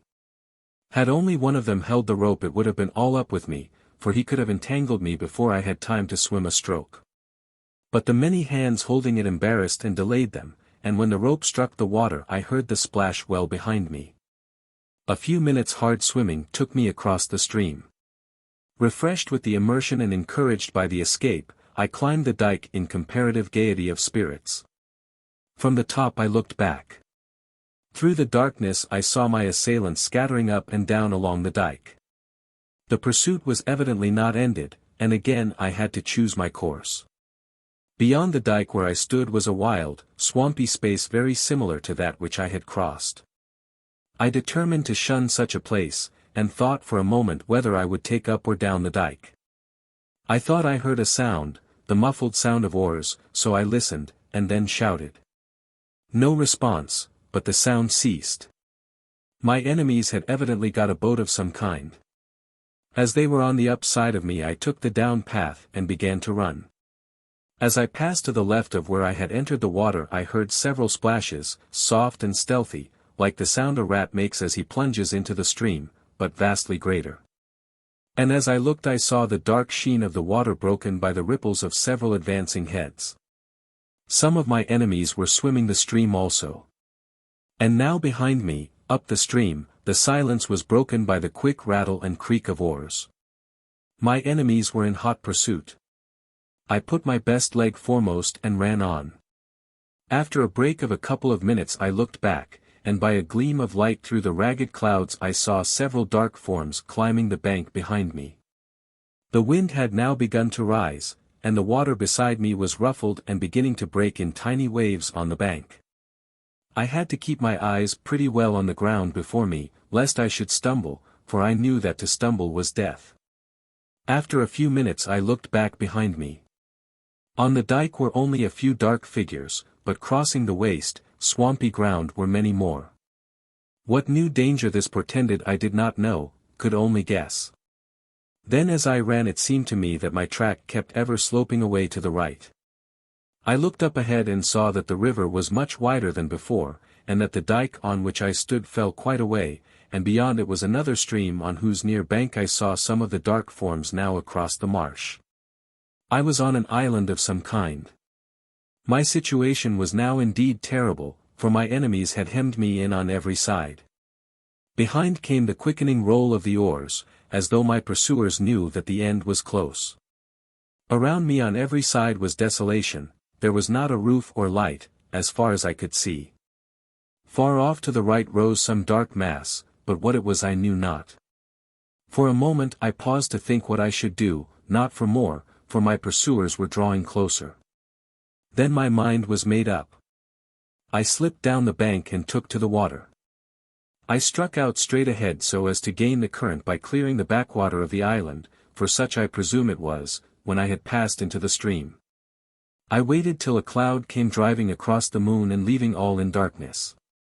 Then I took off my hat and laid it softly on the water floating with the stream, and a second after dived to the right and struck out under water with all my might.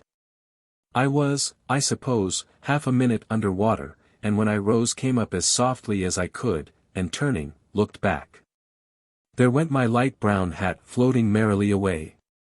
Close behind it came a rickety old boat, driven furiously by a pair of oars.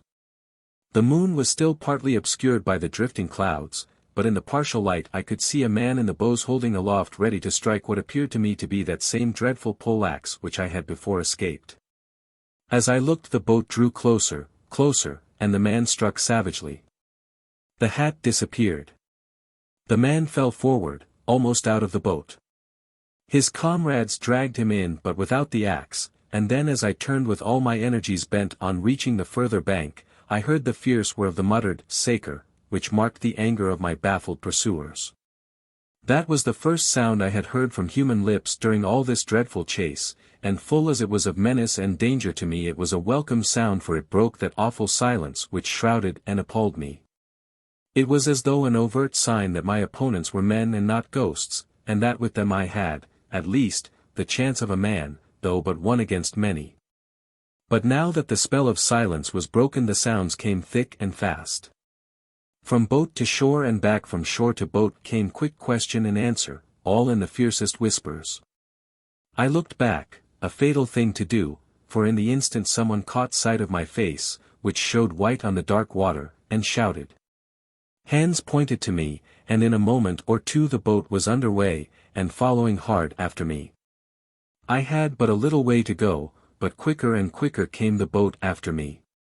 A few more strokes and I would be on the shore, but I felt the oncoming of the boat, and expected each second to feel the crash of an oar or other weapon on my head. Had I not seen that dreadful axe disappear in the water I do not think that I could have won the shore. I heard the muttered curses of those not rowing and the labored breath of the rowers. With one supreme effort for life or liberty I touched the bank and sprang up it. There was not a single second to spare, for hard behind me the boat grounded and several dark forms sprang after me. I gained the top of the dike, and keeping to the left ran on again. The boat put off and followed down the stream. Seeing this, I feared danger in this direction, and quickly turning, ran down the dike on the other side, and after passing a short stretch of marshy ground gained a wild, open flat country and sped on. Still behind me came on my relentless pursuers. Far away, below me, I saw the same dark mass as before, but now grown closer and greater. My heart gave a great thrill of delight, for I knew that it must be the fortress of Bicester, and with new courage I ran on. I had heard that between each and all of the protecting forts of Paris there are strategic ways, deep-sunk roads where soldiers marching should be sheltered from an enemy. I knew that if I could gain this road I would be safe, but in the darkness I could not see any sign of it, so, in blind hope of striking it, I ran on. Presently I came to the edge of a deep cut, and found that down below me ran a road guarded on each side by a ditch of water fenced on either side by a straight, high wall. Getting fainter and dizzier, I ran on. The ground got more broken, more and more still, till I staggered and fell, and rose again, and ran on in the blind anguish of the hunted. Again the thought of Alice nerved me. I would not be lost and wreck her life, I would fight and struggle for life to the bitter end. With a great effort I caught the top of the wall. As, scrambling like a catamount, I drew myself up, I actually felt a hand touch the sole of my foot. I was now on a sort of causeway, and before me I saw a dim light. Blind and dizzy, I ran on, staggered, and fell, rising, covered with dust and blood. Halt là! The word sounded like a voice from heaven. A blaze of light seemed to enwrap me, and I shouted with joy. Que vieux là! The rattle of musketry, the flash of steel before my eyes. Instinctively I stopped, though close behind me came a rush of my pursuers. Another word or two, and out from a gateway poured, as it seemed to me, a tide of red and blue, as the guard turned out. All around seemed blazing with light, and the flash of steel, the clink and rattle of arms, and the loud, harsh voices of command. As I fell forward, utterly exhausted, a soldier caught me. I looked back in dreadful expectation, and saw the mass of dark forms disappearing into the night. Then I must have fainted. When I recovered my senses I was in the guard-room. They gave me brandy, and after a while I was able to tell them something of what had passed. Then a commissary of police appeared, apparently out of the empty air, as is the way of the Parisian police officer.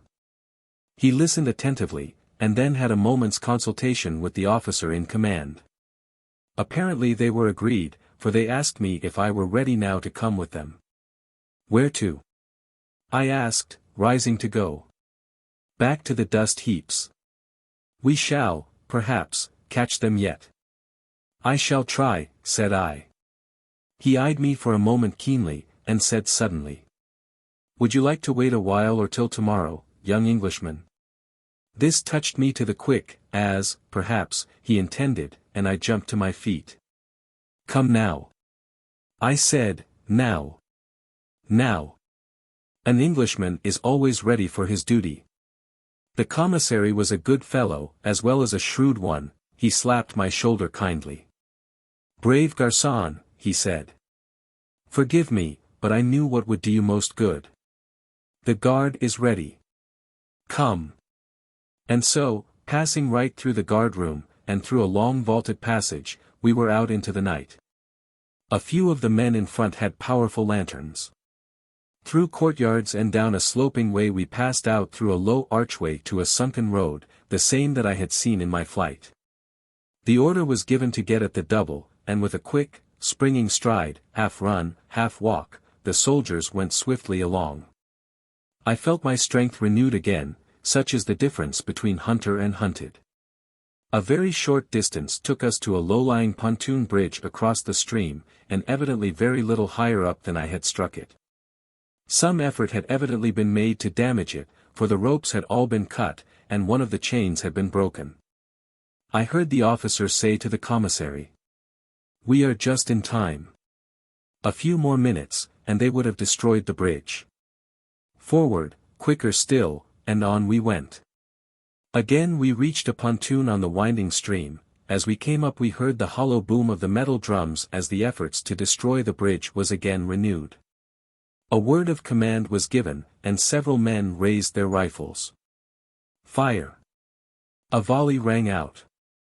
There was a muffled cry, and the dark forms dispersed. But the evil was done, and we saw the far end of the pontoon swing into the stream.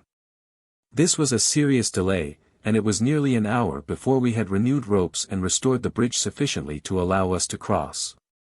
We renewed the chase. Quicker we went towards the dust heaps. After a time we came to a place that I knew. There were the remains of a fire, a few smoldering wood ashes still cast a red glow, but the bulk of the ashes were cold.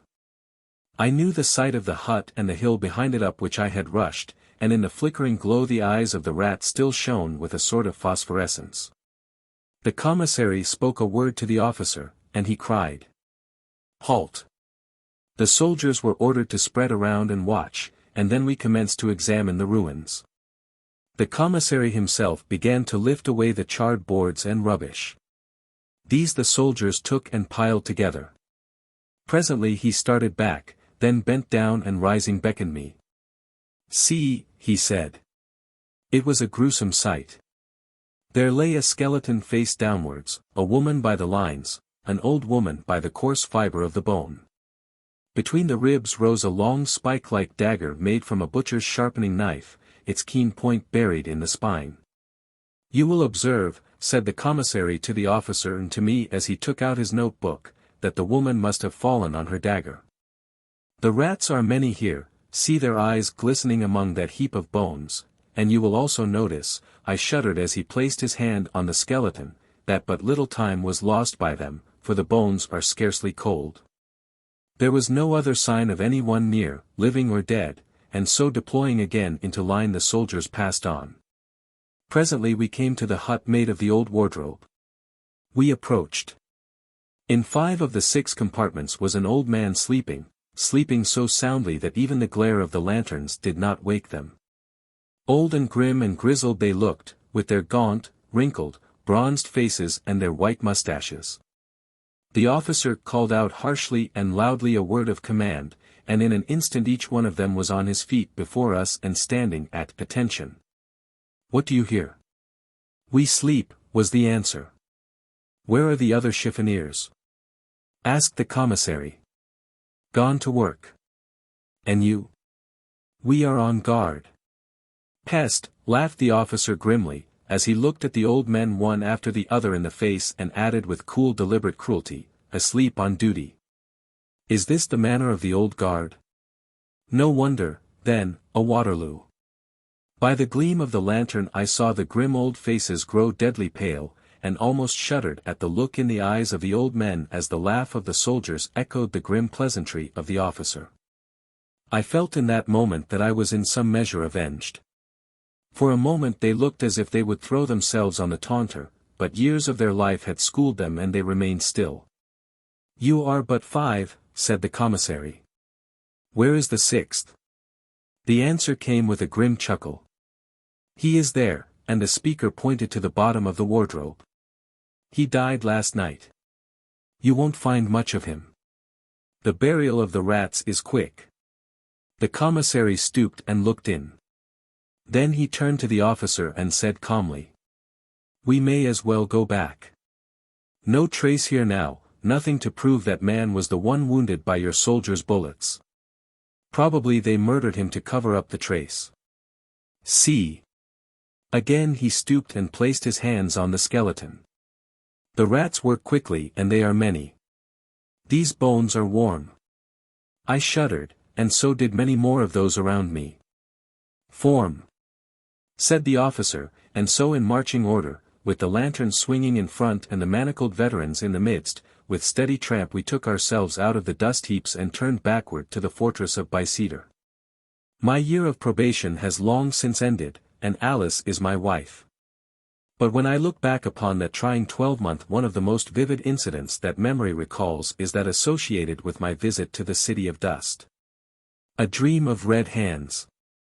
The first opinion given to me regarding Jacob Settle was a simple descriptive statement: "He's a down-in-the-mouth chap, but I found that it embodied the thoughts and ideas of all his fellow workmen.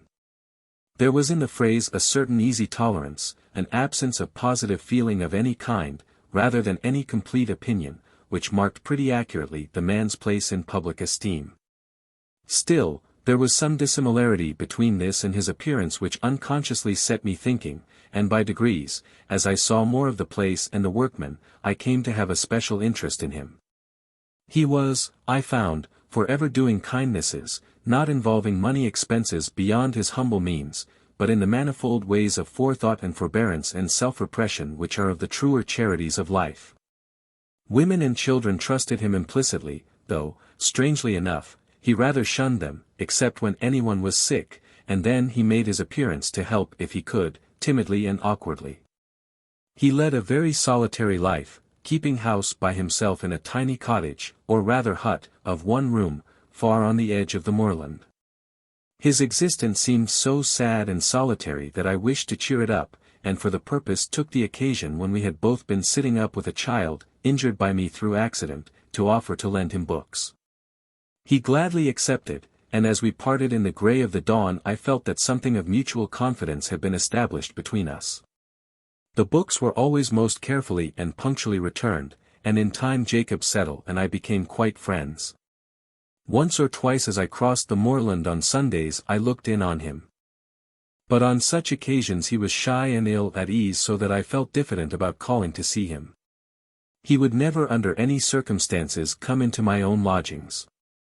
One Sunday afternoon, I was coming back from a long walk beyond the moor, and as I passed Settle's cottage stopped at the door to say, "How do you do?" to him. As the door was shut, I thought that he was out, and merely knocked for form's sake, or through habit, not expecting to get any answer. To my surprise, I heard a feeble voice from within, though what was said I could not hear. I entered at once, and found Jacob lying half-dressed upon his bed. He was as pale as death, and the sweat was simply rolling off his face. His hands were unconsciously gripping the bedclothes as a drowning man holds on to whatever he may grasp. As I came in he half arose, with a wild, hunted look in his eyes, which were wide open and staring, as though something of horror had come before him. But when he recognized me he sank back on the couch with a smothered sob of relief and closed his eyes. I stood by him for a while, quite a minute or two, while he gasped. Then he opened his eyes and looked at me, but with such a despairing, woeful expression that, as I am a living man, I would have rather seen that frozen look of horror. I sat down beside him and asked after his health. For a while he would not answer me except to say that he was not ill, but then, after scrutinizing me closely, he half arose on his elbow and said, "I thank you kindly, sir, but I'm simply telling you the truth. I am not ill, as men call it, though God knows whether there be not worse sicknesses than doctors know of.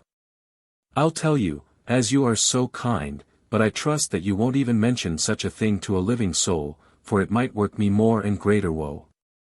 I am suffering from a bad dream." "A bad dream?" I said, hoping to cheer him. "But dreams pass away with the light, even with waking." There I stopped, for before he spoke I saw the answer in his desolate look round the little place. "No. No. That's all well for people that live in comfort and with those they love around them. It is 1,000 times worse for those who live alone and have to do so. What cheer is there for me, waking here in the silence of the night, with the wide moor around me full of voices and full of faces that make my waking a worse dream than my sleep? Ah, young sir, you have no past that can send its legions to people the darkness and the empty space, and I pray the good God that you may never have." As he spoke, there was such an almost irresistible gravity of conviction in his manner that I abandoned my remonstrance about his solitary life. I felt that I was in the presence of some secret influence which I could not fathom. To my relief, for I knew not what to say, he went on. "2 nights past have I dreamed it. It was hard enough the first night, but I came through it. Last night the expectation was in itself almost worse than the dream, until the dream came, and then it swept away every remembrance of lesser pain. I stayed awake till just before the dawn, and then it came again, and ever since I have been in such an agony as I am sure the dying feel, and with it all the dread of tonight."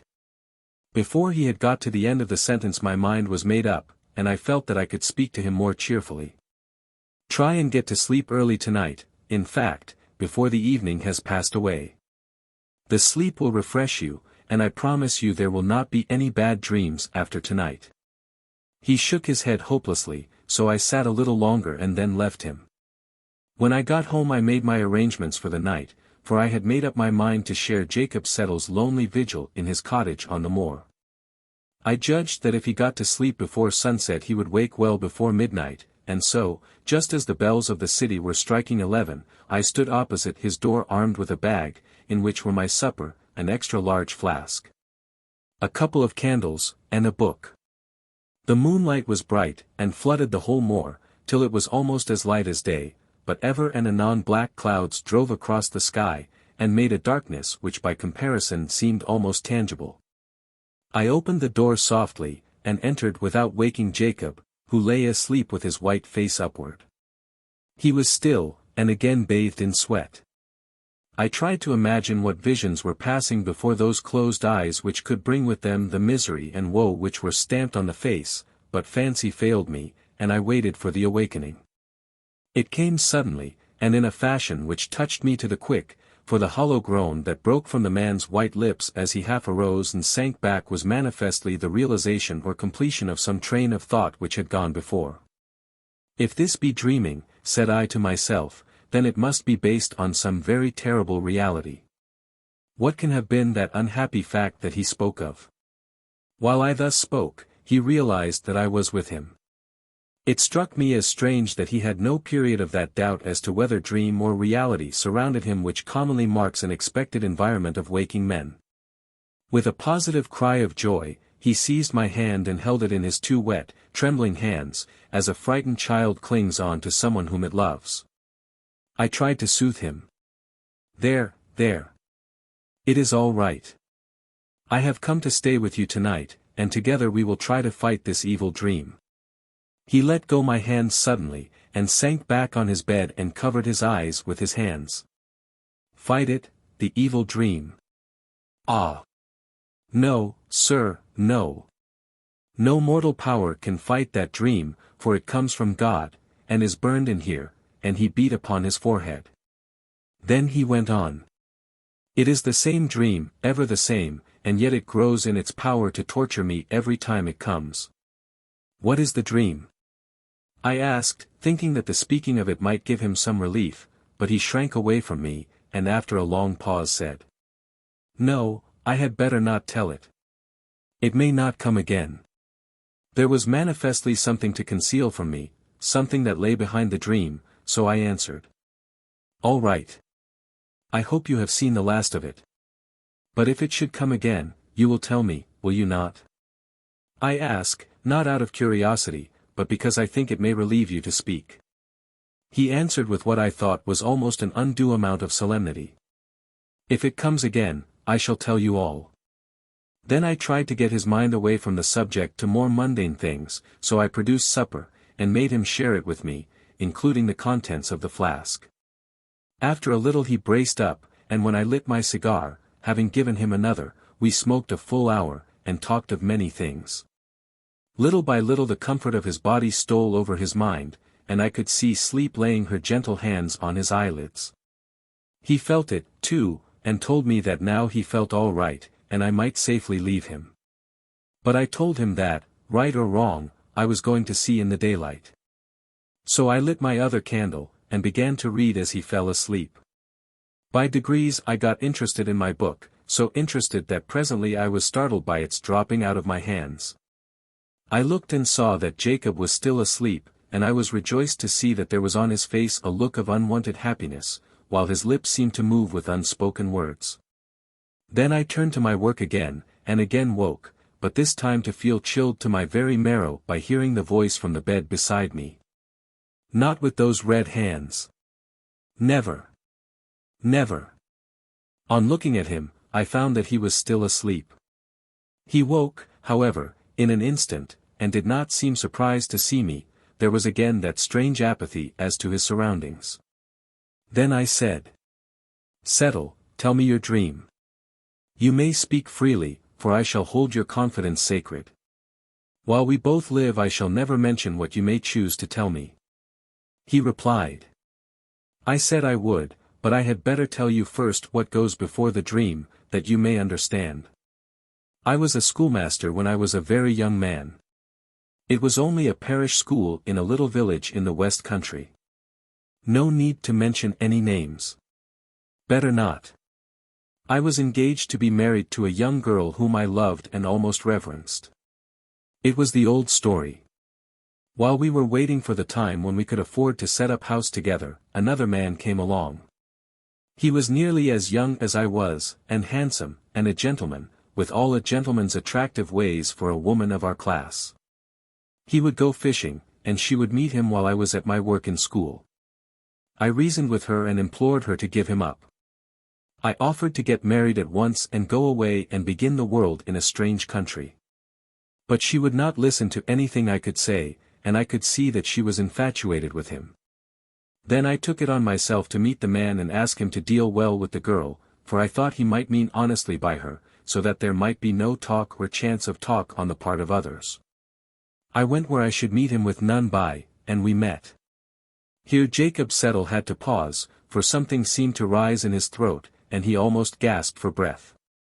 Then he went on. "Sir, as God is above us, there was no selfish thought in my heart that day. I loved my pretty Mabel too well to be content with a part of her love, and I had thought of my own unhappiness too often not to have come to realize that. Whatever might come to her, my hope was gone. He was insolent to me. You, sir, who are a gentleman, cannot know, perhaps, how galling can be the insolence of one who is above you in station, but I bore with that. I implored him to deal well with the girl, for what might be only a pastime of an idle hour with him might be the breaking of her heart. For I never had a thought of her truth, or that the worst of harm could come to her, it was only the unhappiness to her heart I feared. But when I asked him when he intended to marry her, his laughter galled me so that I lost my temper and told him that I would not stand by and see her life made unhappy. Then he grew angry too, and in his anger said such cruel things of her that then and there I swore he should not live to do her harm. God knows how it came about, for in such moments of passion it is hard to remember the steps from a word to a blow, but I found myself standing over his dead body, with my hands crimson with the blood that welled from his torn throat. We were alone and he was a stranger, with none of his kin to seek for him, and murder does not always out, not all at once. His bones may be whitening still, for all I know, in the pool of the river where I left him. No one suspected his absence, or why it was, except my poor Mabel, and she dared not speak. But it was all in vain, for when I came back again after an absence of months, for I could not live in the place, I learned that her shame had come and that she had died in it. Hitherto I had been borne up by the thought that my ill deed had saved her future, but now, when I learned that I had been too late, and that my poor love was smirched with that man's sin, I fled away with the sense of my useless guilt upon me more heavily than I could bear. Ah! Sir, you that have not done such a sin don't know what it is to carry it with you. You may think that custom makes it easy to you, but it is not so. It grows and grows with every hour, till it becomes intolerable, and with it growing, too, the feeling that you must forever stand outside heaven. You don't know what that means, and I pray God that you never may. Ordinary men, to whom all things are possible, don't often, if ever, think of heaven. It is a name, and nothing more, and they are content to wait and let things be, but to those who are doomed to be shut out forever you cannot think what it means, you cannot guess or measure the terrible endless longing to see the gates opened, and to be able to join the white figures within. And this brings me to my dream. It seemed that the portal was before me, with great gates of massive steel with bars of the thickness of a mast, rising to the very clouds, and so close that between them was just a glimpse of a crystal grotto, on whose shining walls were figured many white-clad forms with faces radiant with joy. When I stood before the gate my heart and my soul were so full of rapture and longing that I forgot. And there stood at the gate 2 mighty angels with sweeping wings, and, oh, so stern of countenance. They held each in one hand a flaming sword, and in the other the latchet, which moved to and fro at their lightest touch. Nearer were figures all draped in black, with heads covered so that only the eyes were seen, and they handed to each who came white garments such as the angels wear. A low murmur came that told that all should put on their own robes, and without soil, or the angels would not pass them in, but would smite them down with the flaming swords. I was eager to don my own garment, and hurriedly threw it over me and stepped swiftly to the gate, but it moved not, and the angels, loosing the latchet, pointed to my dress. I looked down, and was aghast, for the whole robe was smeared with blood. My hands were red, they glittered with the blood that dripped from them as on that day by the river bank. And then the angels raised their flaming swords to smite me down, and the horror was complete. I awoke. Again, and again, and again, that awful dream comes to me. I never learn from the experience, I never remember, but at the beginning the hope is ever there to make the end more appalling. And I know that the dream does not come out of the common darkness where the dreams abide, but that it is sent from God as a punishment. Never, never shall I be able to pass the gate, for the soil on the angel garments must ever come from these bloody hands. I listened as in a spell as Jacob Settle spoke. There was something so far away in the tone of his voice, something so dreamy and mystic in the eyes that looked as if through me at some spirit beyond, something so lofty in his very diction and in such marked contrast to his work-worn clothes and his poor surroundings that I wondered if the whole thing were not a dream. We were both silent for a long time. I kept looking at the man before me in growing wonderment. Now that his confession had been made, his soul, which had been crushed to the very earth, seemed to leap back again to uprightness with some resilient force. I suppose I ought to have been horrified with his story, but, strange to say, I was not. It certainly is not pleasant to be made the recipient of the confidence of a murderer, but this poor fellow seemed to have had, not only so much provocation, but so much self-denying purpose in his deed of blood that I did not feel called upon to pass judgment upon him. My purpose was to comfort, so I spoke out with what calmness I could, for my heart was beating fast and heavily. You need not despair, Jacob Settle. God is very good, and his mercy is great. Live on and work on in the hope that some day you may feel that you have atoned for the past. Here I paused, for I could see that deep, natural sleep this time, was creeping upon him. Go to sleep, I said. I shall watch with you here and we shall have no more evil dreams tonight. He made an effort to pull himself together, and answered. I don't know how to thank you for your goodness to me this night, but I think you had best leave me now. I'll try and sleep this out. I feel a weight off my mind since I have told you all. If there's anything of the man left in me, I must try and fight out life alone. I'll go tonight, as you wish it, I said. But take my advice, and do not live in such a solitary way. Go among men and women, live among them. Share their joys and sorrows, and it will help you to forget. This solitude will make you melancholy mad. I will. He answered, half unconsciously, for sleep was overmastering him. I turned to go, and he looked after me. When I had touched the latch I dropped it, and, coming back to the bed, held out my hand. He grasped it with both his as he rose to a sitting posture, and I said my good night, trying to cheer him. Heart, man, heart. There is work in the world for you to do, Jacob Settle. You can wear those white robes yet and pass through that gate of steel. Then I left him. A week after I found his cottage deserted, and on asking at the works was told that he had gone north, no one exactly knew whither. 2 years afterwards, I was staying for a few days with my friend Dr. Munro in Glasgow. He was a busy man, and could not spare much time for going about with me, so I spent my days in excursions to the Trossachs and Loch Katrine and down the Clyde. On the second last evening of my stay I came back somewhat later than I had arranged, but found that my host was late too. The maid told me that he had been sent for to the hospital, a case of accident at the gasworks, and the dinner was postponed an hour, so telling her I would stroll down to find her master and walk back with him, I went out. At the hospital I found him washing his hands preparatory to starting for home. Casually, I asked him what his case was. "Oh, the usual thing. A rotten rope and men's lives of no account. 2 men were working in a gasometer, when the rope that held their scaffolding broke. It must have occurred just before the dinner hour, for no one noticed their absence till the men had returned. There was about 7 feet of water in the gasometer, so they had a hard fight for it, poor fellows. However, one of them was alive, just alive, but we have had a hard job to pull him through. It seems that he owes his life to his mate, for I have never heard of greater heroism. They swam together while their strength lasted, but at the end they were so done up that even the lights above, and the men slung with ropes, coming down to help them, could not keep them up. But one of them stood on the bottom and held up his comrade over his head, and those few breaths made all the difference between life and death. They were a shocking sight when they were taken out, for that water is like a purple dye with the gas and the tar. The man upstairs looked as if he had been washed in blood. Ugh! And the other? Oh, he's worse still.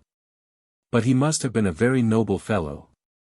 That struggle under the water must have been fearful. One can see that by the way the blood has been drawn from the extremities. It makes the idea of the stigmata possible to look at him. Resolution like this could, you would think, do anything in the world. Aye. It might almost unbar the gates of heaven. Look here, old man, it is not a very pleasant sight, especially just before dinner, but you are a writer, and this is an odd case. Here is something you would not like to miss, for in all human probability you will never see anything like it again. While he was speaking he had brought me into the mortuary of the hospital. On the bier lay a body covered with a white sheet, which was wrapped close round it. Looks like a chrysalis, don't it? I say, Jack, if there be anything in the old myth that a soul is typified by a butterfly, well, then the one that this chrysalis sent forth was a very noble specimen and took all the sunlight on its wings. See here. He uncovered the face. Horrible, indeed, it looked, as though stained with blood. But I knew him at once, Jacob Settle. My friend pulled the winding sheet further down. The hands were crossed on the purple breast as they had been reverently placed by some tender-hearted person. As I saw them my heart throbbed with a great exultation, for the memory of his harrowing dream rushed across my mind. There was no stain now on those poor, brave hands, for they were blanched white as snow. And somehow as I looked I felt that the evil dream was all over. That noble soul had won a way through the gate at last. The white robe had now no stain from the hands that had put it on. Crooken Sands.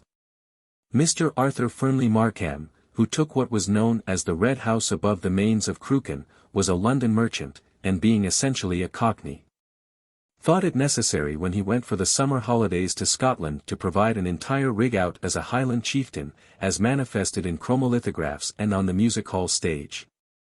He had once seen in the Empire the great prince, the Bounder King, bring down the house by appearing as the Mac Slogan of that ilk, and singing the celebrated Scotch song, "There's naething like haggis to mak a mon dry." And he had ever since preserved in his mind a faithful image of the picturesque and warlike appearance which he presented. Indeed, if the true inwardness of Mr. Markham's mind on the subject of his selection of Aberdeenshire as a summer resort were known, it would be found that in the foreground of the holiday locality which his fancy painted stalked the many-hued figure of the Mac Slogan of that ilk. However, be this as it may, a very kind fortune, certainly so far as external beauty was concerned, led him to the choice of Crooken Bay. It is a lovely spot, between Aberdeen and Peterhead, just under the rock-bound headland whence the long, dangerous reefs known as the Spurs run out into the North Sea. Between this and the Mains of Crooken, a village sheltered by the northern cliffs, lies the deep bay, backed with a multitude of bent-grown dunes where the rabbits are to be found in thousands. Thus at either end of the bay is a rocky promontory, and when the dawn or the sunset falls on the rocks of red syenite the effect is very lovely. The bay itself is floored with level sand and the tide runs far out, leaving a smooth waste of hard sand on which are dotted here and there the stake nets and bag nets of the salmon fishers. At one end of the bay there is a little group or cluster of rocks whose heads are raised something above high water, except when in rough weather the waves come over them green. At low tide they are exposed down to sand level. And here is perhaps the only little bit of dangerous sand on this part of the eastern coast. Between the rocks, which are apart about some 50 feet, is a small quicksand, which, like the Goodwins, is dangerous only with the incoming tide. It extends outwards till it is lost in the sea, and inwards till it fades away in the hard sand of the upper beach. On the slope of the hill which rises beyond the dunes, midway between the spurs and the port of Crooken, is the Red House. It rises from the midst of a clump of fir trees which protect it on 3 sides, leaving the whole sea front open. A trim old-fashioned garden stretches down to the roadway, on crossing which a grassy path, which can be used for light vehicles, threads a way to the shore, winding amongst the sand hills. When the Markham family arrived at the Red House after their 36 hours of pitching on the Aberdeen steamer Ban Rye from Blackwell, with the subsequent train to Yellon and drive of 12 miles, they all agreed that they had never seen a more delightful spot. The general satisfaction was more marked as at that very time none of the family were, for several reasons, inclined to find favourable anything or any place over the Scottish border. Though the family was a large one, the prosperity of the business allowed them all sorts of personal luxuries, amongst which was a wide latitude in the way of dress. The frequency of the Markham girls' new frocks was a source of envy to their bosom friends and of joy to themselves. Arthur Fernley Markham had not taken his family into his confidence regarding his new costume. He was not quite certain that he should be free from ridicule, or at least from sarcasm, and as he was sensitive on the subject, he thought it better to be actually in the suitable environment before he allowed the full splendor to burst upon them. He had taken some pains to ensure the completeness of the Highland costume. For the purpose he had paid many visits to the Scotch all-wool tartan clothing mart, which had been lately established in Copthall Court by the Messrs. MacCallum More and Roderick MacDhu. He had anxious consultations with the head of the firm, MacCallum as he called himself, resenting any such additions as Mr. or Esquire. The known stock of buckles, buttons, straps, brooches and ornaments of all kinds were examined in critical detail, and at last an eagle's feather of sufficiently magnificent proportions was discovered, and the equipment was complete. It was only when he saw the finished costume, with the vivid hues of the tartan seemingly modified into comparative sobriety by the multitude of silver fittings, the cairngorm brooches, the philibeg, dirk and sporran, that he was fully and absolutely satisfied with his choice. At first he had thought of the Royal Stuart dress tartan, but abandoned it on the MacCallum pointing out that if he should happen to be in the neighbourhood of Balmoral it might lead to complications. The MacCallum, who, by the way, spoke with a remarkable Cockney accent, suggested other plaids in turn, but now that the other question of accuracy had been raised, Mr. Markham foresaw difficulties if he should by chance find himself in the locality of the clan whose colours he had usurped.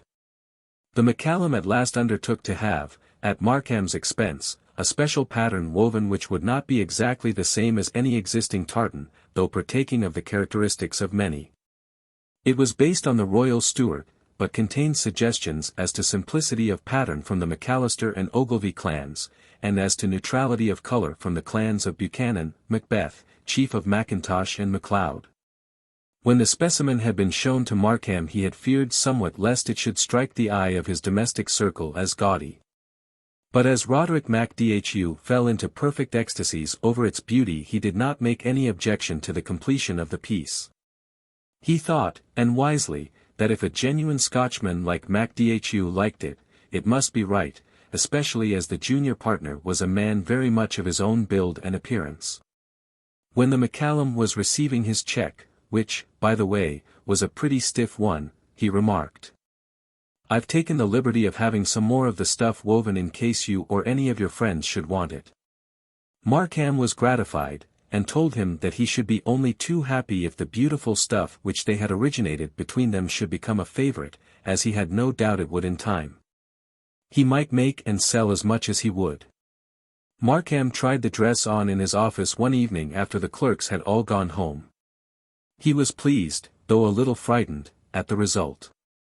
The MacCallum had done his work thoroughly, and there was nothing omitted that could add to the martial dignity of the wearer.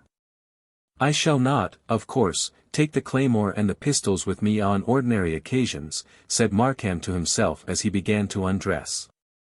He determined that he would wear the dress for the first time on landing in Scotland, and accordingly on the morning when the Ban Righ was hanging off the Girdle Ness lighthouse, waiting for the tide to enter the port of Aberdeen. He emerged from his cabin in all the gaudy splendor of his new costume. The first comment he heard was from one of his own sons, who did not recognize him at first. "Here's a guy. Great Scott! It's the governor." And the boy fled forthwith and tried to bury his laughter under a cushion in the saloon. Markham was a good sailor and had not suffered from the pitching of the boat, so that his naturally rubicund face was even more rosy by the conscious blush which suffused his cheeks when he had found himself at once the cynosure of all eyes.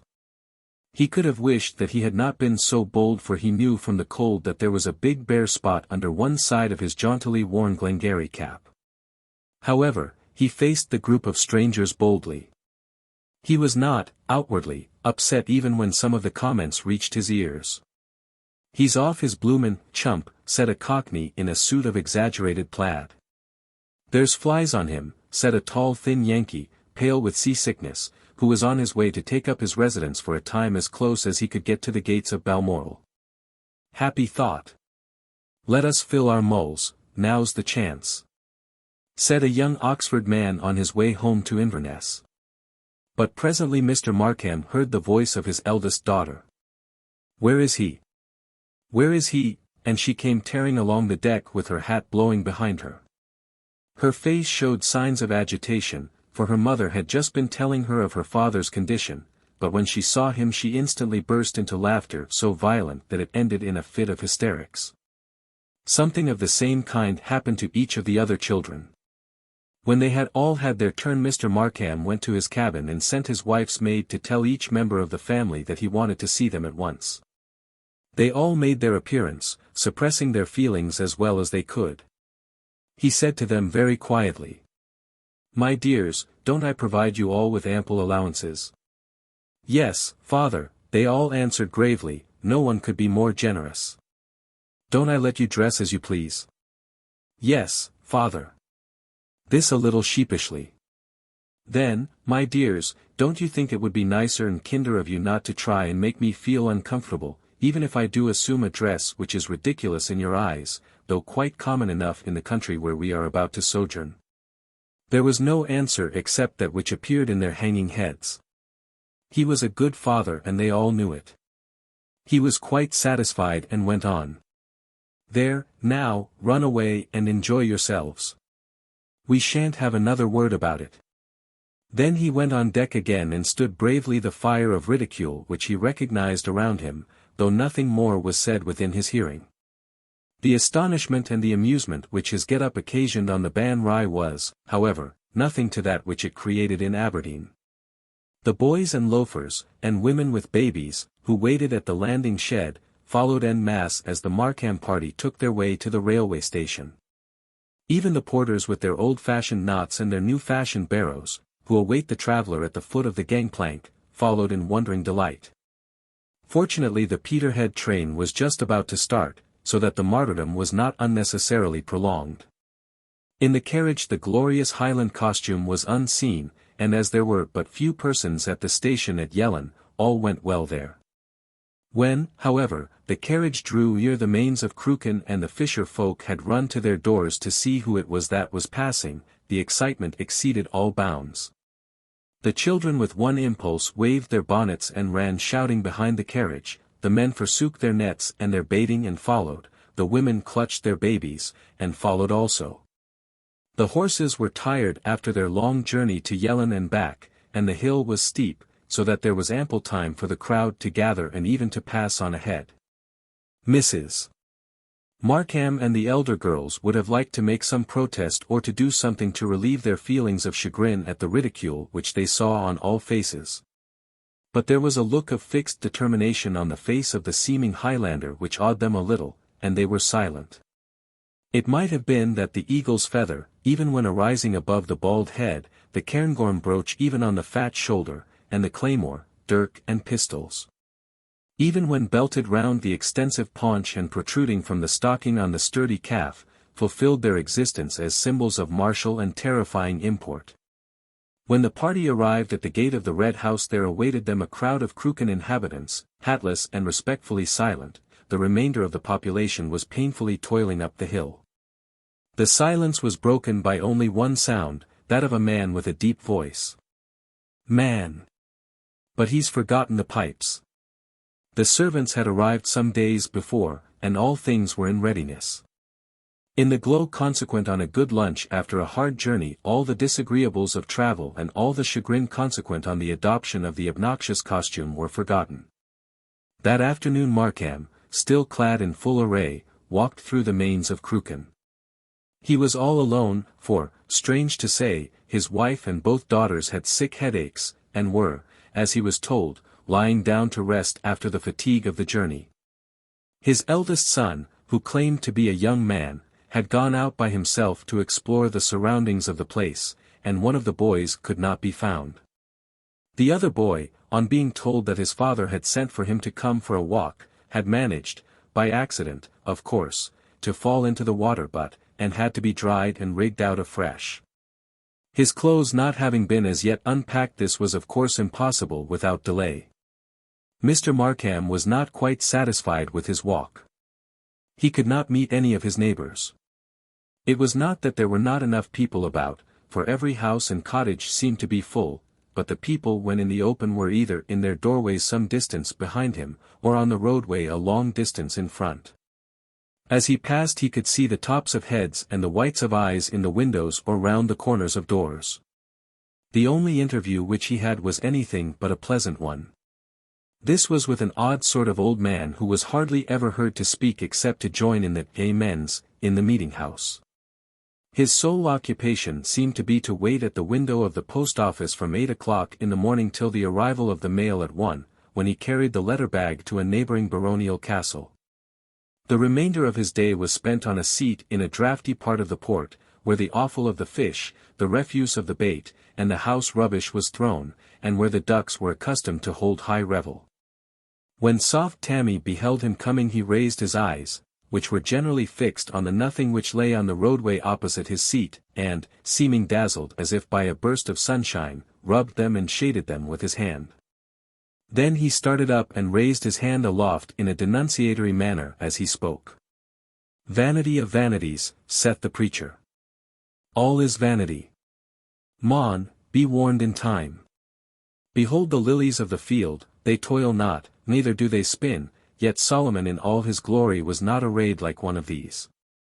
Mon! Mon! Thy vanity is as the quicksand which swallows up all which comes within its spell. Beware vanity. Beware the quicksand, which yawneth for thee, and which will swallow thee up. See thyself. Learn thine own vanity. Meet thyself face to face, and then in that moment thou shalt learn the fatal force of thy vanity. Learn it, know it, and repent ere the quicksand swallow thee." Then without another word he went back to his seat and sat there immovable and expressionless as before. Markham could not but feel a little upset by this tirade. Only that it was spoken by a seeming madman, he would have put it down to some eccentric exhibition of Scottish humour or impudence, but the gravity of the message, for it seemed nothing else, made such a reading impossible. He was, however, determined not to give in to ridicule, and although he had not yet seen anything in Scotland to remind him even of a kilt, he determined to wear his Highland dress. When he returned home, in less than half an hour, he found that every member of the family was, despite the headaches, out taking a walk. He took the opportunity afforded by their absence of locking himself in his dressing-room, took off the Highland dress, and, putting on a suit of flannels, lit a cigar and had a snooze. He was awakened by the noise of the family coming in, and at once donning his dress made his appearance in the drawing-room for tea. He did not go out again that afternoon. But after dinner he put on his dress again. He had, of course, dressed for dinner as usual, and went by himself for a walk on the seashore. He had by this time come to the conclusion that he would get by degrees accustomed to the Highland dress before making it his ordinary wear. The moon was up and he easily followed the path through the sand hills, and shortly struck the shore. The tide was out and the beach firm as a rock, so he strolled southwards to nearly the end of the bay. Here he was attracted by two isolated rocks some little way out from the edge of the dunes, so he strolled towards them. When he reached the nearest one he climbed it, and, sitting there elevated some 15 or 20 feet over the waste of sand, enjoyed the lovely, peaceful prospect. The moon was rising behind the headland of Pennyfold, and its light was just touching the top of the furthermost rock of the spurs some 3/4 of a mile out. The rest of the rocks were in dark shadow. As the moon rose over the headland, the rocks of the spurs and then the beach by degrees became flooded with light. For a good while Mr. Markham sat and looked at the rising moon and the growing area of light which followed its rise. Then he turned and faced eastwards and sat with his chin in his hand looking seawards, and revelling in the peace and beauty and freedom of the scene. The roar of London, the darkness and the strife and weariness of London life, seemed to have passed quite away, and he lived at the moment a freer and higher life. He looked at the glistening water as it stole its way over the flat waste of sand, coming closer and closer insensibly. The tide had turned. Presently he heard a distant shouting along the beach very far off. The fishermen calling to each other, he said to himself and looked around. As he did so he got a horrible shock, for though just then a cloud sailed across the moon he saw, in spite of the sudden darkness around him, his own image. For an instant, on the top of the opposite rock he could see the bald back of the head and the Glengarry cap with the immense eagle's feather. As he staggered back his foot slipped, and he began to slide down towards the sand between the two rocks. He took no concern as to falling, for the sand was really only a few feet below him, and his mind was occupied with the figure or simulacrum of himself, which had already disappeared. As the easiest way of reaching terra firma he prepared to jump the remainder of the distance. All this had taken but a second, but the brain works quickly, and even as he gathered himself for the spring he saw the sand below him lying so marble-eye level shake and shiver in an odd way. A sudden fear overcame him. His knees failed, and instead of jumping he slid miserably down the rock, scratching his bare legs as he went. His feet touched the sand, went through it like water, and he was down below his knees before he realized that he was in a quicksand. Wildly he grasped at the rock to keep himself from sinking further, and fortunately there was a jutting spur or edge which he was able to grasp instinctively. To this he clung in grim desperation. He tried to shout, but his breath would not come, till after a great effort his voice rang out. Again he shouted, and it seemed as if the sound of his own voice gave him new courage, for he was able to hold on to the rock for a longer time than he thought possible, though he held on only in blind desperation. He was, however, beginning to find his grasp weakening, when, joy of joys! His shout was answered by a rough voice from just above him. "God be thanked, I'm nae too late," and a fisherman with great thigh boots came hurriedly climbing over the rock. In an instant he recognized the gravity of the danger, and with a cheering, "Haud fast, mon. I'm comin'," scrambled down till he found a firm foothold. Then with one strong hand holding the rock above, he leaned down, and catching Markham's wrist, called out to him, "Haud to me, mon. Haud to me why, ither hond." Then he lent his great strength, and with a steady, sturdy pull, dragged him out of the hungry quicksand and placed him safe upon the rock. Hardly giving him time to draw breath, he pulled and pushed him, never letting him go for an instant, over the rock into the firm sand beyond it, and finally deposited him, still shaking from the magnitude of his danger, high upon the beach. Then he began to speak. "Mon! But I was just in time. If I had no locked at yon foolish lads and begun to rin at the first you'd ha' been sinkin' doon to the bowels o' the airth be the no-o. Wooly Beagrie thought you was a gayest, and Tom MacPhail swore ye was only like a goblin on a pootic steel. Na, said I, yon's but the daft Englishman, the loony that had escapit frae the waxworks. I was thinkin' that bein' strange and silly, if not a whole-made feel, ye'd no ken the ways o' the quicksand. I shouted till warn ye, and then ran to drag ye aft, if need be. But God be thankit, be ye fuel or only half daft why, your vanity, that I was no that late, and he reverently lifted his cap as he spoke. Mr. Markham was deeply touched and thankful for his escape from a horrible death. But the sting of the charge of vanity thus made once more against him came through his humility. He was about to reply angrily, when suddenly a great awe fell upon him as he remembered the warning words of the half-crazy letter-carrier, "Meet thyself face to face, and repent ere the quicksand shall swallow thee." Here, too, he remembered the image of himself that he had seen and the sudden danger from the deadly quicksand that had followed. He was silent a full minute, and then said, "My good fellow, I owe you my life." The answer came with reverence from the hardy fisherman, "Na. Na. Ye owe that to God, but, as for me, I'm only too glad to be the humble instrument o' his mercy." "But you will let me thank you," said Mr. Markham, taking both the great hands of his deliverer in his and holding them tight. "My heart is too full as yet, and my nerves are too much shaken to let me say much, but, believe me, I am very, very grateful." It was quite evident that the poor old fellow was deeply touched, for the tears were running down his cheeks. The fisherman said, with a rough but true courtesy, "Aye, sir. Thank me and ye will, if it'll do your poor heart good. And I'm thinking that if it were me I'd be thankful too. But, sir, as for me I need no thanks. I am glad, so I am." That Arthur Fernley Markham was really thankful and grateful was shown practically later on. Within a week's time there sailed into Port Crooken the finest fishing smack that had ever been seen in the harbour of Peterhead. She was fully found with sails and gear of all kinds, and with nets of the best. Her master and men went away by the coach, after having left with the salmon fisher's wife the papers which made her over to him. As Mr. Markham and the salmon fisher walked together along the shore, the former asked his companion not to mention the fact that he had been in such imminent danger, for that it would only distress his dear wife and children. He said that he would warn them all of the quicksand, and for that purpose he, then and there, asked questions about it till he felt that his information on the subject was complete.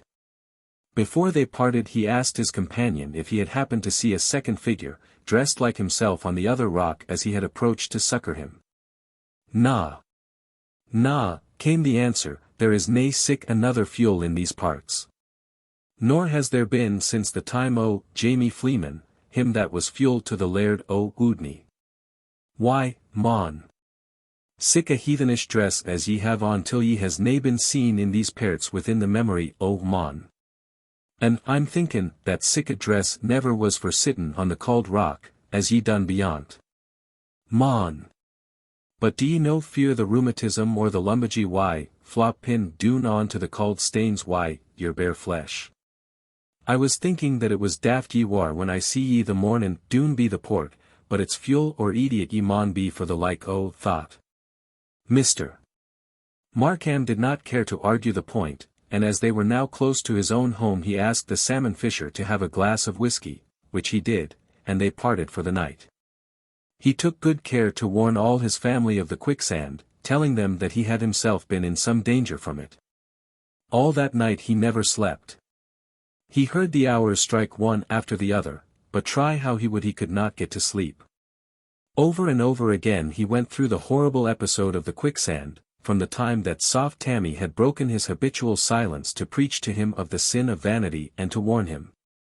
The question kept ever arising in his mind, "Am I then so vain as to be in the ranks of the foolish?" And the answer ever came in the words of the crazy prophet, "Vanity of vanities. All is vanity. Meet thyself face to face, and repent ere the quicksand shall swallow thee." Somehow a feeling of doom began to shape itself in his mind that he would yet perish in that same quicksand, for there he had already met himself face to face.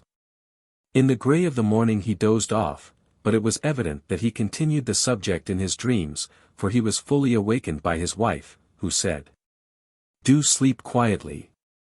That blessed Highland suit has got on your brain. Don't talk in your sleep, if you can help it." He was somehow conscious of a glad feeling, as if some terrible weight had been lifted from him, but he did not know any cause of it. He asked his wife what he had said in his sleep, and she answered.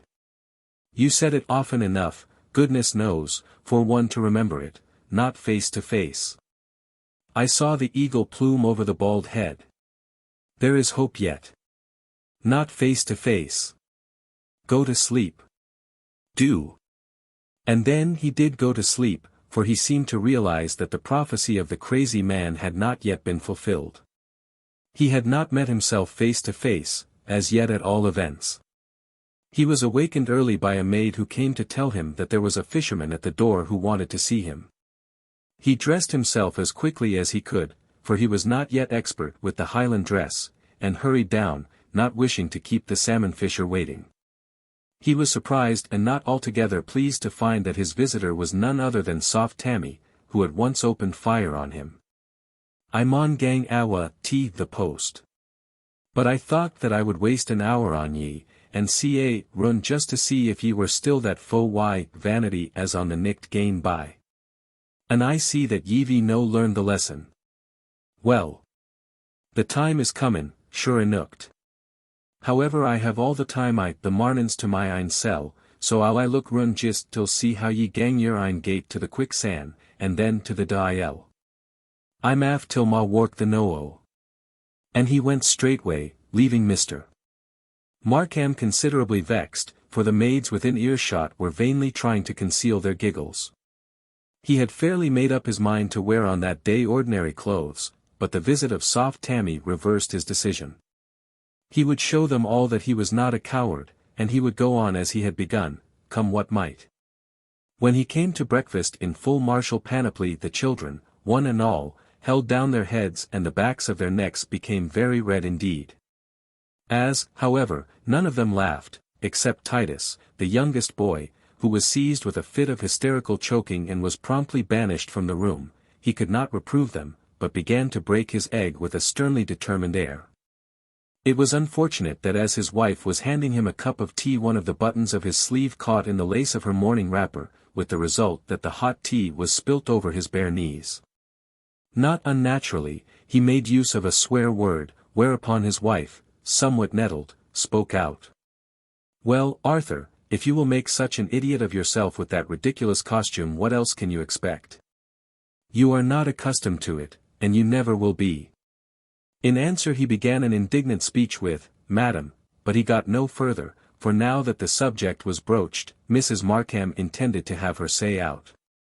It was not a pleasant say, and, truth to tell, it was not said in a pleasant manner. A wife's manner seldom is pleasant when she undertakes to tell what she considers truths to her husband. The result was that Arthur Fernley Markham undertook, then and there, that during his stay in Scotland he would wear no other costume than the one she abused. Woman like his wife had the last word, given in this case with tears. "Very well, Arthur. Of course you will do as you choose. Make me as ridiculous as you can, and spoil the poor girl's chances in life. Young men don't seem to care, as a general rule, for an idiot father-in-law. But I must warn you that your vanity will some day get a rude shock, if indeed you are not before then in an asylum or dead." It was manifest after a few days that Mr. Markham would have to take the major part of his outdoor exercise by himself. The girls now and again took a walk with him, chiefly in the early morning or late at night, or on a wet day when there would be no one about. They professed to be willing to go out at all times, but somehow something always seemed to occur to prevent it. The boys could never be found at all on such occasions, and as to Mrs. Markham, she sternly refused to go out with him on any consideration so long as he should continue to make a fool of himself. On the Sunday he dressed himself in his habitual broadcloth, for he rightly felt that church was not a place for angry feelings, but on Monday morning he resumed his Highland garb. By this time he would have given a good deal if he had never thought of the dress, but his British obstinacy was strong, and he would not give in. Soft Tammy called at his house every morning, and, not being able to see him nor to have any message taken to him, used to call back in the afternoon when the letter bag had been delivered and watched for his going out. On such occasions he never failed to warn him against his vanity in the same words which he had used at the first. Before many days were over Mr. Markham had come to look upon him as little short of a scourge. By the time the week was out the enforced partial solitude, the constant chagrin, and the never-ending brooding which was thus engendered, began to make Mr. Markham quite ill. He was too proud to take any of his family into his confidence since they had in his view treated him very badly. Then he did not sleep well at night, and when he did sleep he had constantly bad dreams. Merely to assure himself that his pluck was not failing him he made it a practice to visit the quicksand at least once every day. He hardly ever failed to go there the last thing at night. It was perhaps this habit that wrought the quicksand with its terrible experience so perpetually into his dreams. More and more vivid these became, till on waking at times he could hardly realize that he had not been actually in the flesh to visit the fatal spot. He sometimes thought that he might have been walking in his sleep. One night his dream was so vivid that when he awoke he could not believe that it had only been a dream. He shut his eyes again and again, but each time the vision, if it was a vision, or the reality, if it was a reality, would rise before him. The moon was shining full and yellow over the quicksand as he approached it. He could see the expanse of light shaken and disturbed and full of black shadows as the liquid sand quivered and trembled and wrinkled and eddied as was its wont between its pauses of marble calm. As he drew close to it another figure came towards it from the opposite side with equal footsteps.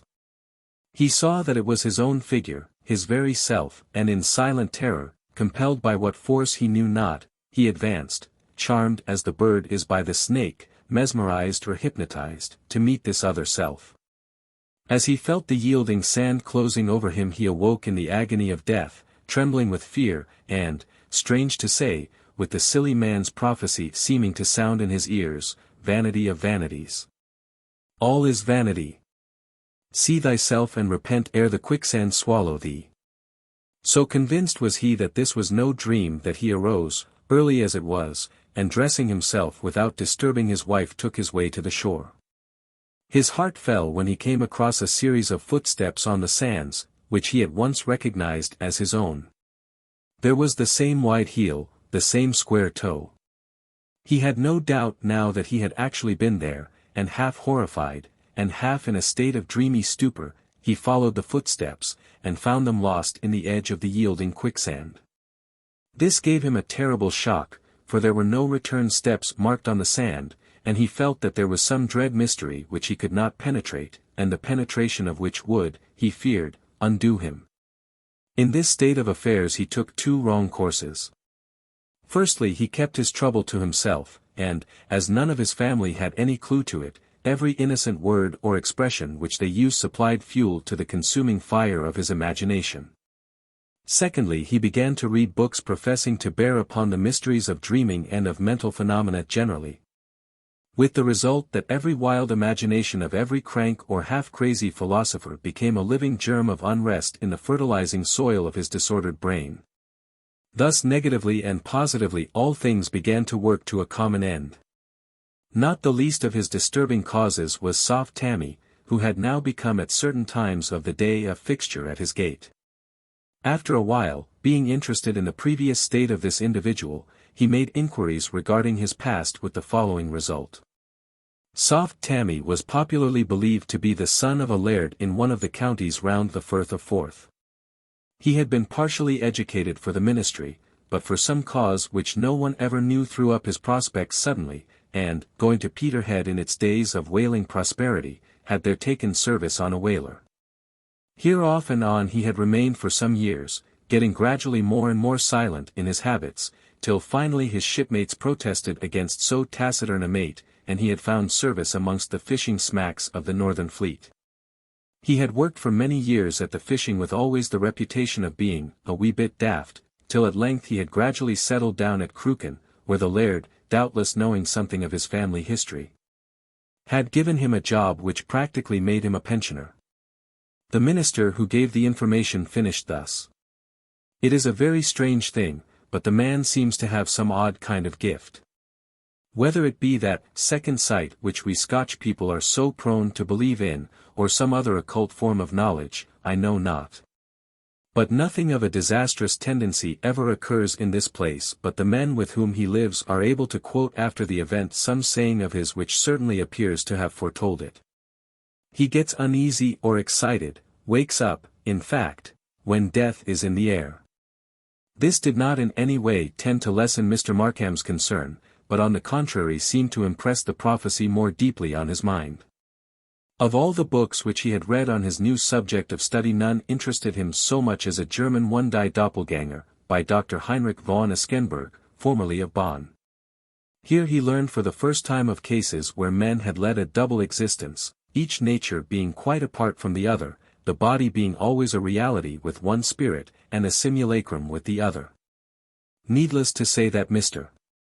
Markham realized this theory as exactly suiting his own case. The glimpse which he had of his own back the night of his escape from the quicksand, his own footmarks disappearing into the quicksand with no return steps visible, the prophecy of soft Tammy about his meeting himself and perishing in the quicksand, all lent aid to the conviction that he was in his own person an instance of the doppelganger. Being then conscious of a double life, he took steps to prove its existence to his own satisfaction. To this end, on one night before going to bed, he wrote his name in chalk on the soles of his shoes. That night he dreamed of the quicksand, and of his visiting it, dreamed so vividly that on waking in the grey of the dawn he could not believe that he had not been there. Arising, without disturbing his wife, he sought his shoes. The chalk signatures were undisturbed. He dressed himself and stole out softly. This time the tide was in, so he crossed the dunes and struck the shore on the further side of the quicksand. There, oh, horror of horrors! He saw his own footprints dying into the abyss. He went home a desperately sad man. It seemed incredible that he, an elderly commercial man, who had passed a long and uneventful life in the pursuit of business in the midst of roaring, practical London, should thus find himself enmeshed in mystery and horror. And that he should discover that he had two existences. He could not speak of his trouble even to his own wife, for well he knew that she would at once require the fullest particulars of that other life, the one which she did not know. And that she would at the start not only imagine but charge him with all manner of infidelities on the head of it. And so his brooding grew deeper and deeper still. One evening, the tide then going out and the moon being at the full, he was sitting waiting for dinner when the maid announced that soft Tammy was making a disturbance outside because he would not be let in to see him. He was very indignant, but did not like the maid to think that he had any fear on the subject, and so told her to bring him in. Tammy entered, walking more briskly than ever with his head up and a look of vigorous decision in the eyes that were so generally cast down. As soon as he entered he said, "I have come to see ye once again, once again. And there ye sit, still just like a cockatoo on a perch. Weel, mon, I forge ye. Mind ye that, I forge ye." And without a word more he turned and walked out of the house, leaving the master in speechless indignation. After dinner he determined to pay another visit to the quicksand. He would not allow even to himself that he was afraid to go. And so, about 9 o'clock, in full array, he marched to the beach, and passing over the sands sat on the skirt of the nearer rock. The full moon was behind him and its light lit up the bay so that its fringe of foam, the dark outline of the headland, and the stakes of the salmon nets were all emphasized. In the brilliant yellow glow the lights in the windows of Port Crooken and in those of the distant castle of the laird trembled like stars through the sky. For a long time he sat and drank in the beauty of the scene, and his soul seemed to feel a peace that it had not known for many days. All the pettiness and annoyance and silly fears of the past weeks seemed blotted out, and a new holy calm took the vacant place. In this sweet and solemn mood he reviewed his late action calmly, and felt ashamed of himself for his vanity and for the obstinacy which had followed it. And then and there he made up his mind that the present would be the last time he would wear the costume which had estranged him from those whom he loved, and which had caused him so many hours and days of chagrin, vexation, and pain. But almost as soon as he arrived at this conclusion another voice seemed to speak within him and mockingly to ask him if he should ever get the chance to wear the suit again, that it was too late, he had chosen his course and must now abide the issue. "It is not too late," came the quick answer of his better self, and full of the thought, he rose up to go home and divest himself of the now hateful costume right away. He paused for one look at the beautiful scene. The light lay pale and mellow, softening every outline of rock and tree and housetop, and deepening the shadows into velvety black, and lighting, as with a pale flame, the incoming tide, that now crept fringe-like across the flat waste of sand. Then he left the rock and stepped out for the shore. But as he did so a frightful spasm of horror shook him, and for an instant the blood rushing to his head shut out all the light of the full moon. Once more he saw that fatal image of himself moving beyond the quicksand from the opposite rock to the shore. The shock was all the greater for the contrast with the spell of peace which he had just enjoyed. And, almost paralyzed in every sense, he stood and watched the fatal vision in the wrinkly, crawling quicksand that seemed to writhe and yearn for something that lay between. There could be no mistake this time, for though the moon behind threw the face into shadow he could see there the same shaven cheeks as his own, and the small stubby mustache of a few weeks' growth. The light shone on the brilliant tartan, and on the eagle's plume. Even the bald space at one side of the Glengarry cap glistened, as did the cairngorm brooch on the shoulder and the tops of the silver buttons. As he looked he felt his feet slightly sinking, for he was still near the edge of the belt of quicksand, and he stepped back. As he did so the other figure stepped forward, so that the space between them was preserved. So the two stood facing each other, as though in some weird fascination, and in the rushing of the blood through his brain Markham seemed to hear the words of the prophecy, "See thyself face to face, and repent ere the quicksand swallow thee." He did stand face to face with himself, he had repented, and now he was sinking in the quicksand. The warning and prophecy were coming true. Above him the seagulls screamed, circling round the fringe of the incoming tide, and the sound being entirely mortal recalled him to himself. On the instant he stepped back a few quick steps, for as yet only his feet were merged in the soft sand. As he did so the other figure stepped forward, and coming within the deadly grip of the quicksand began to sink. It seemed to Markham that he was looking at himself going down to his doom, and on the instant the anguish of his soul found vent in a terrible cry. There was at the same instant a terrible cry from the other figure, and as Markham threw up his hands the figure did the same. With horror-struck eyes he saw him sink deeper into the quicksand. And then, impelled by what power he knew not, he advanced again towards the sand to meet his fate. But as his more forward foot began to sink he heard again the cries of the seagulls which seemed to restore his benumbed faculties. With a mighty effort he drew his foot out of the sand which seemed to clutch it, leaving his shoe behind, and then in sheer terror he turned and ran from the place, never stopping till his breath and strength failed him. And he sank half swooning on the grassy path through the sandhills. Arthur Markham made up his mind not to tell his family of his terrible adventure, until at least such time as he should be complete master of himself. Now that the fatal double, his other self, had been engulfed in the quicksand he felt something like his old peace of mind. That night he slept soundly and did not dream at all, and in the morning was quite his old self. It really seemed as though his newer and worser self had disappeared forever. And strangely enough soft Tammy was absent from his post that morning and never appeared there again, but sat in his old place watching nothing, as of old, with lackluster eye. In accordance with his resolution he did not wear his Highland suit again, but one evening tied it up in a bundle, claymore, dirk and philibeg and all, and bringing it secretly with him threw it into the quicksand. With a feeling of intense pleasure he saw it sucked below the sand, which closed above it into marble smoothness. Then he went home and announced cheerily to his family assembled for evening prayers. "Well, my dears, you will be glad to hear that I have abandoned my idea of wearing the Highland dress. I see now what a vain old fool I was and how ridiculous I made myself. You shall never see it again." "Where is it, father?" asked one of the girls, wishing to say something so that such a self-sacrificing announcement as her father's should not be passed in absolute silence.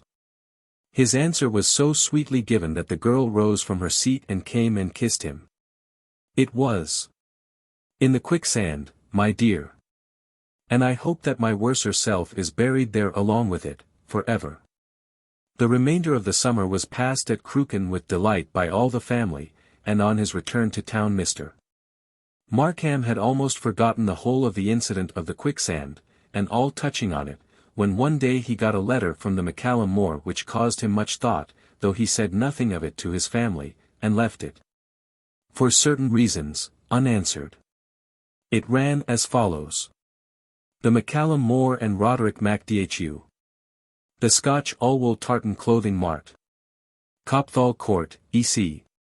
September 30th, 1892. Dear Sir, I trust you will pardon the liberty which I take in writing to you, but I am desirous of making an inquiry, and I am informed that you have been sojourning during the summer in Aberdeenshire, Scotland, N.B. My partner, Mr.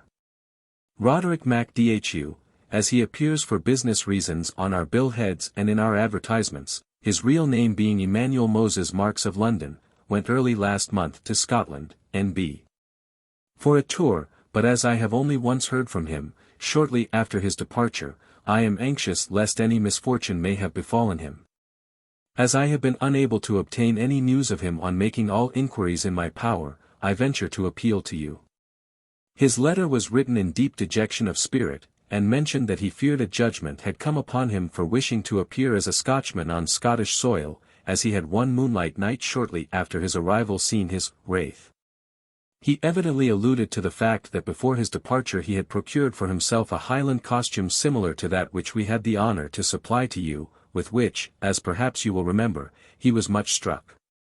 He may, however, never have worn it, as he was, to my own knowledge, diffident about putting it on, and even went so far as to tell me that he would at first only venture to wear it late at night or very early in the morning. And then only in remote places, until such time as he should get accustomed to it. Unfortunately he did not advise me of his route, so that I am in complete ignorance of his whereabouts. And I venture to ask if you may have seen or heard of a Highland costume similar to your own having been seen anywhere in the neighbourhood in which I am told you have recently purchased the estate which you temporarily occupied. I shall not expect an answer to this letter unless you can give me some information regarding my friend and partner, so pray do not trouble to reply unless there be cause.